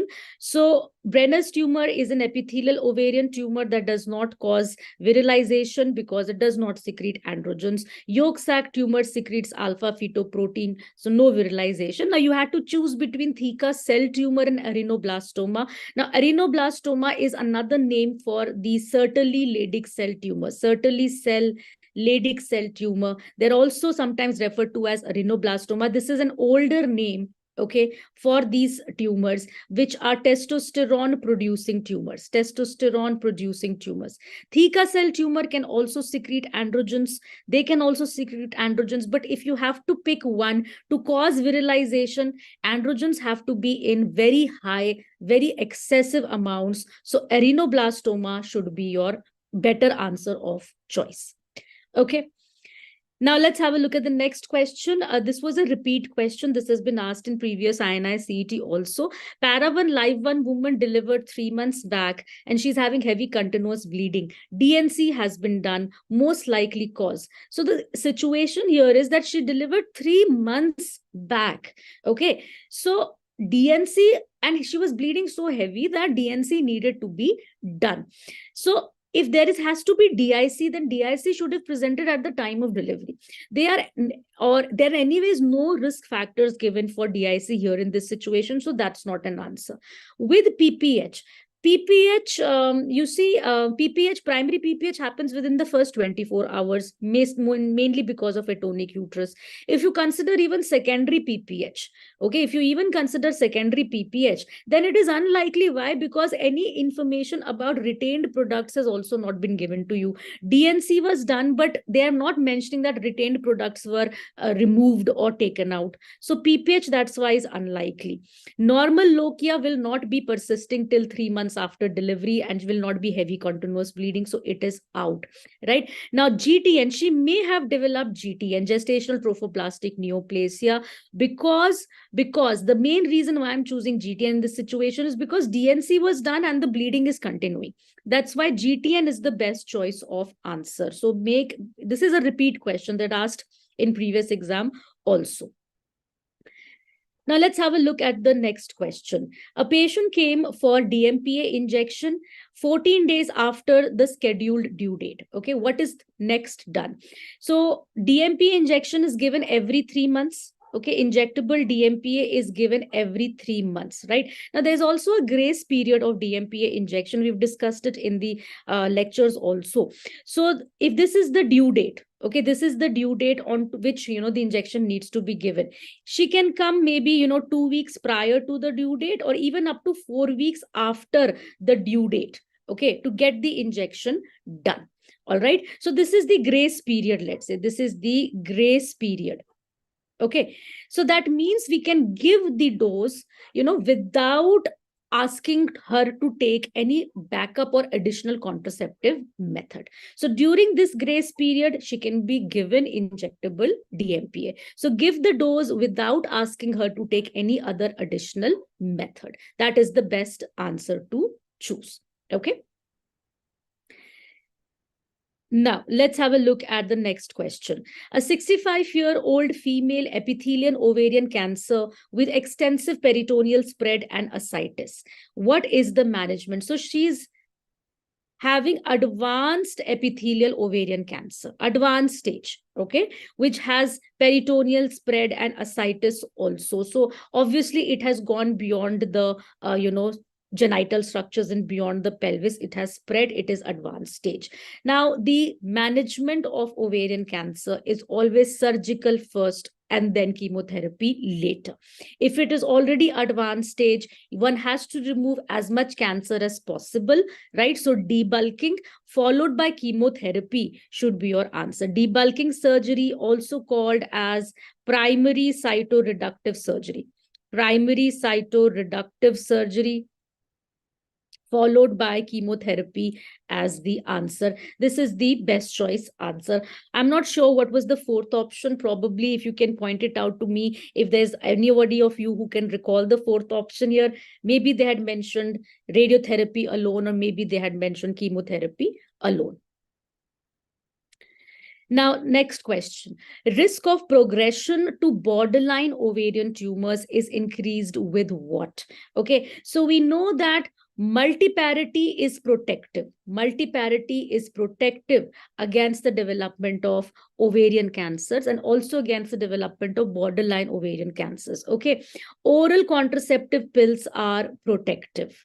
Okay, functional ovarian cysts are absolutely non-neoplastic. They don't progress to cancer. So they're absolutely and absolutely benign. They don't progress to cancer. Okay, so risk of progression to borderline ovarian tumors, I would say, and I would choose, this is a sort of a tricky question, I would choose PCOS as the answer. I'll give you an explanation why. Because there are other risk factors for increase in the risk of borderline ovarian tumors also. Like, for example, nulliparity. Nulliparity is a risk factor. Okay, and also in infertility patients. So PCOS patients could have a history of infertility also. Because of PCOS, because of infertility, these are the group of patients who will receive ovulation induction drugs. So ovulation induction drugs, they are also seen to increase the risk of borderline ovarian tumors, not frankly malignant, but in certain studies, borderline ovarian tumors risk is increased with ovulation induction drugs. So PCOS patients could be exposed to infertility and use of ovulation induction drugs. That's why I would say PCOS is the best choice, because multiparity is protective, OC pills are protective, and functional ovarian cysts are anyways benign. Okay, so that's your best choice answer, PCOS here. Repeat question, antigen used in the HPV vaccine. HPV vaccine is an inactivated vaccine, right? Made up of viral-like particles composed of L1 protein. That's your answer there. Now, the next question. Now, this is a 13-year-old girl, so she's a minor, she's having abdominal pain and she's diagnosed as pregnant, 12 weeks pregnant. What is the next best step? Now, in patients who are minor and, they've come to the gynae side, we also have to think about the POSCO Act, Prevention of Sexual Abuse and, so POSCO Act also is basically prevention of, child sexual abuse. So this situation mandates that one should go for, medico-legal proceedings. Okay, medico-legal proceedings doesn't mean that we are doing an FIR or anything. No, as a doctor in this situation, my job is that I will inform the authorities in the hospital. I will make an MLC case. Okay, so I will file for a medico-legal certificate. I will do these proceedings, okay? I will inform the police. Not necessarily I myself will inform the police, but the hospital, every hospital has a medico-legal department which does this thing. So that is something that has to be done on priority basis. Planning MTP, getting the consent from the legal guardian, that can be done obviously at a later point in time. But next step first here has to be prioritizing, informing the police and filing for the MLC. Preserving the clothes is done in a rape victim where the assault has happened at that point in time. Now this is already pregnant, right? So the primary incident of sexual intercourse, that wo to chala gaya na. So preserving clothes at this point doesn't make sense, okay? Now let's have a look at the last question. So last question here is that there's a pregnant woman. She is 30 weeks. She is having painful bleeding.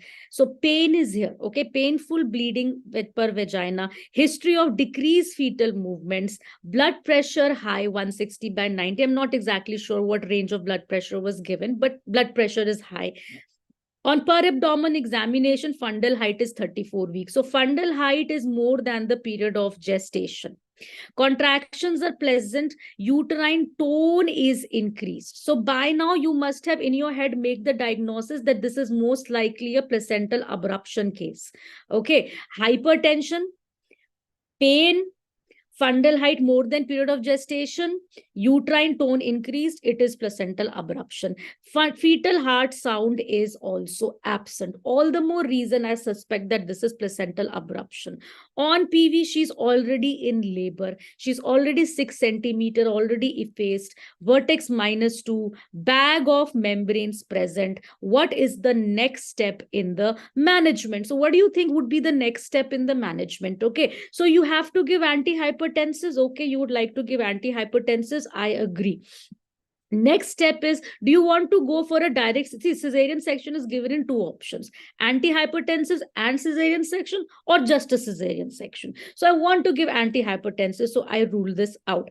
Do you really want to, give tocolysis? Tocolysis is given to halt contractions.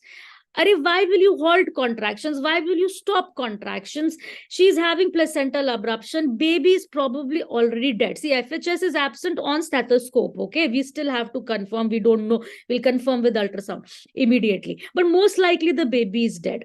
Okay, so why do you want to stop the labor? With placental abruption, tocolysis is not something that needs to be done when the patient is bleeding also. Okay, so tocolysis is out. Now choose between antihypertensives and cesarean section versus antihypertensives and ARM.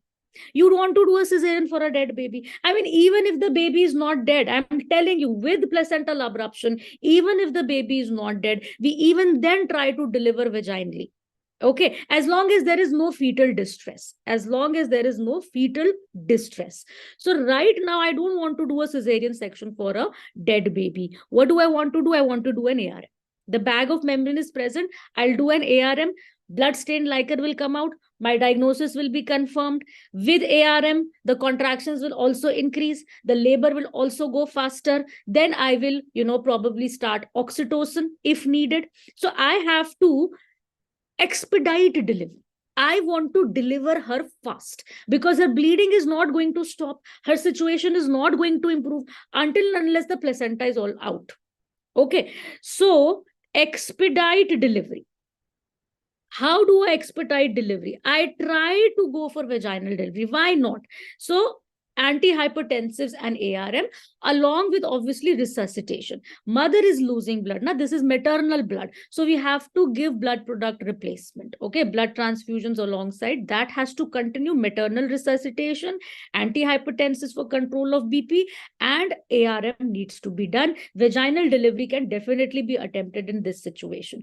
Cesarean section can be done. Let's say she's far from delivery. Far from delivery meaning that the os is closed and she's far from term, the baby is viable also, or maybe there is fetal distress. So then for the fetus's sake, you can do a cesarean section. Otherwise, in this situation where it looks ke bhai, okay, ARM karo, oxytocin lagao, ho jayegi vaginal delivery, to kya dikkat hai phir? So antihypertensives and ARM should be the goal, because what do we want to do? We want to expedite delivery, right? So this is the quick recall from the Obs Gynae session, okay? And all these clinical aspects of the MCQs have been discussed in your, revision series also. Placental abruption, placenta previa have, and, antepartum hemorrhage has always been a very favorite question for all of these entrance examinations, be it INICET, be it NEET PG, be it FMG. Hamesha there will be a question on placental abruption versus placenta previa like situation with antepartum hemorrhage, okay? So with this, we complete the discussion. Thank you so much. And since this was just, a very immediate recall, so many times these stems may be incomplete. Some of the options were missing, and we will have a full recall on the app and full video on the app with all the options and with all the stems of the questions rectified and corrected, if at all there is any mistakes there. So feel free to send us on the Telegram any other comments and updates on the questions as and when you recall. Thank you so much. Over to you, Dr. Ranjit. Thank you, ma'am. Thank you for the elaborate recall of OBG questions. So following OBG, we have Dr. Sandeep here. Dr. Sandeep will be discussing the entire questions which came from surgery. And Dr. Sandeep. And I hope you guys have been enjoying the cricket match. India is winning. Like, you guys must have done a very good job in your respective exams, right? Over to you, Dr. Sandeep. Thank you, sir. All right.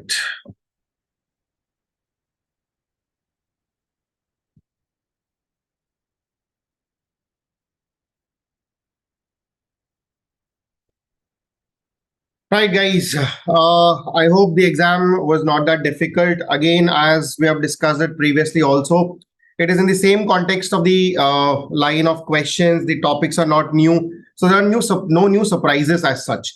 Another interesting thing about this particular INICET, they have resorted, see, the trend initially was more about, urology questions. Then the trend moved on to more about, the clinical questions which were there in the wards and all, general surgery, typical questions. Now I see a lot of hepatobiliary questions. They are in love with gallbladder. They are in love with the biliary system. Earlier, they were in love with the vascular surgery. Again, a lot of questions from, varicose veins, all these were asked. Surprisingly, no question from vascular surgery this term. So we'll just try to dig into each question and try to analyze as it goes across, right? So we'll move into one and another. The first question is post-laparoscopic cholecystectomy on histopathology, adenocarcinoma of gallbladder was diagnosed, which is infiltrating the muscularis, right? What is the next step in the management? We have discussed in and out about this question. When do you have the components which are present across here? Now, when we say a T1A disease is involvement of lamina propria, T1B disease is involvement of the muscular layer, T2 disease, we have T2A, T2B. T2A, I always tell you that, remember, it is towards the peritoneal side, and T2B is going to be towards the hepatic side. T3 is a local infiltration. T4 is going to be involvement of portal vein, hepatic artery, or more than or equal to 2 extrahepatic organ. Now, how do you manage? The management protocols are pretty simple. If you have a T1A disease, you do a simple cholecystectomy. T1B, where involvement of muscularis is there, that is what we're asking here. You have to go ahead with radical cholecystectomy. For a T2 disease, we do a radical cholecystectomy. We will assess the cystic stump notation. If the cystic stump is also involved, then we will go ahead with Roux-en-Y hepatocystectomy. If not, bile duct did not be replaced. For a T3 or T4 disease, we initially run a neoadjuvant chemotherapy, see if there's a response. If response is present, we will go with radical chole. If not, we will go with palliative management. The drug which is usually effective here is gemcitabine. Otherwise, the chemo is not a great choice. So the answer to this question would be your radical cholecystectomy, as it is saying that involvement of the muscularis layer is present. Involvement of the muscularis layer is present, right? Now, in the gallbladder cancer, now, important aspects to be remembered is, number one, when you talk about the gallbladder cancer, what is the age of presentation? It is going to be post 40 years, usually seen in females. The risk factor for gallbladder cancers, they have asked n number of times. We should be able to remember them. Number one, if there is, per se, presence of gallstones, yes, it predisposes. Polyp, yes, if it is adenomatous polyp in size greater than 1 centimeter. If it is associated with porcine gallbladder, there are genetic conditions which are associated. This is associated with, familial adenomatous polyposis is there. It is associated with other adenomatous polyposis which are present. Typhoid carrier state, hyperestrogenemia. HNP-CC, all these are important risk factors, which is there already a question that has been in your previous exam, right? So this is all that in the context of gallbladder carcinoma. The second question that you have, as we have just discussed, which of the following is not a risk factor for a gallbladder cancer? Again, the question is slightly incomplete. I don't know the fourth option is, but a polyp, if it is adenomatous greater than 10 millimeters, yes, it is less than 10 millimeters. It is not porcelain gallbladder. Yes, primary sclerosing cholangitis. Yes, it predisposes to malignancy. Option D, we do not know. So risk factors for gallbladder cancer is important. We have discussed it across here. The next question, the question number 3, open cardiac massage is what type of surgical wound? You cannot go to the exam without referring to the classification of surgical wound. What do you have? You have clean, contaminated, dirty. You have the clean wounds, the clean contaminated wounds, the contaminated wounds, and the dirty wounds, right? Now, the objective is very simple. When we say it's a clean wound, it is going to be an elective surgery. I am not going to enter any natural cavity. It is going to be surface one. Examples, you're going to talk about mastectomies, you're talking about hernia surgery, you're talking about thyroid surgeries. All these are clean surgeries, right?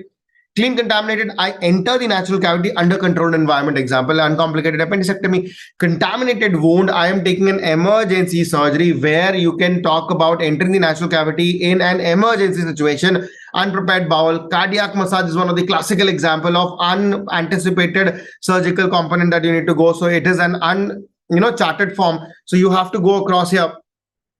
In that context, you have to take in terms of presentation, right? So the cardiac massage goes into contaminated wounds. Dirty wounds are going to be traumatic wounds, all devitalized wounds. You have abscess, pus. Whenever they're present, it is going to be dirty wounds. So contaminated open cardiac massage classifies as a contaminated wound. It classifies to be contaminated wound. Moving on to the next question, which classification of bile duct injury takes into account the localization as well as the induction of thermal injury? Now, what are the classifications that we have for bile duct injuries? 2, 1, Strasbourg and Bismuth. Strasbourg is intraoperative, Bismuth is postoperative, thermal injury is intraoperative, so Strasbourg is going to be the answer. Now, Strasbourg classification, we have dealt in detail. You go down, see all the questions until now. No, they have been in your recall. You talk about your INICET recall recently. You talk about your NEET PG recall. Just if you have gone through that half an hour, 45 minutes video, no, you would have solved almost all the questions, right? That's how the recall is working.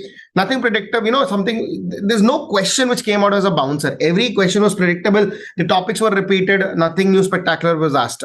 Now, next question, incorrect statement about type 1 congenital choledochal cyst. What is type 1 congenital choledochal cyst? It is a fusiform variety. Type 2 is diverticular. Type 3 is choledococele variety. Type 4A is both intra-extrahepatic, multiple cystic lesions. 4B, multiple cystic lesion, only extrahepatic. Type 5 is Carli's disease, involvement of intrahepatic lesion. Now, what is incorrect? Todanis, yes. In fact, the exact name of the classification, it is the Todanis modification of Alonso-Lees classification. This is used. It increases the risk of cholangiocarcinoma as well as gallbladder cancer. That is also true. Drainage excision, no. For type 1 variety, you have to see the concept is very simple. If extrahepatic bile duct is involved, you replace the bile duct. Intrahepatic bile duct, you go with liver transplantation. Here, you have to go with Roux-en-Y. Hepatocoagulation is wrong. It is due to anomalous pancreatobiliary junction. Absolutely correct.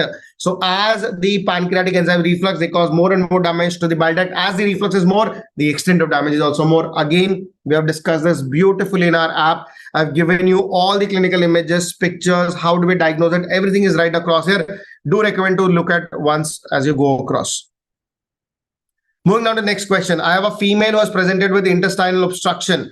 Right, on examination, swelling was noted below the pubic tubercle. What is the likely diagnosis? Now, if you look at the intestinal obstruction in inguinal region with respect to hernia, the most likely it is going to be femoral, then it is going to be indirect inguinal hernia, antidirect inguinal hernia. So here you are talking about the obstructed femoral hernia. In obturator hernia, we have Hausche-Bromberg sign. It is an elderly female, short-statured. All those has to be given. Option D is not known, but by the look of the question, it goes in favor of femoral hernia. It goes in favor of femoral hernia. All right. Chalo. Now, the fibers of the internal oblique and the transverse abdominis muscle contribute to which component of the inguinal canal?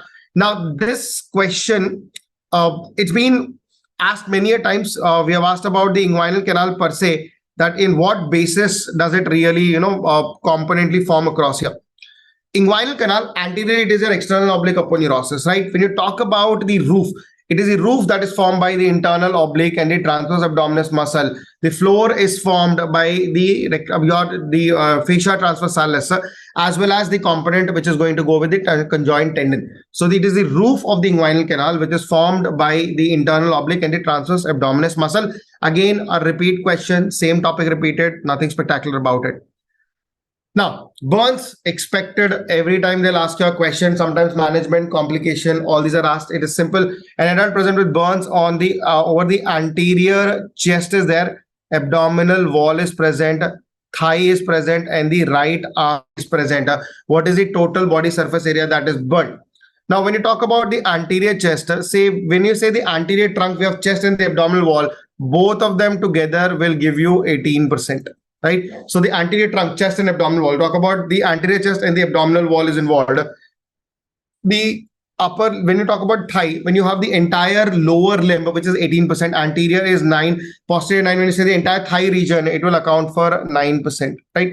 Now, when you talk about the right arm, the whole arm is going to be 9%. 18 plus 18 is going to be 36%. The answer here is going to be B for Bombay. As simple as that. Right? It's the Wallace rule. We have gone through it. Just revise it once, more than enough. Now, a neonate with breathlessness is found to have a scaphoid abdomen. What will you not do? A neonate with a breathlessness scaphoid abdomen goes with congenital diaphragmatic hernia. Now, congenital diaphragmatic hernia, we're talking about the Bosch-Talek hernia. What do I tell you in Bosch-Talek hernia? Bag and mask ventilation is contraindicated. Baby does not have lung, and when you do that ambu, the amount of volume of air that is pushed in is not enough to accommodate inside the lung. It will cause severe barotrauma and damage. So bag and mask ventilation is contraindicated. It should not be done, right? So this is in terms of the presentation. So Bosch-Talek hernia, congenital diaphragmatic hernias, expected question, nothing new about it. Now, which of these is the most important prognostic marker of carcinoma of breast? When you talk about the breast cancer, the most important prognostic cancer, the prognostic factor is going to be stage. If the stage is not there, then we talk about the node status. If the node is not there, then we talk about the size of the tumor. This is the sequence that we are going to follow. So here we are going to talk about stage is not the distant metastasis. I will simply say it is stage 4. So I will say metastasis actually takes into an important consideration. It takes into an important consideration. Right? So in which of the next question, in which of the following malignancies liver transplant is possible even after the secondaries to liver? Remember, it is the colorectal cancers. Colorectal cancers, I've been repeatedly telling you, whenever you have a patient with colorectal cancer with liver metastasis, you have to go with curative intent. Remove the liver which is associated with tumor. And if you don't have adequate FLR, go ahead with liver transplantation. So colorectal cancer is going to be the answer across here.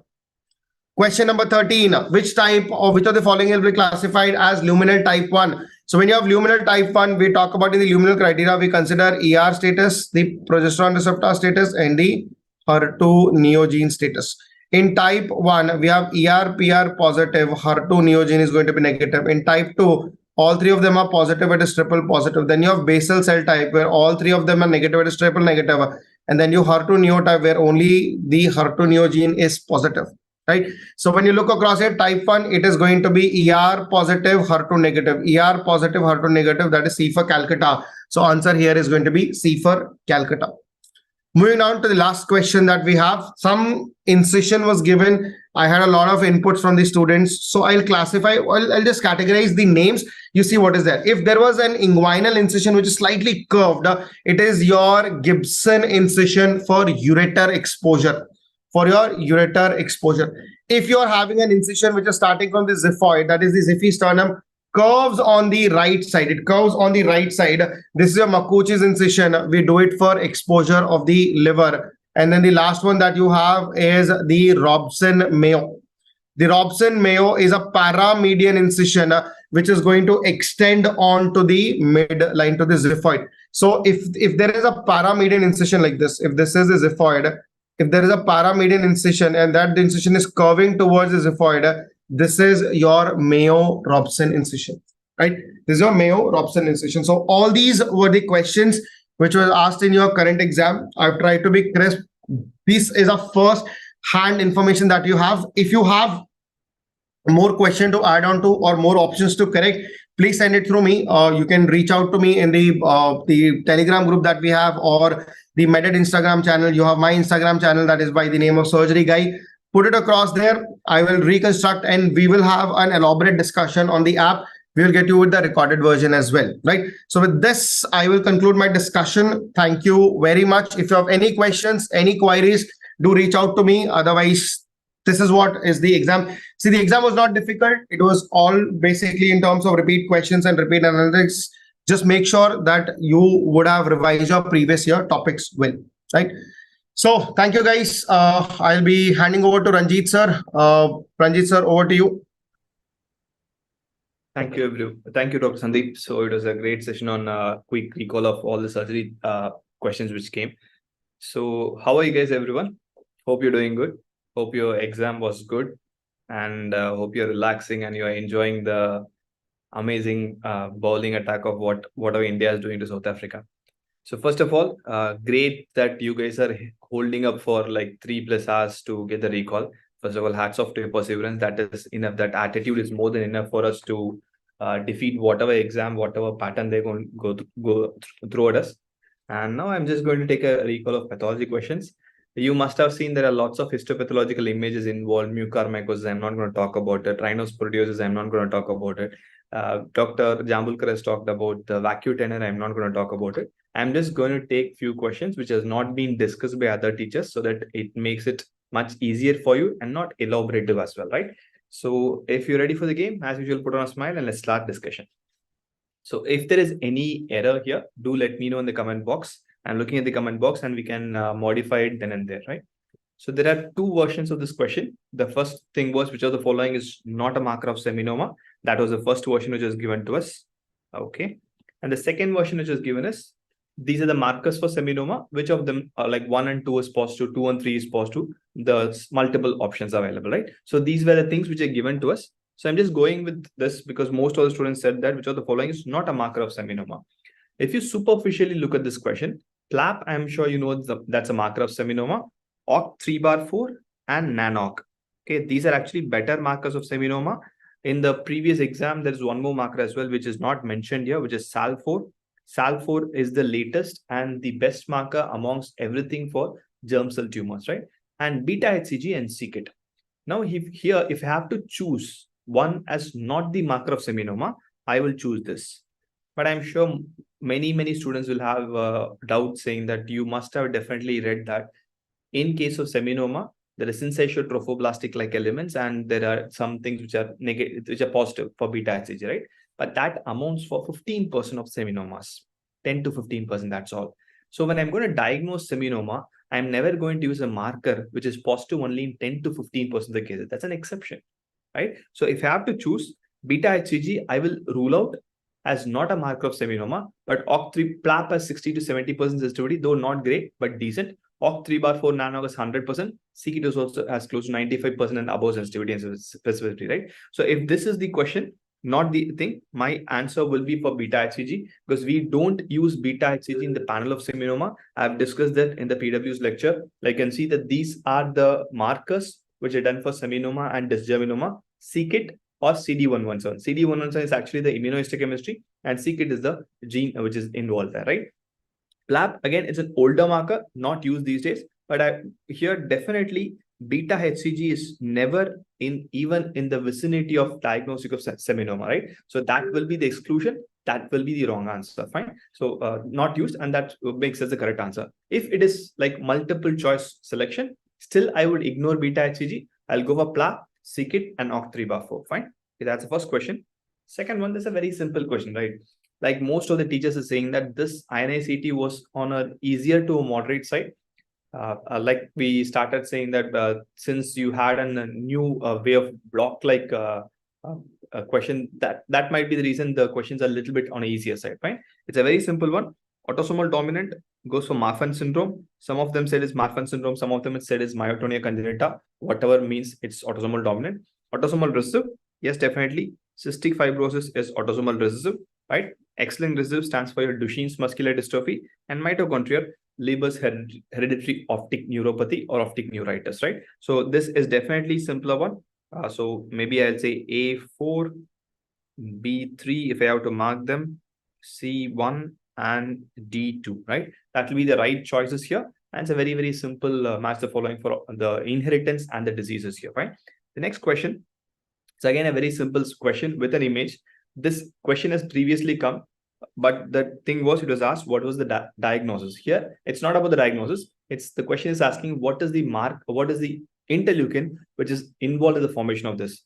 30-year-old person with fever and weight loss, cervical lymphadenopathy. Obviously my first diagnosis is going to be tuberculosis, and there's a classical granuloma formation. We have gone through multiple times, even the sprint series, and also even in your lectures, rapid revision everywhere, the sequence of granuloma formation. And one of the important things which is required for granuloma formation is interferon gamma. That is the basis of your quantiferon gold test, what to use for tuberculosis, right? Because to form granuloma, I need activated macrophages. And to form activated macrophages and activation of the T cells and everything, we need interferon gamma. This is from lecture, right? So interferon gamma is something which is very, very important for me to convert a macrophage to an activated macrophage or the epithelioid cell that results in the formation of granuloma, right? So this extrapolation is your quantiferon gold test, which is useful for your tuberculosis diagnosis, right? It's interferon. Quantiferon is for the interferon gold test, right? I'm sure you must have read that in your medicine, pediatrics, and wherever you have been covering tuberculosis, right? That's with this question.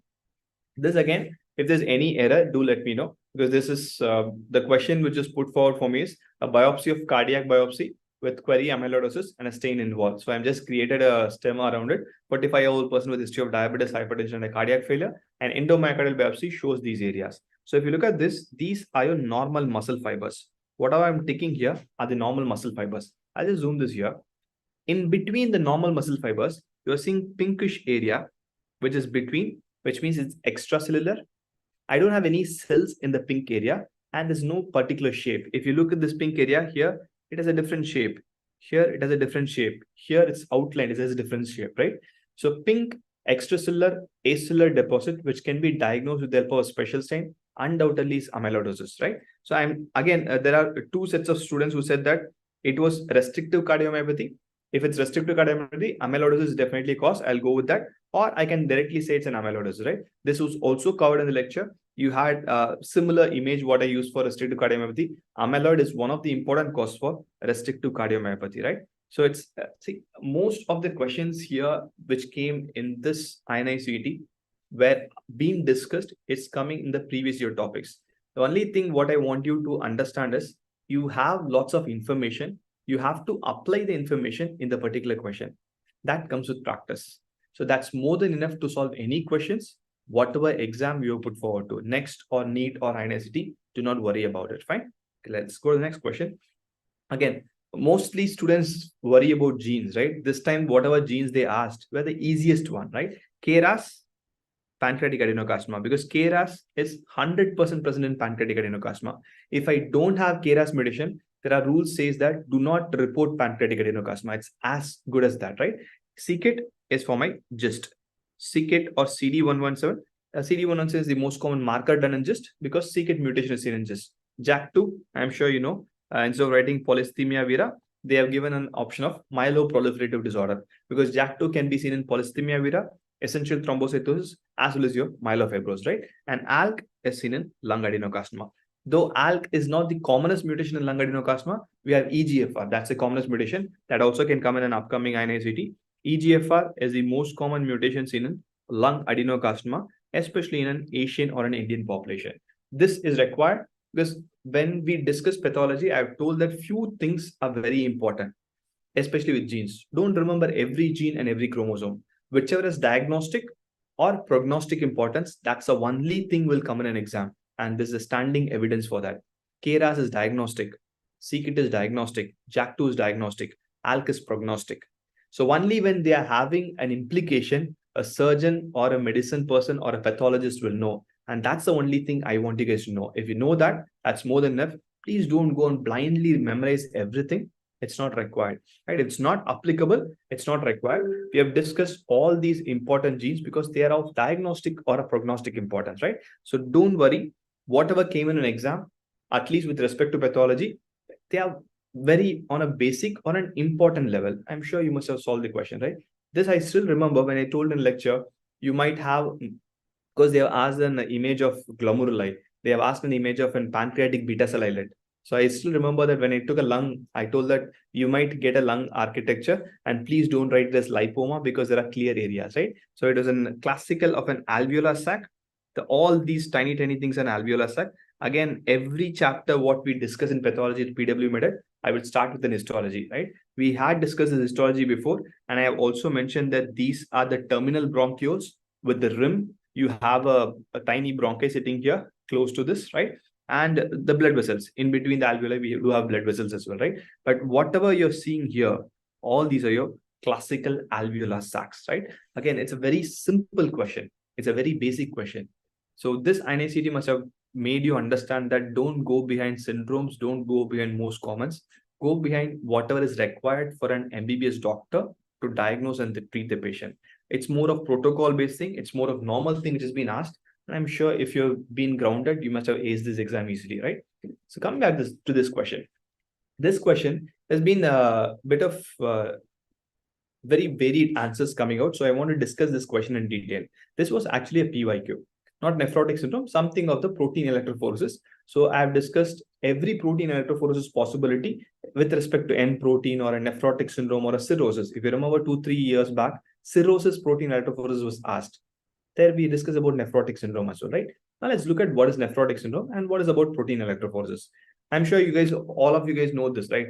Albumin, albumin, alpha-1, alpha-2, beta-1, beta-2, and gamma globulin. That's how the normal serum protein electrophoresis, right? So let me go and have a look at the serum electrophoresis. Ignore this part, just look at this part. This is a normal serum protein electrophoresis. I have albumin, that's the tallest person, are the most common protein in the serum. Then I have alpha-1, alpha-2, beta, and gamma globulin. The question is very simple and very clear. Which of the following proteins will be increased in case of a nephrotic syndrome? Definitely, I can strike out albumin because everyone here knows nephrotic syndrome will be hypoalbuminemia, right? So I'll just go into the options. The question is asking increased. So I can definitely strike out albumin, right? Definitely I can do it. So next, let's go to it. So if you look at this beta globulin, I have something called transferrin.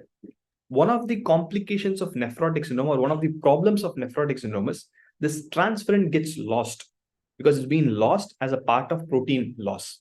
So when the transferrin is being lost, the patient end up in having an iron refractory iron deficiency anemia. Because when transferrin is lost, even though if I give iron to the patient, there's no transferrin to bind, right? So the only possibility there's a blood transfusion. There's a very well-known complication of a long-term nephrotic syndrome. So transferrin is lost. So if transferrin is lost, beta automatically comes down a little bit.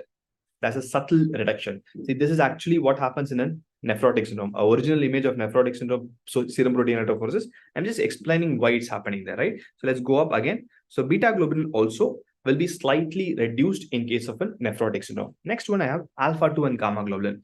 Gamma globulin synthesis also will be reduced. If you can look, not significant reduction, but definitely the antibody production will be slightly reduced, or most of the case of nephrotic syndromes will consume the antibody, so it becomes a little bit less, right? So let's go up. Gamma globulin also will be reduced.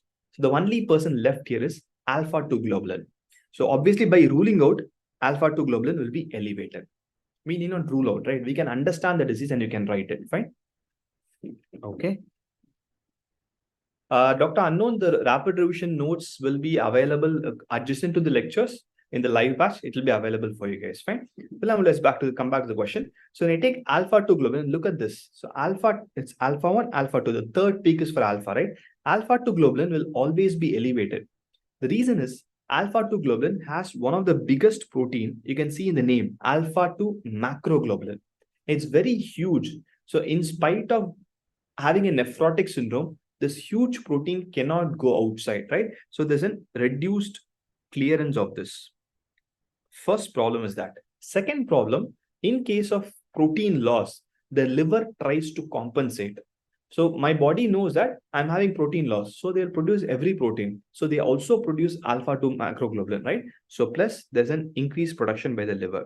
So there's no excretion, but there's a marginal increased production. that results in spike of alpha 2 macroglobulin, right? So this is important. Like I said, this is a PYQ. They have asked about the protein electrophoresis of cirrhosis. They have asked about nephrotic syndrome. I have discussed in a place, I'll just definitely share the lecture with you of acute inflammation, chronic inflammation, nephritic syndrome, every possible ways of serum protein electrophoresis. Again, the main thing is you have to know normal. If you know normal, this is nothing. It's a piece of cake, right? So let's go back to the question. Which of the following will be increased in case of serum protein electrophoresis of a nephrotic syndrome? The answer will be alpha 2 globulin. Rest, everything will be reduced. Fine. Let's come back to the next question. It's a very simple one, right? I'm not going to take much time because Dr. Jazir has talked about it. It's an green and black image. There are three places where I can use it. It's a direct immunofluorescence. Indirect immunofluorescence is not used for diagnostic protocol. It's used for research, right? So it's not there. Fine. Okay, Dr. Andan, I'll definitely get back to you on that. Fine. ELISA is a fluid thing. It's not a biopsy thing. Fish will not have histopathology. It has cells, right? Well, previous MCQ had a fish image, and I'm sure you will be able to identify fish image, right? So direct immunofluorescence are used in three places. One is your ANAs. You must have seen the speckle pattern, centromeric pattern. I use direct immunofluorescence there. And your kidney biopsies. All the linear granular, everything is direct immunofluorescence, and your skin biopsies. In pemphigus, pemphigoid, everything, IgA dermatosis, we use direct immunofluorescence, right? Again, this also we had discussed before. It is direct immunofluorescence. See, whatever is required, these are basic things. These are not high-fi things at all. When you have immunofluorescence, the first thing which comes to your mind is direct or indirect. And this is undoubtedly direct. Like I said, indirect cannot be done in a lab. Indirect needs a research lab, and we don't use it for diagnosis at all, right? So it's a direct immunofluorescence, and this tells you exactly how it's been done. You have an antigen, you add an antibody, and you add a dye. This dye is called as an FITC. It's a fluorescent dye. This dye is called as an FITC because we had a question on what's the dye for immunohistochemistry. Maybe in future, you might have a question on what's the dye for immunofluorescence. It's FITC, fluorescent isothiocyanate, right? It's just a previous year topic. That's all, right? This question is again very interesting, okay? Because generally osmotic fragility test is not something which we discuss for sickle cell anemia.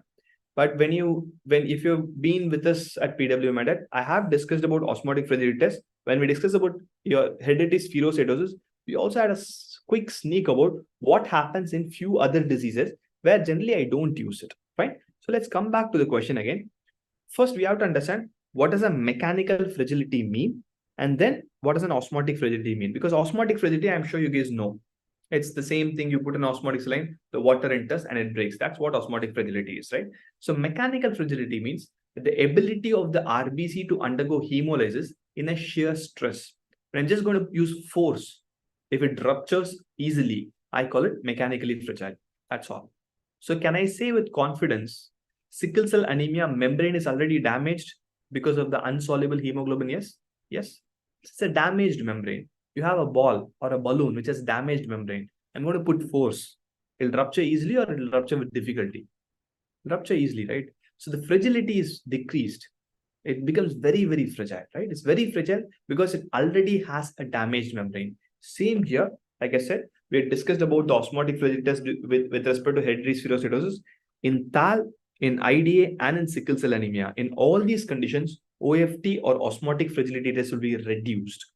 In case of spherocytosis, autoimmune hemolytic anemia, it will be elevated, right? It will be shifted here.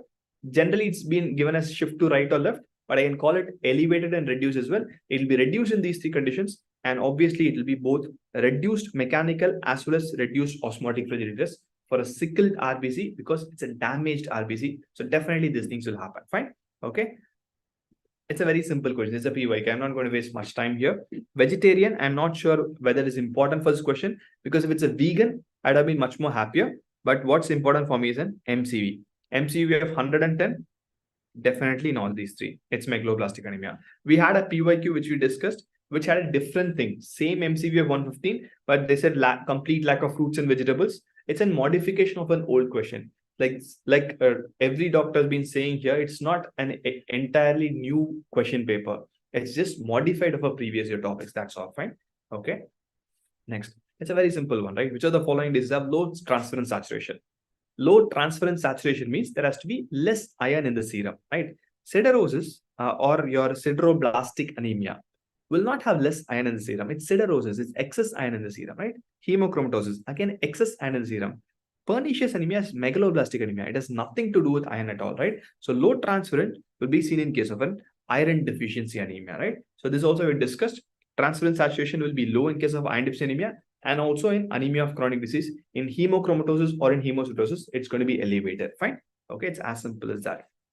Next question. Again, it's a very simple one. A 26-year-old female came to the OPD with a history of excessive bleeding, some bleeding disorder. And father and sister also has the same disease. Father has and sister has. So it's not gender defined. Cannot be hemophilia because these are X-linked disorder. X-linked disorder will never happen in a female. It happens in male. So I can rule it out directly. This is autosomal recessive. Father having two females having that cannot be autosomal recessive because autosomal recessive generally skips generations, right? So the only possibility here is one Willebrand disease with an autosomal dominant inheritance. It's just solving that question, right? So we have discussed this also. Most common inheritance of von Willebrand disorder is an autosomal dominant inheritance, and it's just an application of the knowledge and able to solve the question, right? It's very, very simple and easy for you, right? This is again a modification of an older question. We previously had images of HER2/neu. I have told that every time when we talk about IHC, positive color is brown, and brown is due to DAB. DAB is diaminobenzene. I think they didn't give you the abbreviation, so look for the abbreviation. It might come in the next exam. Romulin is also one stain useful for IHC. Okay, these are the other stains useful for IHC. Romulin gives you a brick red color, right? Bajoran purple and Vena green, right? These are rare ones. At least Romulin is bit commonly used compared to the purple and green color. Like 99% of the time, I use only DAB, which is brownish black color for immunohistochemistry. Again, when we are discussing about your immunohistochemistry purpose in neoplasia, we have discussed that if it is positive, it has to be brown in color, and brown is DAB or diaminobenzene, right? So everything what came in an exam, we have already studied at some point of time. It's there in your brain. So take it and apply it, fine? So this Dr. Sandeep has discussed. I just want to add one more important finding here, right? So this was the question. Recall what students gave. Luminal A pattern of breast cancer. You have to be very specific. We generally read that luminal A is ER positive, PR positive, HER2 negative. Luminal B is ER positive, PR positive, HER2 positive, right? Actually, luminal B has two divisions. We have discussed that in the lectures as well, right? So luminal A, I'll just zoom this a little bit. Luminal A is ER positive, PR positive, and a low Ki67. Ki67 is proliferative index. That's very, very, very important. Generally, people ignore this part. And this time the question came on that part. Read completely. If you read half, ignore the rest. Sometimes there's a possibility questions come from the area which you ignore, right? So ER positive, HER2 negative, and a low proliferation is luminal A. At the same time, if the Ki67 is more than 14%, right, it goes to luminal B. There are two things in luminal B. It's either ER, PR positive, HER2 positive, any Ki67, that also is luminal B, or ER, PR positive, HER2 negative, and a higher Ki67, that also is luminal B, right? So please read everything completely. Please don't go for shortcuts. Again, it's what is required to know from an undergraduate, because you might be seeing these patients as a review patients when you go to surgery PG or a pathology PG. You have to know a basic idea about it, right? So read it completely, and it's a very good question. ER positive, PR positive, HER2 negative with a low proliferation is luminal A. So this will be luminal B. This is HER2 enriched. This is triple negative cancer, right? ER, PR negative and triple negative. You must wonder that why PR is being ignored. Generally, when we say ER positive, it's considered as PR positive. It's ER, PR positive is the ideal way, but we emphasize more on ER because estrogen is more important for practical application as well. Fine. Okay.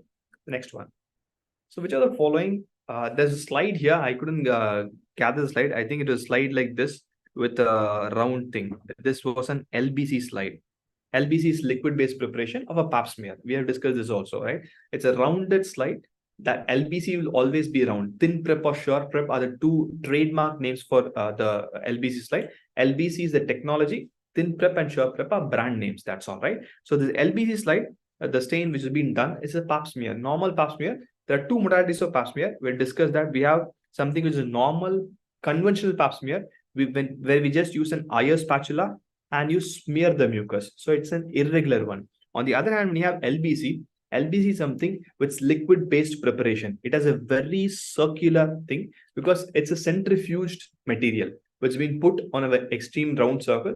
I'll share you an original slide of LBC also very soon. And both of them, we do papinocular stain only, pap smear.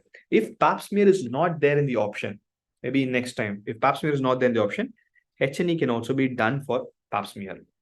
If papinocular is not there, you can do H&E also, because H&E for pap smear is also being done, because if it's a smaller lab, they cannot procure many things. So they use only one thing. H&E, which can be done for biopsy, also can be done for pap smear, right? But generally, it's pap is preferred, but H&E can also be done for pap smear as a secondary option. Do remember them, fine? Okay, that's a very simple one. 40-year-old market creatinine levels diagnosed to have post-immune RPGN or a post-immune crescentic glomerulonephritis. I might have left a few information, but that's not required for me because they have given the exact diagnosis. Which of the following is seen in the patient? This also we discussed.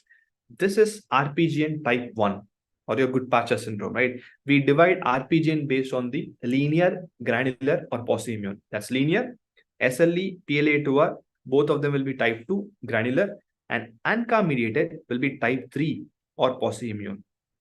So ANCA will not be positive in the biopsy. It will be positive in the serology and not in the biopsy. Do remember that. That's why we call it post-immune. In a biopsy, it will be negative.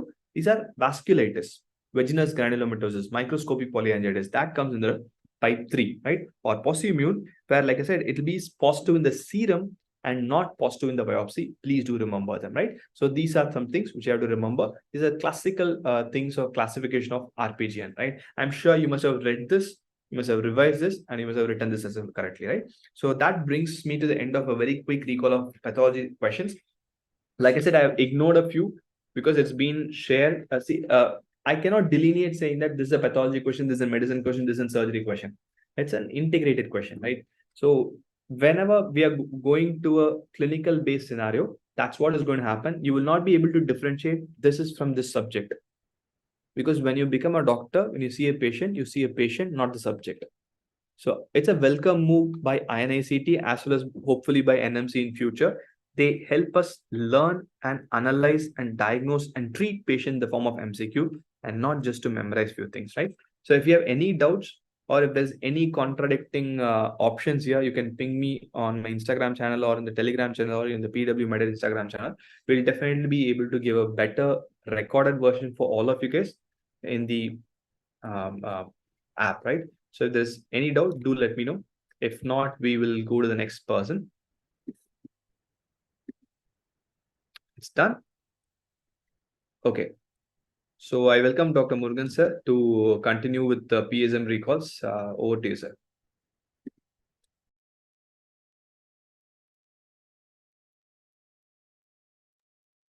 So you can start.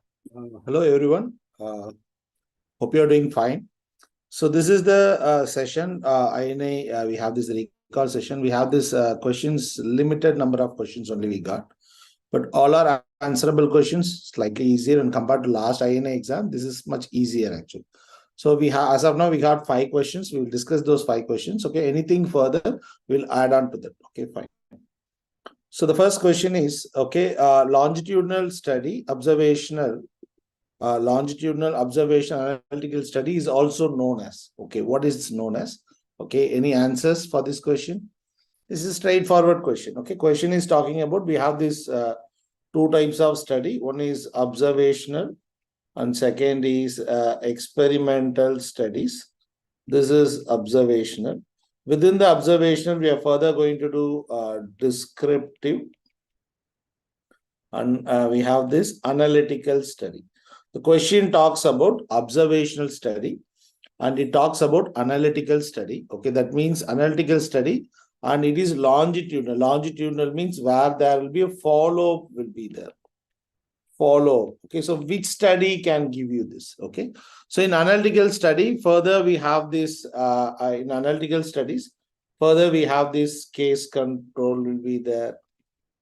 Case control. Cohort study will be there. Cohort. Again, here also we have this 2-group cross-sectional study will be there. And we have this ecological study will be the ecological study. So the question here is, what they're asking is, okay, observational. and also analytical, and also it has to be longitudinal. Longitudinal follow-up means which one will do. So only cohort study will do. Cohort study will have this. Okay, longitudinal. You are going to do follow-up will be there. Okay, if the question is analytical and if they are asking for some form of retrospective means case control study, we can look for retrospective. If they're asking only at a point of time means we can think of analytical cross-sectional study. So what is the answer for this question? The answer for this question is, yes, it is cohort study. Answer is cohort study. Okay, fine.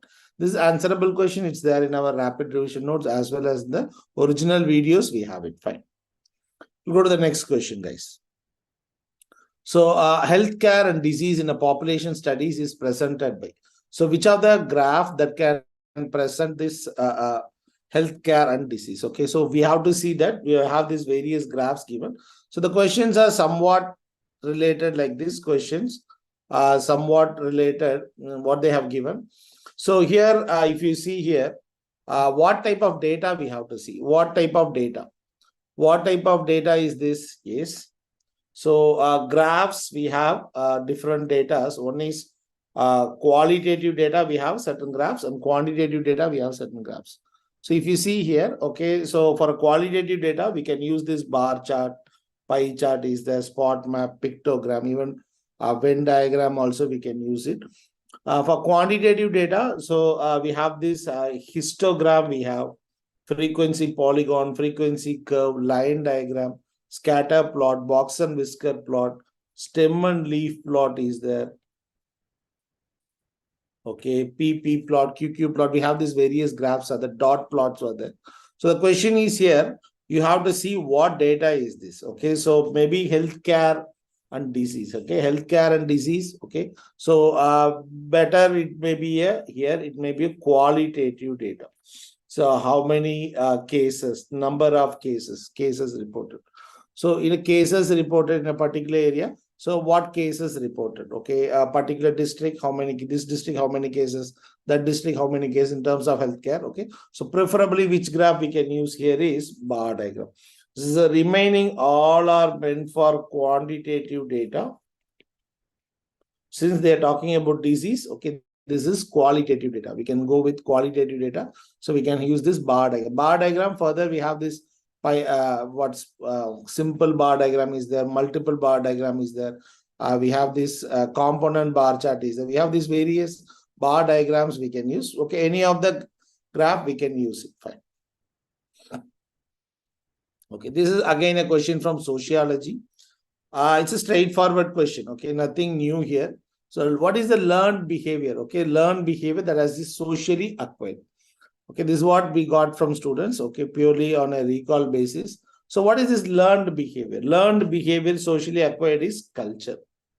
Okay, culture, learned behavior socially acquired is culture. Within culture, we have this, the traditional way of doing things. Within culture, culture can contain customs may be there or mores may be there. So the customs or mores, it's more synonymous only. So the traditional way of doing things. Okay, every society will have its own culture. Within the culture, they will have their traditions. Okay, right way of doing things.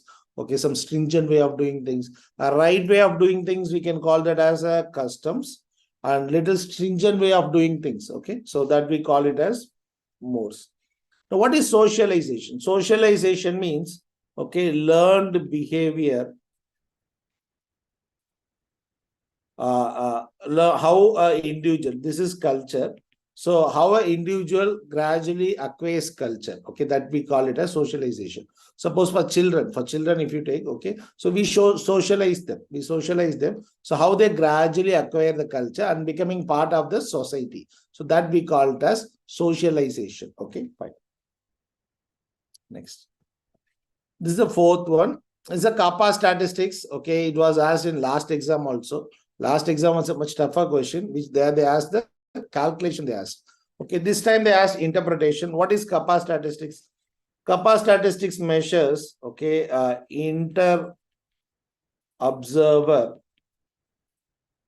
reliability.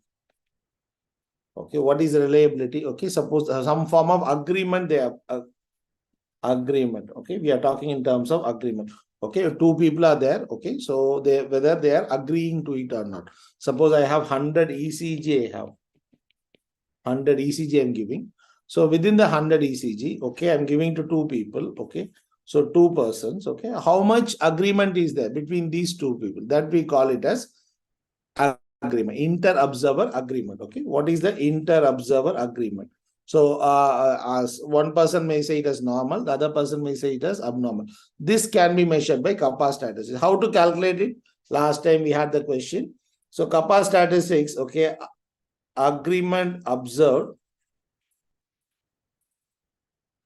Okay, agreement observed minus, okay, agreement expected by chance. Expected by chance by 1 minus agreement expected by chance. This is what we have done the last exam. This question was asked on the calculation. Okay, how to do the calculation, and we have a detailed video is there. Okay, in the app also is there. In YouTube also we have that video. Fine. Now the question is, after doing that, what we get is that kappa statistics will get. Kappa statistics will get. What is the interpretation? Look here. The interpretation is like this. Okay. So between 0.1 to 0.2, slight agreement. 0.1 to 0.4. Okay, that means fair agreement is there. Okay, 0.41 to 0.6, moderate agreement. 0.61 to 0.8, this is substantial agreement. Anything more than 0.81, okay, near perfect or perfect agreement. Perfect agreement rarely will get. Okay, but the question is what? What is the question? Question they asked is 0.71. What is the agreement? 0.71 comes where? Okay, it comes in substantial agreement. So the answer for this question, okay, substantial agreement. Fine. Next. This is kappa statistics, guys, that we have discussed in the last exam also. Following the exam recall session, we have discussed it. Fine. So this is the last question. Okay, so some other questions are there. Any other question will be added. So we'll have a detailed session is there. Okay, will be there in the app.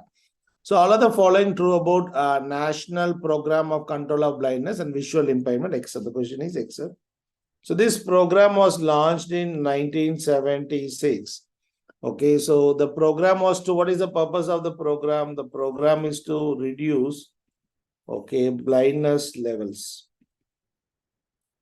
less than 0.25%. In India, what is the most common cause of blindness is cataract. So under this program, they wanted to initiate this DBCS, District Blindness Control Society. Okay, every district should have a District Blindness Control Society, and it comes under the collector. It comes. Okay, fine. Now, so what they do? Okay, so one more option was there. Okay, we are not very clear. So the first one is to perform more small incision cataract surgery. That is correct. Okay, so this is they want to do small incision cataract surgery. They wanted to perform. That is correct. Second, to perform surgery in fixed facility by shifting patient from rural area. This is also correct. So previously, what they used to do is that they used to do camp-based surgeries. Okay, they go to the village where they do surgery in a mobile van. Okay, and in the village itself, and they will come back. Okay, but the problem that has arisen because of that is that a post-operative care, lack of post-operative care was that. Okay, so what they did was, nowadays the program emphasizes on fixed facility surgery. Okay, once you go to villages, identify cases, take them to the fixed facility, do surgery and post-op care. Okay, so this is what the current program mandates. So what is the answer for this question? To do surgery in rural areas, makeshift, except, the question is except. No, there is only fixed facility surgery. So the outcome of the program, how you are measuring, going to measure the output? Output of the program is measured by number of surgeries. Okay, this is there all the questions. Okay, so either it is discussed in the app or in the rapid revision series or within this last exam INICET discussion we have discussed. So number of surgeries leading to sight restoration. Okay, fine. So am I clear? So the answer for this question is you should not do surgery in the makeshift hospital. The current guidelines is it has to be done at the fixed facility surgery, guys. Okay, fine.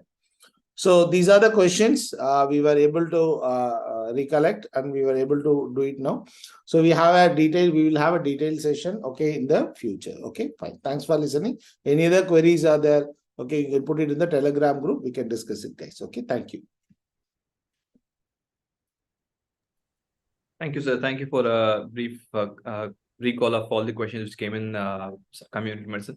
So next we'll be having Dr. Himanshu, who will be taking you towards all the radiological questions, images, and he'll be definitely taking a good amount of time to explain all the image-based questions which came. Over to Himanshu. Thank you, sir. So guys, this time very few questions were asked from the radiology section.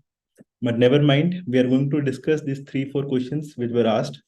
So talking about the first question, what is the investigation of choice for parathyroid adenoma? So let me just break this question for you. So if I talk about the first investigation which is done in a patient with parathyroid adenoma, it is your ultrasound. And what do you see on the ultrasound images, guys? On the ultrasound images, you will see that there will be a hypoechoic lesion that will be seen just posterior to this thyroid gland, right? And this image is very important because this was asked in previous exams also. What is the investigation which is being shown here? So this investigation, this is the ultrasound of the thyroid, right? And here we can see that there is a hypoechoic lesion. So when I do a color Doppler ultrasound, what I'm going to see on the ultrasound, there will be a ring of vascularity around this hypoechoic lesion. And this is known as the polar vessel sign, which is seen in a patient with parathyroid adenoma. Then another option that was given in the question was CT of the neck, right? So a very new CT that is done for the patients of parathyroid adenoma, it is the 4D CT scan. So what is this fourth dimension? This fourth dimension is the dimension of time. So what happens, we acquire a simple CCT image, but this CECT image, this is acquired in various phases. Basically, we acquire an arterial phase, a venous phase, and a delayed phase image. So what happens to this parathyroid adenoma on this different phases? So what this parathyroid adenoma, it will appear as a hyper enhancing lesion as compared to the thyroid gland on this arterial phase images, and on this venous and delayed phases, it is going to show washout. So basically, on the arterial phase, it is going to appear more bright than the thyroid gland, and on the venous and delayed phases, it is going to appear less bright than the thyroid gland. So here I have one image for you. So these are the coronal CECT images of the neck in the delayed phase. So this is the parathyroid adenoma. Enhancing lesion can be seen just inferior to this thyroid gland. This is the thyroid gland, and this is the parathyroid adenoma, which you can see here.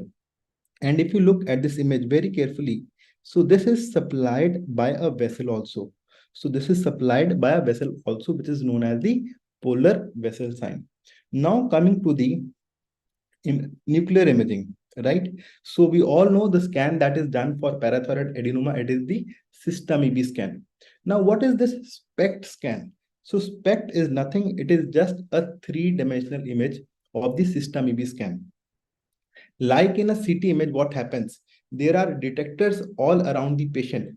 Similarly, in the SPECT image, what is happening? There is a gamma camera that is rotating around the patient, and we get a 3-dimension image of this scintigraphy, of this radiotracer uptake agent, right? So here in this image, what we can see that there is uptake seen in the parathyroid gland just inferior to the left lobe of thyroid gland. Now, what has been done in this image? We acquire a CT image and we acquire a SPECT image, right? And both these images, they have been fused together. Both these images have been fused together, and we get this one fused image. So this is the SPECT CT image that you should know, right? So this was your parathyroid adenoma. And you should remember that parathyroid adenoma, this is the most common cause of hyperparathyroidism, right? Hyperparathyroidism, most common cause is parathyroid adenoma. Now, coming to the next question, label the structure marked. So what have been shown to us? So we have been shown to us an MRI image of the knee, right? And what are these sections? These are the sagittal sections of the MRI knee. And we were asked, what is the structure? The options were ACL, MCL, PCL, medial meniscus. So guys, we can see that there is a structure, a hypointense structure. This is coming from the posterior part of the tibia. This is important. It is coming from the posterior part of the tibia and it is attaching onto the femur. So this anterior and posterior names comes from this attachment of this anterior and posterior cruciate ligament to the tibia. This is very important. So if you know this fact, you are going to get this question correct. So if we look at these images, we will see from anterior to posterior, what are the structures which are attached from anterior to the posterior onto the tibia. So the most anterior structure that we have is the anterior horn of medial meniscus. The mnemonic is Medical College Lucknow, Lucknow Medical College. Then you have anterior cruciate ligament. Then you have anterior horn of lateral meniscus, then posterior horn of lateral meniscus. Then you have the posterior horn of the medial meniscus, and the last ligament that you have is the posterior cruciate ligament. So if you look at this, this is the attachment on the superior surface of tibia, right? Attachment on the superior surface of the tibia. So if you remember this image from the anatomy very carefully, you should be able to get this question correct. Now let me show you anterior cruciate ligament. So as I told you, anterior cruciate ligament will be attached anteriorly onto the tibia, right? So here in this image, we can see that this is the anterior cruciate ligament, and this anterior cruciate ligament, it is attached anteriorly to the tibia. Very simple, right? Now, two other things that were asked, that were given in the options, that was your medial collateral ligament and medial meniscus, right?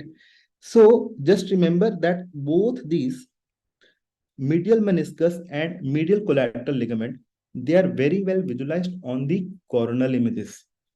So on this coronal image, we should know how to identify which end is the lateral, which end is the medial. For example, if this question comes in the future exams and a coronal image is shown to you and you are asked which ligament is the MCL, right? So guys, just have a look at the fibula. So fibula will be seen on the lateral part of the leg. So this will be your lateral end and this will be your middle end. And this hypointense structure that you can see on this medial aspect of this knee joint, this is your medial collateral ligament. And another hypointense structure that you can see on the lateral aspect of the knee, that will be your lateral collateral ligament. So basically the point is you should be able to catch which one is the lateral end of the tibia. Now, another hypointense structure that you can see within the knee joint, this is your menisci. The one on the lateral aspect will be your lateral meniscus, and the one on the medial aspect will be your medial meniscus. Now here I am covering one very important sign that you should know within the MRI knee, that is the double PCL sign. So this double PCL sign, this is seen in a patient with medial meniscal injury. So what happens? A part of this medial meniscus, it is going to come in front of the PCL. So when this part of this medial meniscus comes in front of the PCL, you know, it looks like there are two posterior cruciate ligaments that are lying adjacent to each other, but they are not two cruciate ligaments. That is the torn medial meniscus that has come in front of the posterior cruciate ligament, and this is known as double PCL sign of medial meniscal tear, right? Now, coming to the third question. So a child comes to the emergency with history of vomiting, with history of difficulty in breathing. X-ray of the neck is shown to you, and you have been asked what is the foreign body that the child has ingested. So guys, there is a very important sign that is associated with button battery ingestion. So guys, if I tell you about the button battery, it is composed of a cathode and it is composed of anode disk. So just remember that these two disks are of different diameter. So when we take an X-ray of this disk, you will see that there will be two rims which can be seen. So when two rims are seen, that is a case of button battery ingestion. And button battery ingestion is important because when it is lying within the esophagus, it can form a circuit and it can cause corrosive injury of the esophagus, which can further result in perforation of the esophagus. That is why this button battery has to be diagnosed and it has to be removed immediately, right? And this is the double rim sign or double halo sign of the button battery.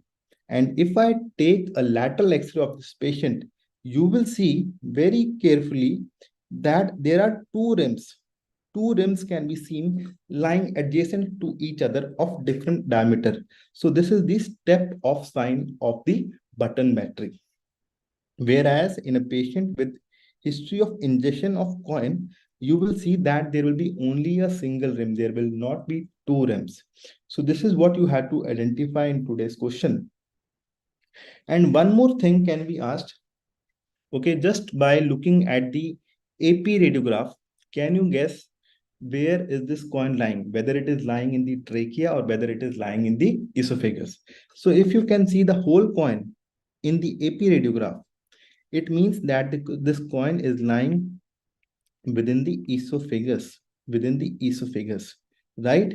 But if this coin is lying within the trachea, this coin will lie along the sagittal plane and the whole coin will be visualized on the lateral images, right? Also, you can confirm this.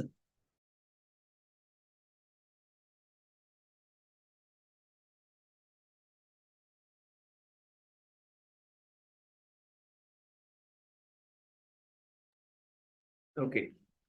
Hello guys, I think Dr. Himanshu has dropped. I will get back to it. So in meanwhile, I will invite Dr. Vinny sir. So to continue with the PYQs on. Good evening, sir. Good evening, sir. Over to you, Visible, sir. audible, all okay, all good. Yeah, yes, sir. I'll leave the screen. So I'll start.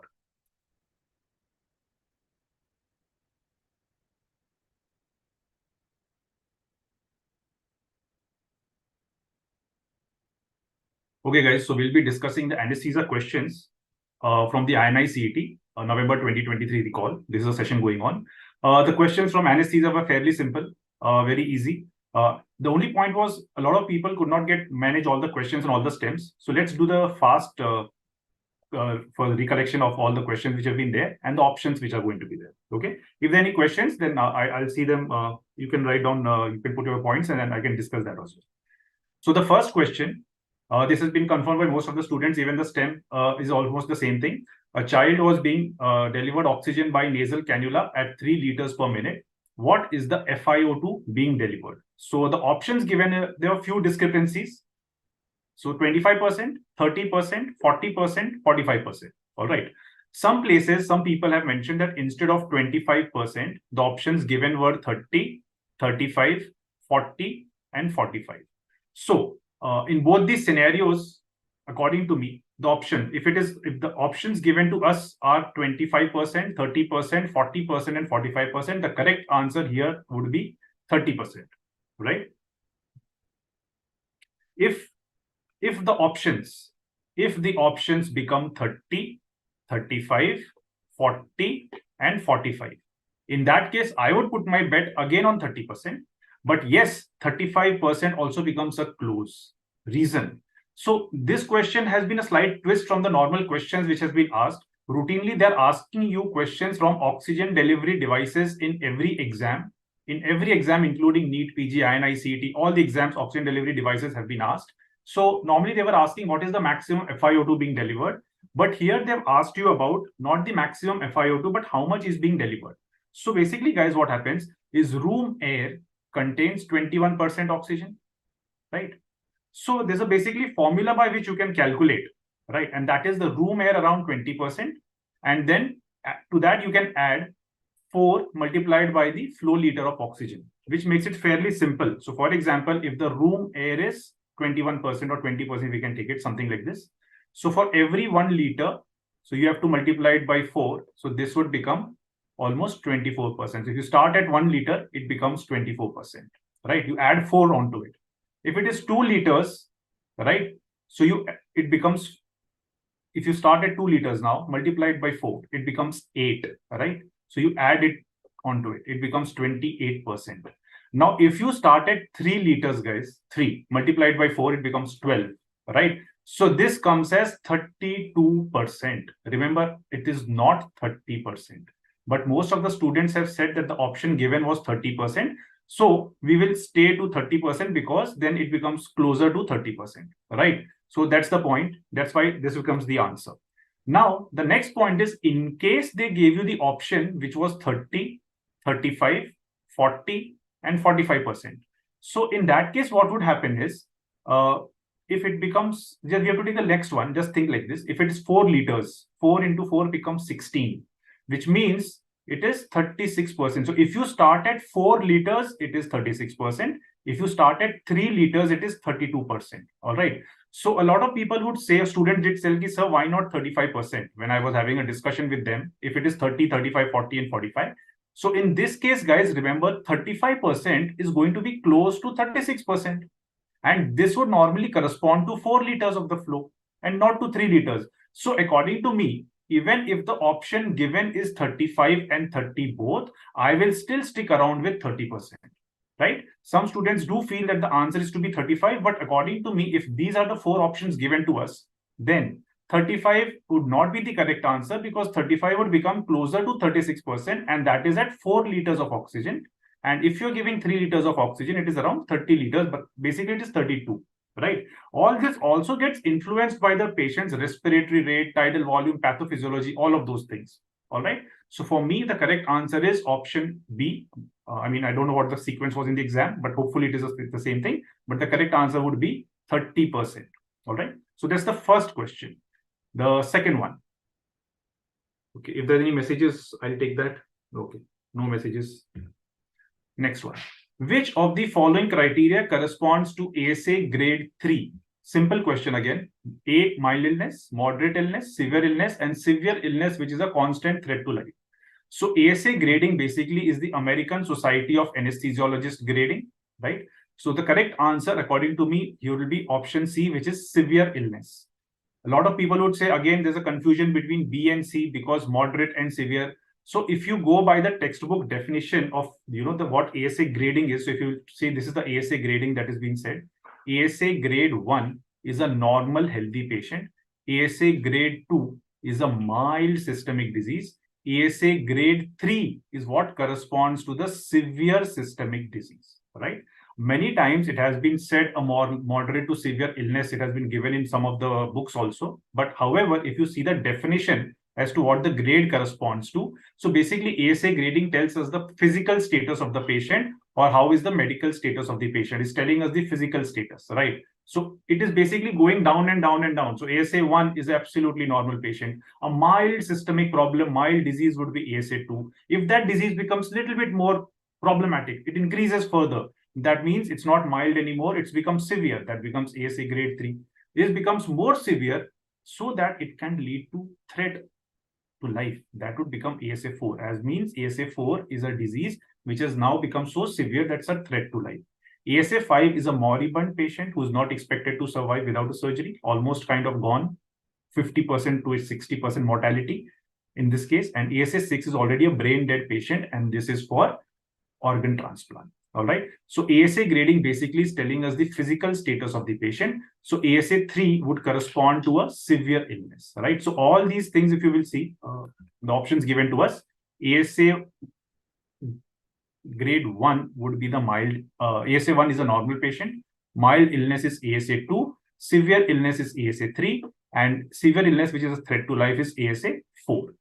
Moderate illness Moderate illness is something in between. Yes, a lot of times it can go with ASA 3 also, but yes, the textbook definition would say a severe illness is ASA 3. So yes, some students will have a confusion whether moderate illness or severe illness, which is the correct answer. But if you will go according to definition, then the point is, the way it has been described in textbooks, it's said as a severe illness falls into the ASA 3 category.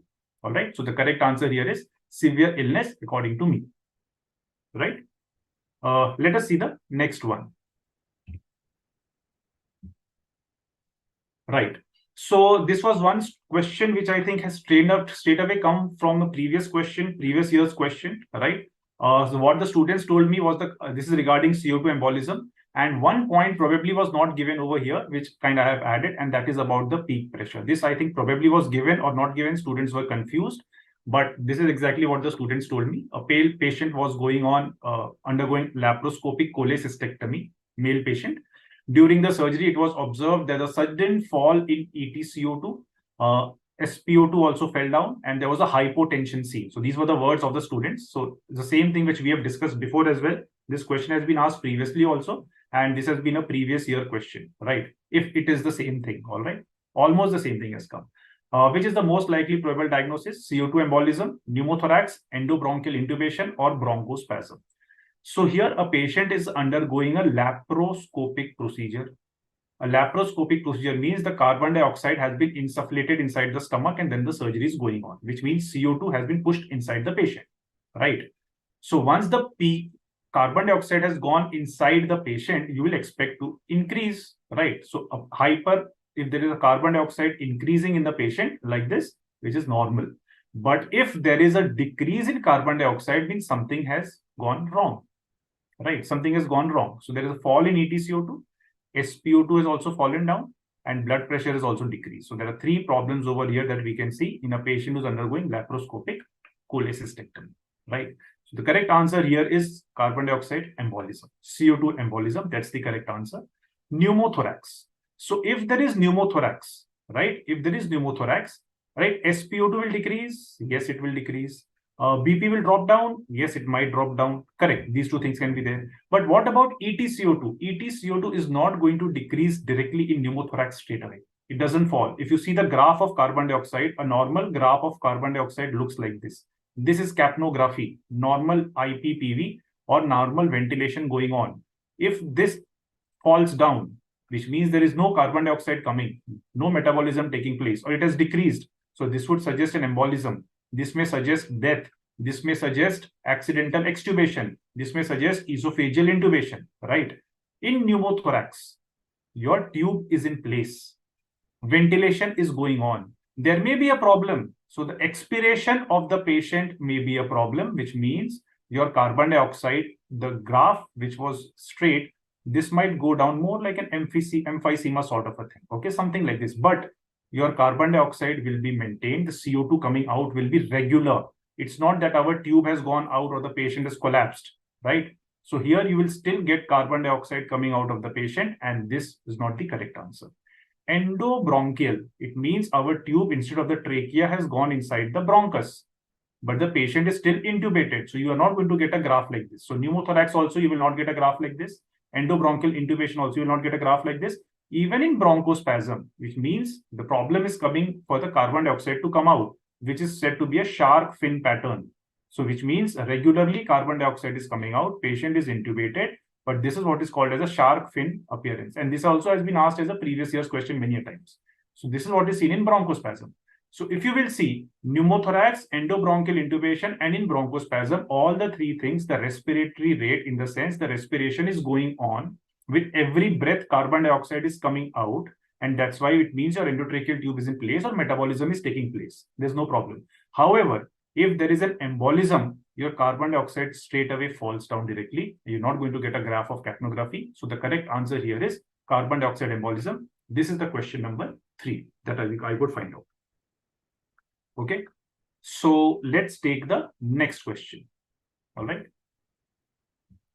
Now, this question, a child has acute respiratory distress. Which of the following should not be done? Most of the students have said this is the question, right? But the STEM has been, the options are a few things which I'm not very sure about. So these three options, normally all the students have said were given. that is increase in PEEP pressure, bag mask ventilation, oxygen through a nasal tube, and intubation. So maybe some other option is also wrong, but from what the options that I could gather, according to me, a patient has respiratory distress, acute. So will you intubate this patient? Yes, I will. There's a distress going on. Oxygen through a nasal tube. Yes, there's a distress. You will have to give oxygen. Bag mask ventilation. If there is no other precondition given in this patient, then bag mask ventilation, yes, even that can be done. But increase in PEEP pressure. Now, PEEP is put only when you have intubated the patient. Now, I'm telling you from what the options were given to me by the students. If the option is wrong or some other option is changed, then I'm not sure then what would be the correct answer. But from what options have been discussed with me from the students, from what they told me, is from what I'm trying to come at the answer. So when we speak about PEEP pressure, PEEP, positive end expiratory pressure, we need to remember that the patient is already intubated. In the question, there was nowhere mentioned that the patient is intubated. So if you are supposed to increase the PEEP pressure, it means your patient is already intubated and patient is on ventilator. Now, these 2 points, according to me, have not been given in the option. And PEEP pressure is to be done only when a patient is intubated or there is a tracheostomy, right? Which means invasive ventilation is going on in the patient. Invasive, right? Non-invasive is when you're using a face mask, like when what is called as BiPAP, CPAP, all those things become through a face mask, right? Here, you will give PEEP when there is an invasive ventilation going on. According to me, that has not been mentioned anywhere. So how do you increase the PEEP pressure? So that is not given. So according to me, this is one thing that you will not be doing. In a patient having respiratory distress, yes, you have to give oxygen. So whatever way you can give oxygen, whether you intubate, yes, through a nasal tube, yes, bag mask ventilation, yes. But till the time you haven't intubated the patient, how will you increase the PEEP pressure? Because PEEP pressure will be putting the patient on the ventilator, and then you will increase the PEEP pressure. So according to me, this stands as one of the options that should not be done. But yes, as I'm saying, it doesn't even seem or look very correct. But as the students have told me, this was one of the options. So according to me, this is not be correct. All right. Scaphoid abdomen, Dr. Bindas says. Dr. Bindas says scaphoid abdomen mentioned, sir. Okay, so if he says there is scaphoid, but that becomes a sign of acute respiratory distress, right? So let me just change the options as to what Dr. Bindas is saying. Dr. Bindas says positive pressure ventilation, bag mask ventilation, endotracheal tube, and he says oxygen supply. But oxygen supply from where, Dr. Bindas? Tell me that also, right? Scaphoid abdomen. So he says scaphoid abdomen mentioned, right? Scaphoid abdomen and acute respiratory distress. Now, in this case, if someone has a respiratory distress, you are going to give oxygen. Dr. Bindas says not mentioned. Okay. So now the point is PPV, positive pressure ventilation is what he's saying. Bag mask ventilation, what he's saying. Endotracheal tube and oxygen supply are the options. What is the thing that you will not do? Patient respiratory distress, endotracheal tube, yes. If you put endotracheal tube, positive pressure, yes. Okay. These two things have to be done. Now the option, according to what Dr. Bindas says just oxygenation mentioned. So in that case, if it is only oxygenation mentioned, only oxygen, which I think if they have mentioned, maybe given by nasal prongs or by face mask, then that would be the wrong answer, because somehow there you have to give patient bag mask wind. You have to take care of the patient's breath. So Dr. Bindas is saying we thought scaphoid abdomen must be diaphragmatic herniation.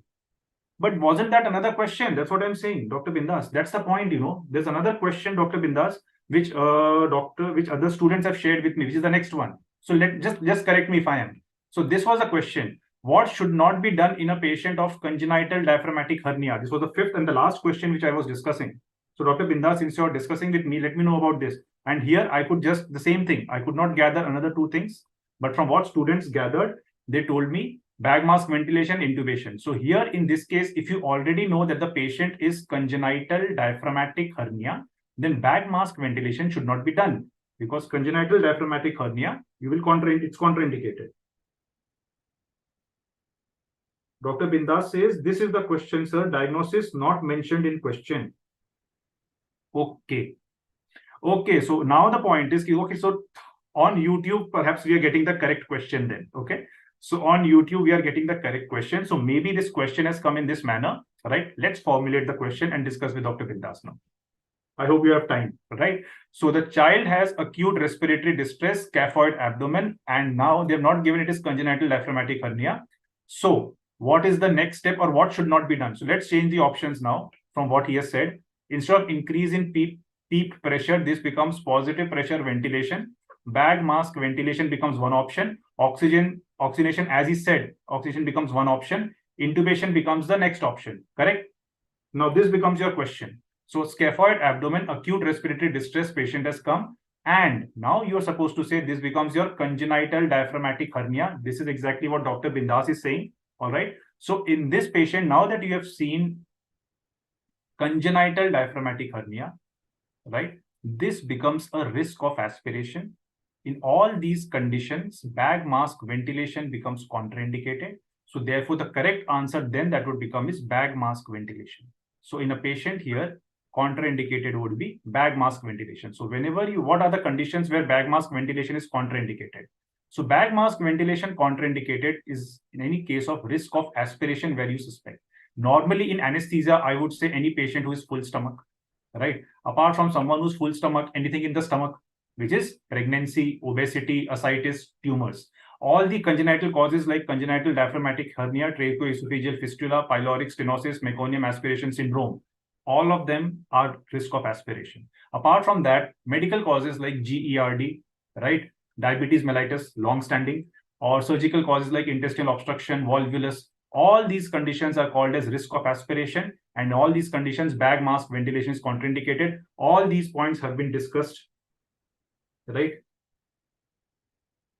Right, all these points in our notes, in our rapid revision, all these points are there. So whether you go through our rapid revision series, or if you go through our normal notes which are there, right, or even our full course which is there, all these conditions have been discussed over there. So I think Dr. Bindas is telling me that child with dyspnea and scaphoid abdomen, something like this was mentioned. So let's come to, that's what exactly what I'm saying. So probably this is the point. Child with scaphoid abdomen, acute respiratory distress, congenital diaphragmatic hernia, which of the following should not be done? Positive pressure ventilation. But in that case, positive pressure ventilation through bag mask should not be done, right? Through bag mask. Basically, bag mask ventilation becomes contraindicated. So if it is intubate and then you give positive pressure, that is allowed. But you will not be doing a bag mask ventilation in that patient. So according to me, this is the answer. Maybe when we get all the other options, then perhaps we'll get this, derive this answer. So I think we'll have to wait for some time. So this was that confusing question, right, Dr. Bindas? Yes. So this was the next question which I was trying to discuss over here. I mean, that was the last one which I had said, that a patient with what should not be done in a patient of congenital diaphragmatic hernia. And here the question answer would be bag mask ventilation. So I had kept it as the last one, as the fifth question, as what students had pointed out. But as Dr. Bindas says, you could have put your name also, na, Dr. Bindas. अब मैं YouTube पे तुम्हारा नाम Dr. Bindas बोल रहा हूँ. Dr. Bindas, of course you are Bindas, I'm not denying. But your name would be on YouTube, na, Dr. Bindas. अभी मैं Dr. Bindas बोल के address कर रहा हूँ. Okay, but thank you that you did discuss it out, and I think this is one of those confusing questions. Let it become much more clear. So we'll come back with a proper recall also later on, right? So according to me, these two are the confusing questions. If it comes directly as a congenital diaphragmatic hernia, what should not be done is bag mask ventilation. And for the previous question, if there are doubts or something, right? So maybe that has to be clarified. All right. So there I'm done with my part. The other question, Achha, there was another one or two questions. Let me just finish off that point as well. A few students did say there was a point regarding pinpoint pupils. There was some question. So pinpoint pupils, right? Pinpoint pupils, opioids probably, right? That was one of the point. That is one thing. Apart from that, image-based questions and CPR, I could not gather any question. Image-based questions directly in anesthesia, which were very common, and CPR. These 2 points, if any student recollects, do let us know. But apart from that, these were the things from my side. So let me give over to Dr. Ranjit. Hello, sir. Hi, sir. Thank you for an elaborate recall of the anesthesia question. And so the question was great. Huh? That was good by one of the students very well. He said, and we kind of changed the options and all, but we'll have to see that. It was a very nice discussion. I like it. Yes, sir. I think Dr. Bindas has given us much more inputs to work on. And definitely we'll right, come sir. back with an complete recording, which will make everyone happy. Fine. Right, sir. Right, sir. Thank you, sir. Thank you for your Thank time. you, sir. Thank you. Good night. I would welcome Dr. Dharmendra, sir, to follow with the psychiatry recall questions. Over to you, sir.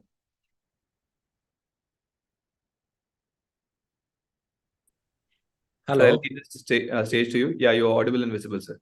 Okay. Very good evening. Very good evening. Good evening to all of you. Good evening, dear students.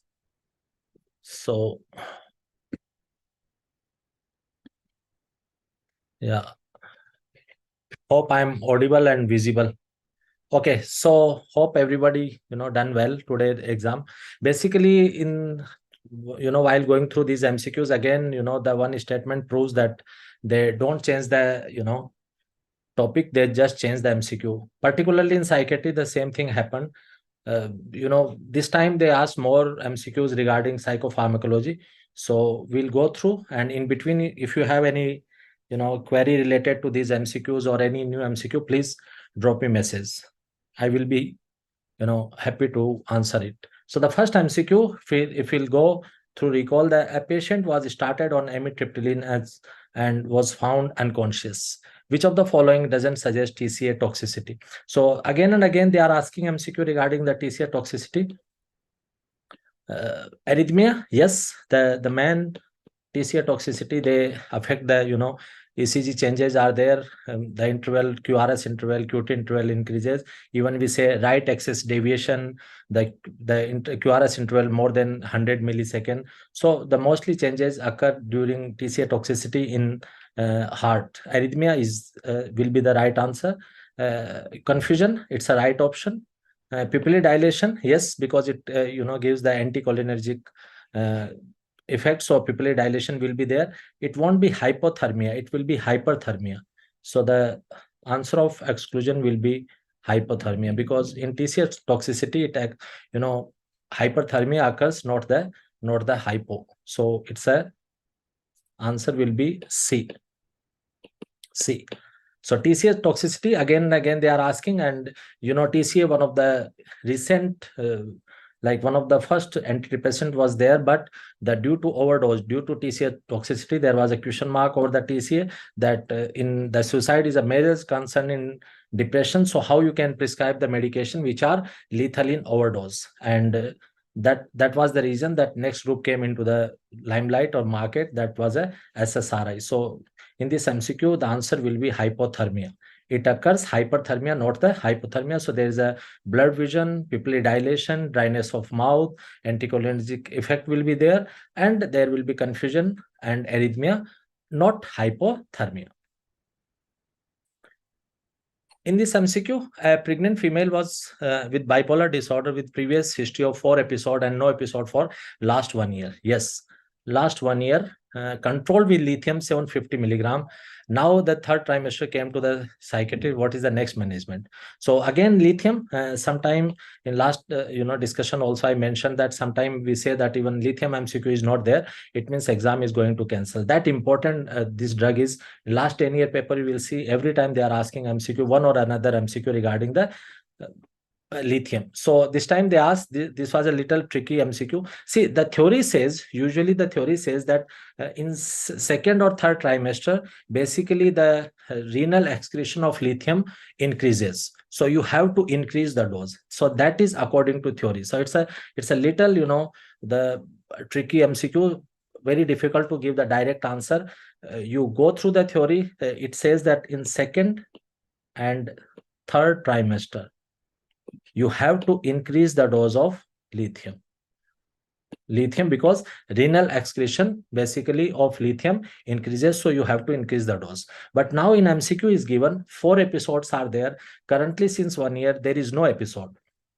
So patient is maintaining well since 1 year, there is no episode. So what you can do, you can't stop the medication because pregnancy or the delivery, they precipitate the psychiatric disorder, including bipolar disorder, or they can increase the symptoms. So in pregnancy, you can't take that risk that you can stop the drug. So the option D is already gone. Now the switch to the valproate, of course not. Valproate otherwise contraindicated during the pregnancy because the serious side effect is neural tube defect. So now the option between A and B, increase the dose and decrease the dose. Otherwise, I will say ki, like as we say ki the renal excretion of lithium increases during the second and third trimester. So according to theory, we say that more pregnancy progresses, we have to increase the dose of lithium. But since 1 year patient doesn't have any symptom, so I will advise you ki still we have to, because even the dose will be little less, it won't be that, it won't affect the patient. So you have to like decrease the dose of lithium during the third trimester. But again, let me see, again I will go through the various literature, and again within 2-3 days I will come with the again with this answer, because again this is a tricky MCQ. As I am mentioning, that theory says that you have to increase, but since 1 year patient doesn't have a symptom and last 4 episodes were there, so you can decrease the dose little bit, there won't be an issue. So currently we'll go with the decrease the dose of lithium. But let me see again. All of the following side effects are more commonly seen with carbamazepine compared to oxcarbazepine, except basically carbamazepine is an enzyme inducer drug. It's an enzyme inducer. Okay, enzyme inducer. So all side effects are more common with the carbamazepine compared to oxcarbazepine, except hyponatremia. Okay, hyponatremia. In my videos also I mention, in every class I'm mentioning this line, that the carbamazepine having a more common side effect, all side effects are more common with carbamazepine except the hyponatremia. Hyponatremia is more common with the oxcarbazepine. So the answer will be hyponatremia. B for Bombay. Answer will be B for Bombay.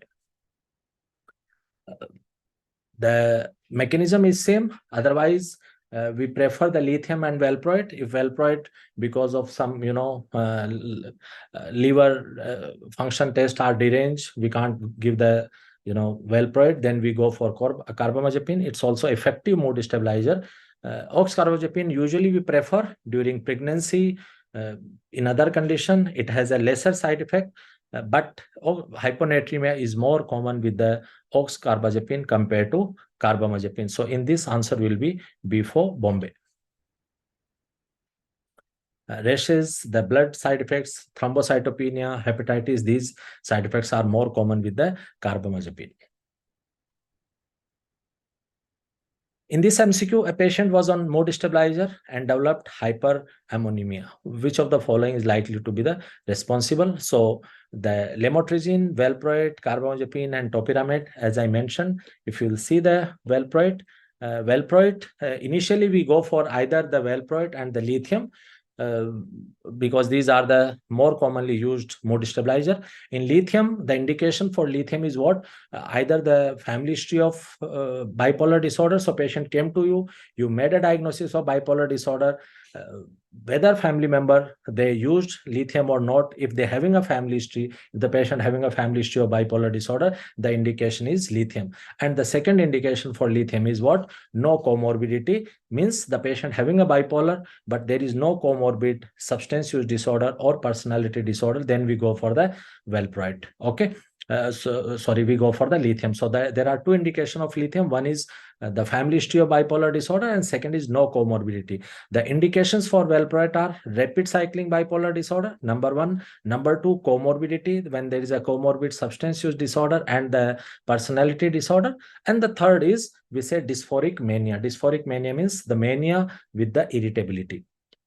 Okay, the common side effect of valproate, the sedation, the weight gain, the thrombocytopenia, increase LFT, liver function test. Okay, and the alopecia. These are the common tremor. These are the common side effects. The rare side effect of valproate are pancreatitis, polycystic ovarian disease, and Stevens-Johnson syndrome. And the teratogenic side effect is neural tube defect. So it deranges the liver function test. It causes the hyperammonemia. So the answer will be valproate. Answer will be valproate. B for Bombay. Clear? Anybody has any queries?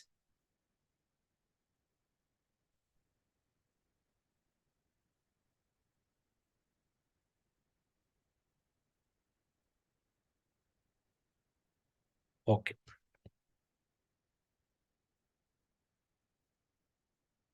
The next one is, a patient with Alzheimer's disease doesn't want to take a medication orally. Which of the following acetylcholinesterase inhibitor can be used? So basically, these examples like memantine, donepezil, rivastigmine, galantamine, they all are example of what? Acetylcholinesterase inhibitor. Memantine we have in the only, the oral form. Galantamine also we have the tablet. The donepezil, basically rivastigmine, we were using since years as a transdermal patch. Currently, we have availability of transdermal patch of the donepezil also, but it recently came in our market. We are not using much of donepezil as a patch. So if you will go in this MCQ, yes, both donepezil and rivastigmine, they having a they are available in the form of patch. But I will advise you, since the rivastigmine we are using since many years as a patch, so you can go for the rivastigmine as a answer. Although again I'm repeating, donepezil also now we have available in the form of patch. So we have a tablet also and patch also, both medication, but rivastigmine since we are using since many years, so better to go for rivastigmine rather than donepezil. So in this MCQ, answer will be C for Calcutta. Dementia, again they are using, again either they ask this diagnosis or they ask the treatment of dementia. So again the topic is same, they just change the MCQ. In this MCQ, before that, going to this MCQ, I will just quickly revise the stages of substance dependence treatment. Stages of substance dependence treatment. One is pre-contemplation. Second is contemplation. Third is preparation. Fourth is action. And fifth is maintenance. Okay, so pre-contemplation phase is basically, in pre-contemplation phase, patient will in a denial. He doesn't realize that substance is a problem or any illness is a problem. Patient will say, sir, what's a big deal? I'm just taking one bottle of vodka. What's a big deal? So person is in a denial. Person is in a pre-contemplation phase. He doesn't realize that illness is a problem for him or substance is a problem for him. Contemplation phase. So in pre-contemplation, patient doesn't realize. In contemplation phase, patient realizes that this is a problem and he tries to decide whether to do it or not. He thinks about the pro and cons of the treatment. So, but he starts realizing it. So contemplation phase. The preparation phase, basically the person prepare himself or herself for the treatment. So it's a preparation phase. The prepare himself or herself for the treatment. Action is person under the treatment. Okay, and maintenance, person took the treatment and now he or she is abstinent. They are abstinent. Okay, so in this, now just go through the MCQ. The first statement, contemplation phase, a person who smokes is thinking of quitting smoking. So contemplation, yes, person realize that I need to do this and this is a problem for me. So the statement first is a right statement. The person who smokes is thinking that maybe it's a hazardous for me and I have to quit it. So this is the right option. The statement 2, pre-contemplation. A person is considering starting morning walks and it's he thinks that it's benefit to the health, but this is a wrong statement. Why? Because in pre-contemplation phase, person doesn't realize or he doesn't have a good insight about the problem. He doesn't think that substance is a problem or any illness is a problem. So person in pre-contemplation phase never will think about the morning walk, that it will be beneficial for his health. So this is a wrong. Otherwise it's a right, but it doesn't happen in a pre-contemplation state. The statement 3, maintenance phase. A person quit smoking 1 year back and has not smoked since then. So as I mentioned, that maintenance phase, person took the treatment and now he or she is what? Abstinent. So maintenance phase, person quit the smoking 1 year back and now he did not smoke since then. So this is a right statement. And the statement for action phase, a person with obesity says that he can't do anything as it runs deep in his family. No, in action phase, person will be under the treatment. So it's not like person says that he can't do anything and it runs deep in his family. So statement 4 is also a wrong statement. So the statement first and the third is a right statement, and statement second and fourth is a wrong statement. So in this, answer will be statement first and 3 are correct. Option A will be the right option.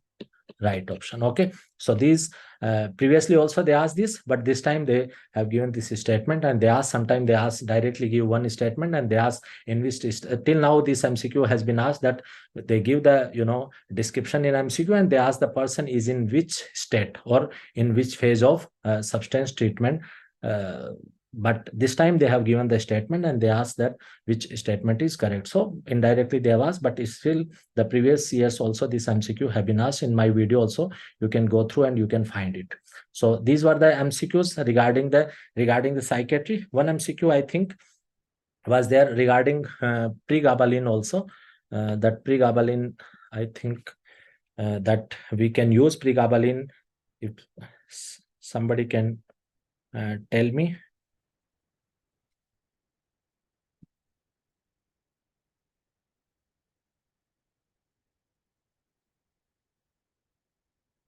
Just a second. Yeah. One MCQ was there that drug preferred for diabetic neuropathy post, that hepatic, the neuralgia and spinal cord disease. So in this, the answer was pregabalin.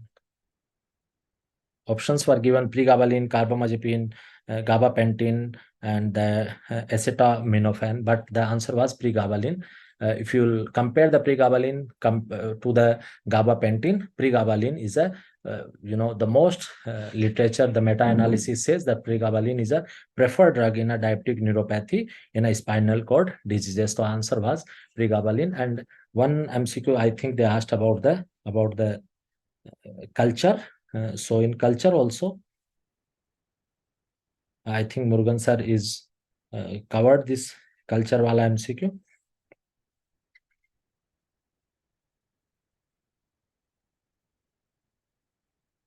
Correct? Yeah. So group of belief of people in a region, we say it a culture. It's related to PSM also. So that MCQ has been covered. So this is from my side in psychiatry. Again, this time MCQ were more related to psychopharmacology. But yes, these MCQ again, these were the important hot topics they were targeting again and again, and same topics were targeted this time also. So the first MCQ was hypothermia, second was decrease the dose, third is hyponatremia, more common with oxcarbazepine, fourth is valproate causes the hyponatremia or liver function derangement or hepatitis, and the rivastigmine we have available in a patch form. Currently, we have donepezil also, but rivastigmine is better choice. And the statement first and third is a right statement in this MCQ. So this is in psychiatry from my side. Ranjit sir, over to you. Thank you, sir. Thank you for discussing all the questions in psychiatry. Yeah. We will be inviting the last speaker here, Dr. Sharath Balaji sir, to cover pediatrics. So over to you, sir. Thank you, Dharmendra sir. Okay, thank you. And this MCQ, just one thing that I told you regarding this decrease the dose, till now it's a decrease the dose, but again we'll go through the literature and we'll see soon. If there is any change, we'll let you know. Yes. Thank you. Thank you, sir. Sharath sir, so you're the last batsman here, and I'd welcome Sharath sir to join us.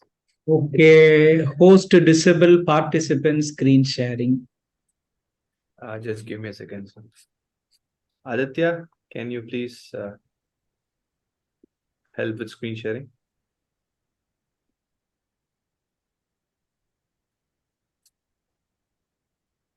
Sir, you can share the screen now, sir. 1 second.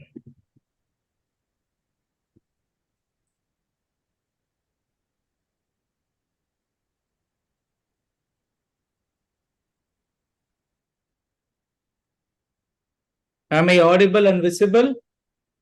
Is it audible? Can I proceed, Ranjit? Yes, sir, you can, sir. I will leave the dash to you, sir. Okay. Thank you, students. So almost it is 10 o'clock right now. We will have a short discussion on pediatrics question recalled from the memories of our students who have returned the examination today. So the first question is 9-month-old child, respiratory rate 48 per minute with fever, no chest indrawing. So what we need to do? IV antibiotics, oral medication, hospitalize and give oral medication. What is the indication for that? So it is very, very easy, as you all know that it is mainly based on three things. One is tachypnea, second one is chest indrawing, third one is danger signs. Here in this question, there are no danger signs. As a result of which, there is no need for any admission. Point number one. Second point, current guideline says that your non-severe pneumonia can be divided into fast-breathing pneumonia and chest-indrawing pneumonia. Both fast-breathing pneumonia and chest-indrawing pneumonia need not be admitted. So what is the treatment of choice? For fast-breathing pneumonia, amoxicillin 80 mg per kg per day in 2 divided doses into 3 days. Whereas for chest-indrawing pneumonia, the same 80 mg per kg per day in 2 divided doses for 5 days. For pneumonia with danger signs, who cannot take feeds, who vomits everything, cyanosis, a saturation of less than 92% in room air, those children requires admission and can be given an IV antibiotic with ampicillin 200 mg per kg per day and gentamicin 7.5 mg per kg per day for 7 days. So now when there is no chest indrawing, there is no danger signs. So this 9-month-old child with a respiratory rate of 48. So what do you mean by tachypnea for this case? Less than 6 months. I repeat, less than 2 months. I'm sorry, less than 2 months. It is more than 60 per minute. But between 1 month to between 2 months to 1 year, it is more than 50 per minute, and between 1 to 5 years, it is more than 40 per minute. So in this case, this is a 9-month-old child in which the child requires to say if it is a fast-breathing pneumonia, the respiratory rate should be more than 50 per minute. But what is the respiratory rate given here? 48 per minute. So as a result of, I repeat, as a result of which, since the respiratory rate is 48, so questions I am reading, respiratory rate, yes, if I am correct, as per the question sent by our students, 9-month-old child, respiratory rate 48 per minute. As I told already, less than 2 months, more than 60 per minute, 2 months to 1 year, more than 50 per minute. So as a result of which, this is neither a fast-breathing pneumonia, nor a chest-indrawing pneumonia, nor a severe pneumonia. So the treatment indicated in this is no treatment. So answer for this question is, it is neither a fast-breathing, nor a chest-indrawing, nor a severe pneumonia with the danger signs. So no IV antibiotics, no oral amoxicillin, no need for hospitalization. The answer is no treatment required for this patient, provided the age is correct, provided the respiratory rate is correct. So the answer for this question is no treatment is needed. Second question, inheritance with respect to match the following. Myotonic dystrophy, we all know that it is due to trinucleotide repeat and it is autosomal dominant, whereas cystic fibrosis is due to CFTR chloride channel transporter defect and it is more common in our country as a result of consanguineous marriage. So the inheritance is autosomal recessive. Leber's hereditary dystrophy are mainly due to mitochondrial gene mutations, and you all know that your Duchenne muscular dystrophy and Becker muscular dystrophy are X-linked recessive. I repeat, myotonic dystrophy autosomal dominant, cystic fibrosis autosomal recessive, Leber's hereditary dystrophy mitochondrial, which often presents with the basal ganglia lesion, blindness, hypotonia, etc.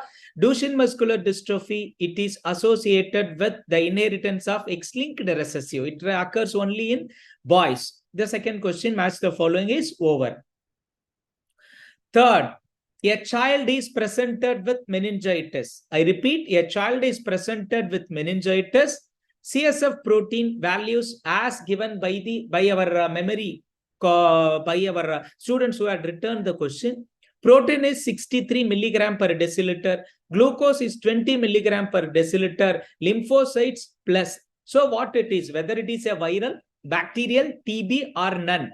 I repeat, the child is presenting with the signs of meningitis. The lymphocytes are plus, as a result of which either it can be TB or it can be viral. It less likely to be bacterial, because in bacterial, the glucose will be very, very low, which will be less than 10 milligram per deciliter in CSF, and proteins will be very, very high, will be in thousands sometimes. It will be usually more than 500. So here we are left with the two choices, whether it is a viral meningitis or whether it is a TB meningitis. I repeat, in TB meningitis, the protein will also be high, somewhere between 100 to 250, and the glucose is not that much reduced. The glucose will be usually normal.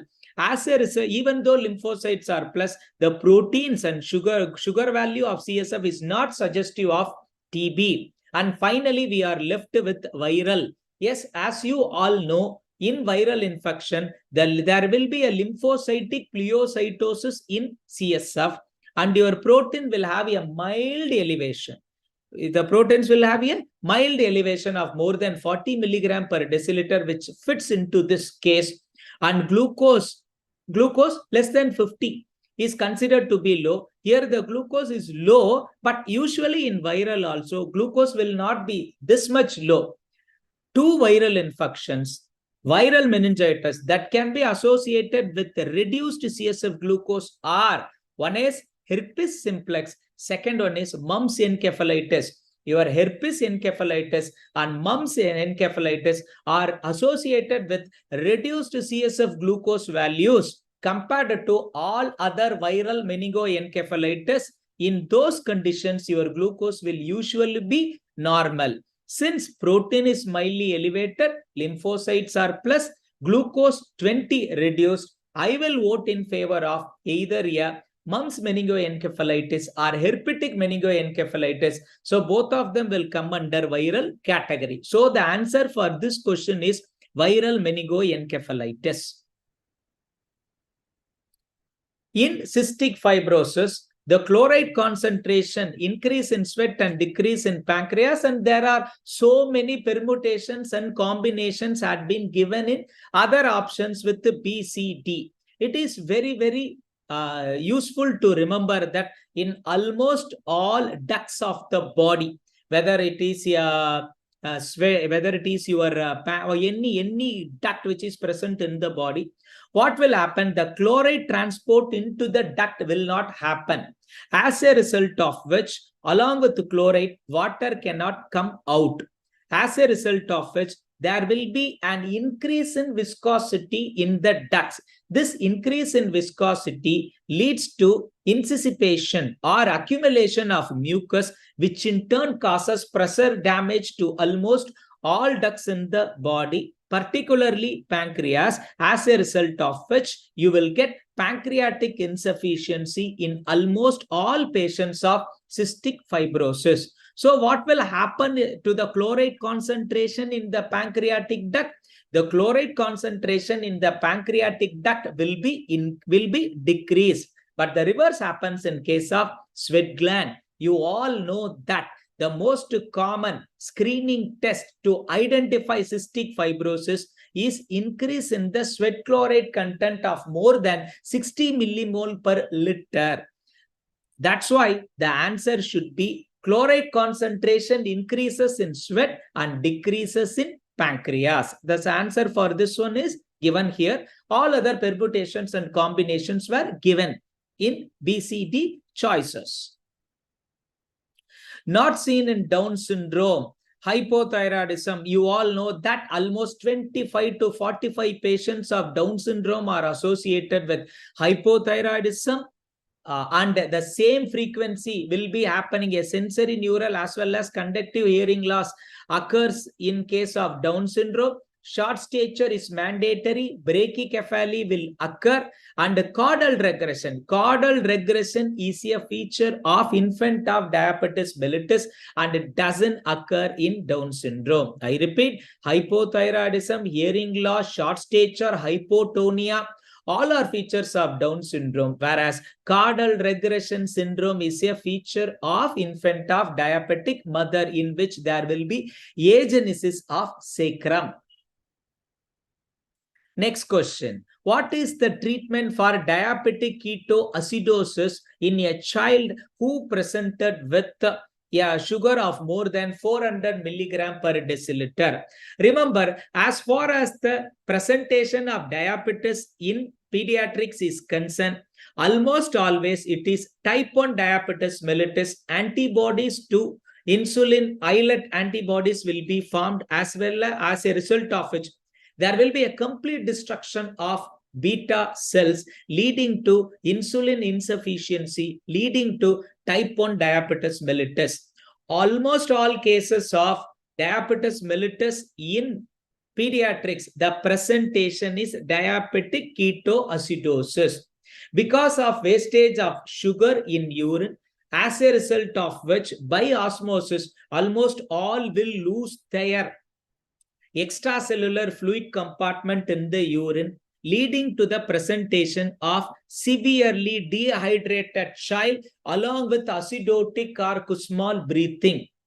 Here, the first and foremost point important should be given to dehydration correction. I repeat, the first and foremost important should be in the management of DKA should be given to dehydration correction. If there is shock, you need to give a 10-20 ml per kg of normal saline bolus over a period of 20 minutes, and sometimes it may go up to 2 hours based on the level of dehydration.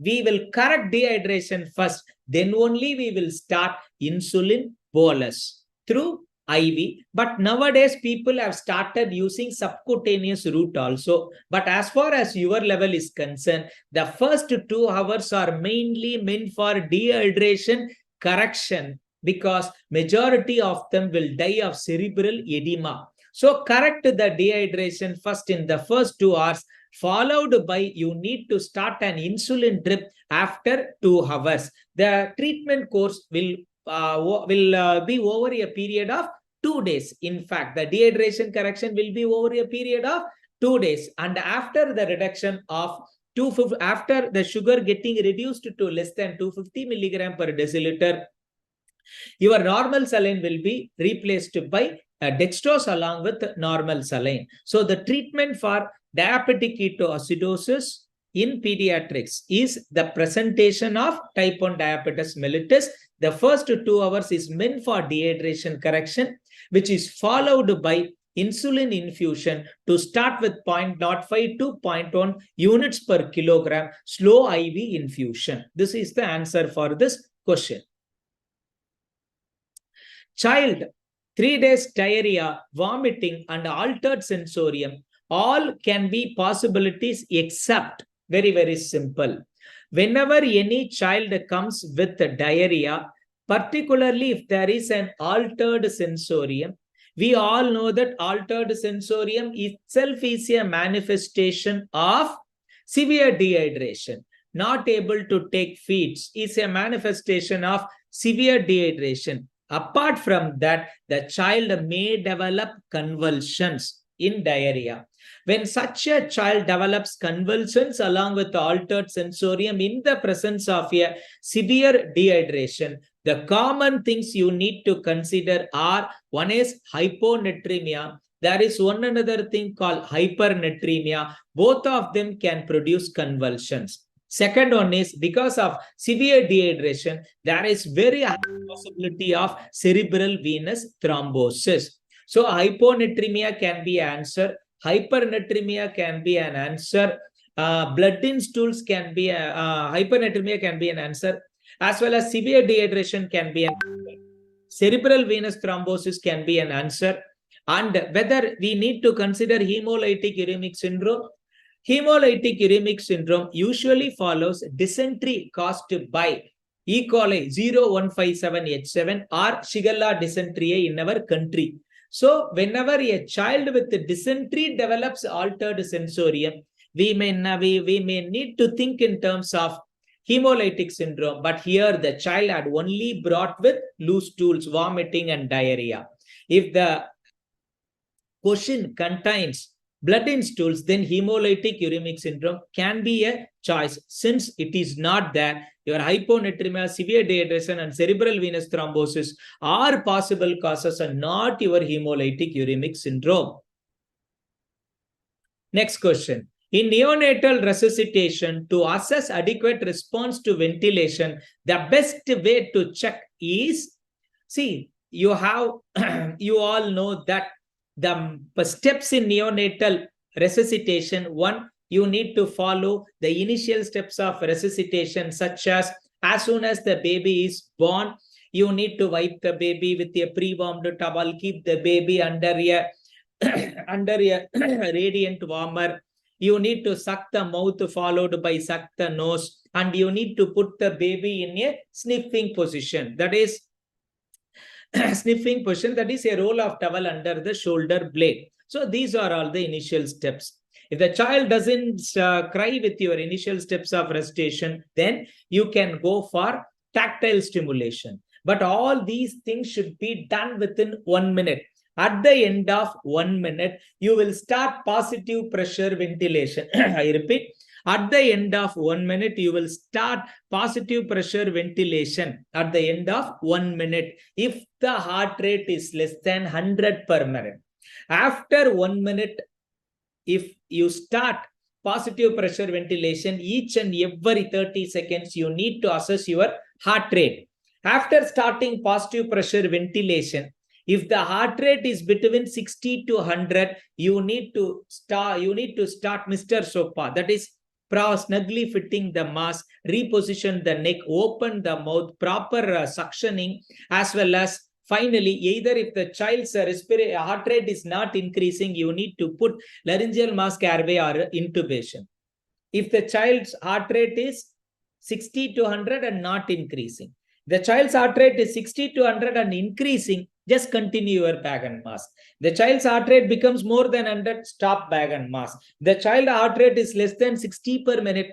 Along with the bag and mask, you need to give 2-thumb cardiac massage. So what does it mean? Each and every step in neonatal resuscitation is managed by or assessed by increase in the heart rate. So the answer for this question is increase in heart rate.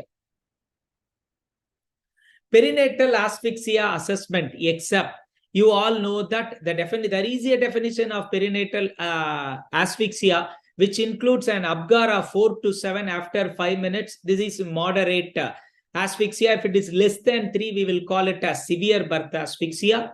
A cord pH of less than 7.2 indicates that there is an anaerobic respiration and lactic acidosis and absence of oxygen and absence of proper ventilation. Hypotonia indicates that your brain has undergone hypoxic ischemic encephalopathy. So the first 1, 2, 3 are included in the assessment of perinatal asphyxia, but not your hypocalcemia. Even though hypocalcemia and hypoglycemia are part and parcel of birth asphyxia, we don't utilize these two things while assessing a child for perinatal asphyxia. So the answer for this question except is hypocalcemia. The first 3 options are accepted for perinatal asphyxia assessment. What is called HEDAS? You all know that what is called HEDAS. You all know that HEDAS is mainly used to assess things whenever an adolescent comes. So what do you mean by that HEDAS? HEDAS means H stands for home, E stands for education, A stands for other activities, D stands for whether he is on any drugs, S stands for whether any suicidal tendencies or not, and another S stands for sexual identification. So HEDAS is mainly used for adolescent evaluation. Answer for HEDAS is D. And finally, And finally, there is a question regarding MR vaccination. So look here, there is a question regarding MR vaccination at 9th month. MR vaccination at 9th month. So what are all the vaccines that are given at 9th month? The vaccines that are given at 9th month are measles, rubella dose 1, JE dose 1, PCV booster. But recently they had incorporated intradermal IPV also recently. So where will you give your MR vaccination? Look at this. Where will you give your MR vaccination? So the last question. So the first one. So the MR vaccination is given in the right arm subcutaneous. The MR vaccine is given at the right arm subcutaneous. Whereas your PCV vaccine is given in right thigh intramuscular. FIPV, fractionated IPV is given at fractionated IPV is given at left intradermally, left upper arm, whereas MR is given at subcutaneously, right upper arm, and JE vaccine is given intramuscularly in the left thigh. So I repeat the answer for this question: MR vaccination after 14th week, that means at 9th month, is given at right arm. In India, we will call it as a right arm. In abroad, we will call it right upper arm. So subcutaneously it is given. So this is from my side. That's all about that. That is what the pediatrics questions that we had. So I hope I had finished pediatrics question. Over to you, Ranjit. Thank you, sir. Thank you for completing the last lecture, which is on pediatrics. So we come to the end of the recall session of November INICET 2023. It has been an close to 7-hour session which we have done. We have started around 3:45, 3:50, and there are few people who I have to thank, which will be ungrateful of my if we don't do that. So first of all, thanks to all the faculties who took time and were able to quickly get the questions from the students, create a PPT, and solve the questions and present here. Second, thanks to Dr. Hara, Dr. Anto, and Dr. Jigar who has amazingly managed most of the things with respect to the recall, connecting with the students and everyone. Thanks to everyone at PW MedEd, Dr. Mamu, Raman, the YouTube team, Dr. Ms. Anushriya, and Aditya, who has been handling all of us in loop and making sure everything goes smoothly without any glitch, has been working tirelessly from yesterday, checking each and every of the faculty's inputs and technical aspects of it, and entire team of Aditya. And I'm sorry, I don't know any other names apart from Aditya and his team. Thank you, Dr. Ms. Kanchan, for overall coordinating with the faculties and making this happen. And last but not the least, all the students who gave us the questions, Dr. Vijay, Dr. Ashraf, MTR, Dr. Arya, Dr. Shreyas, Dr. Sushil, Dr. Thomas, Dr. Rajat Sahu. There's a name is K. I don't know what is the full form of K. Dr. Naina, Neeti, Dr. Priya, Dr. Shiv, Dr. Saurabh, and everyone. And hopefully we will meet together soon and we'll learn more things together. And thank you for listening to the lecture, to each and every student who has commented, who has given us valuable inputs. One thing which I can prominently see now in the screen is Dr. Bindas. Thank you for your inputs. And like we said, we will keep collating all the recalls, make it a proper frame recall, and we'll record it and give it for you in the PW MedEd, right? Thanks, everyone. Thank you for patient listening. And signing off on a very happy note that India won. Kohli hit his 49th century, and we're also done with the INICET recall. Thank you, everyone. Thank you. Bye-bye.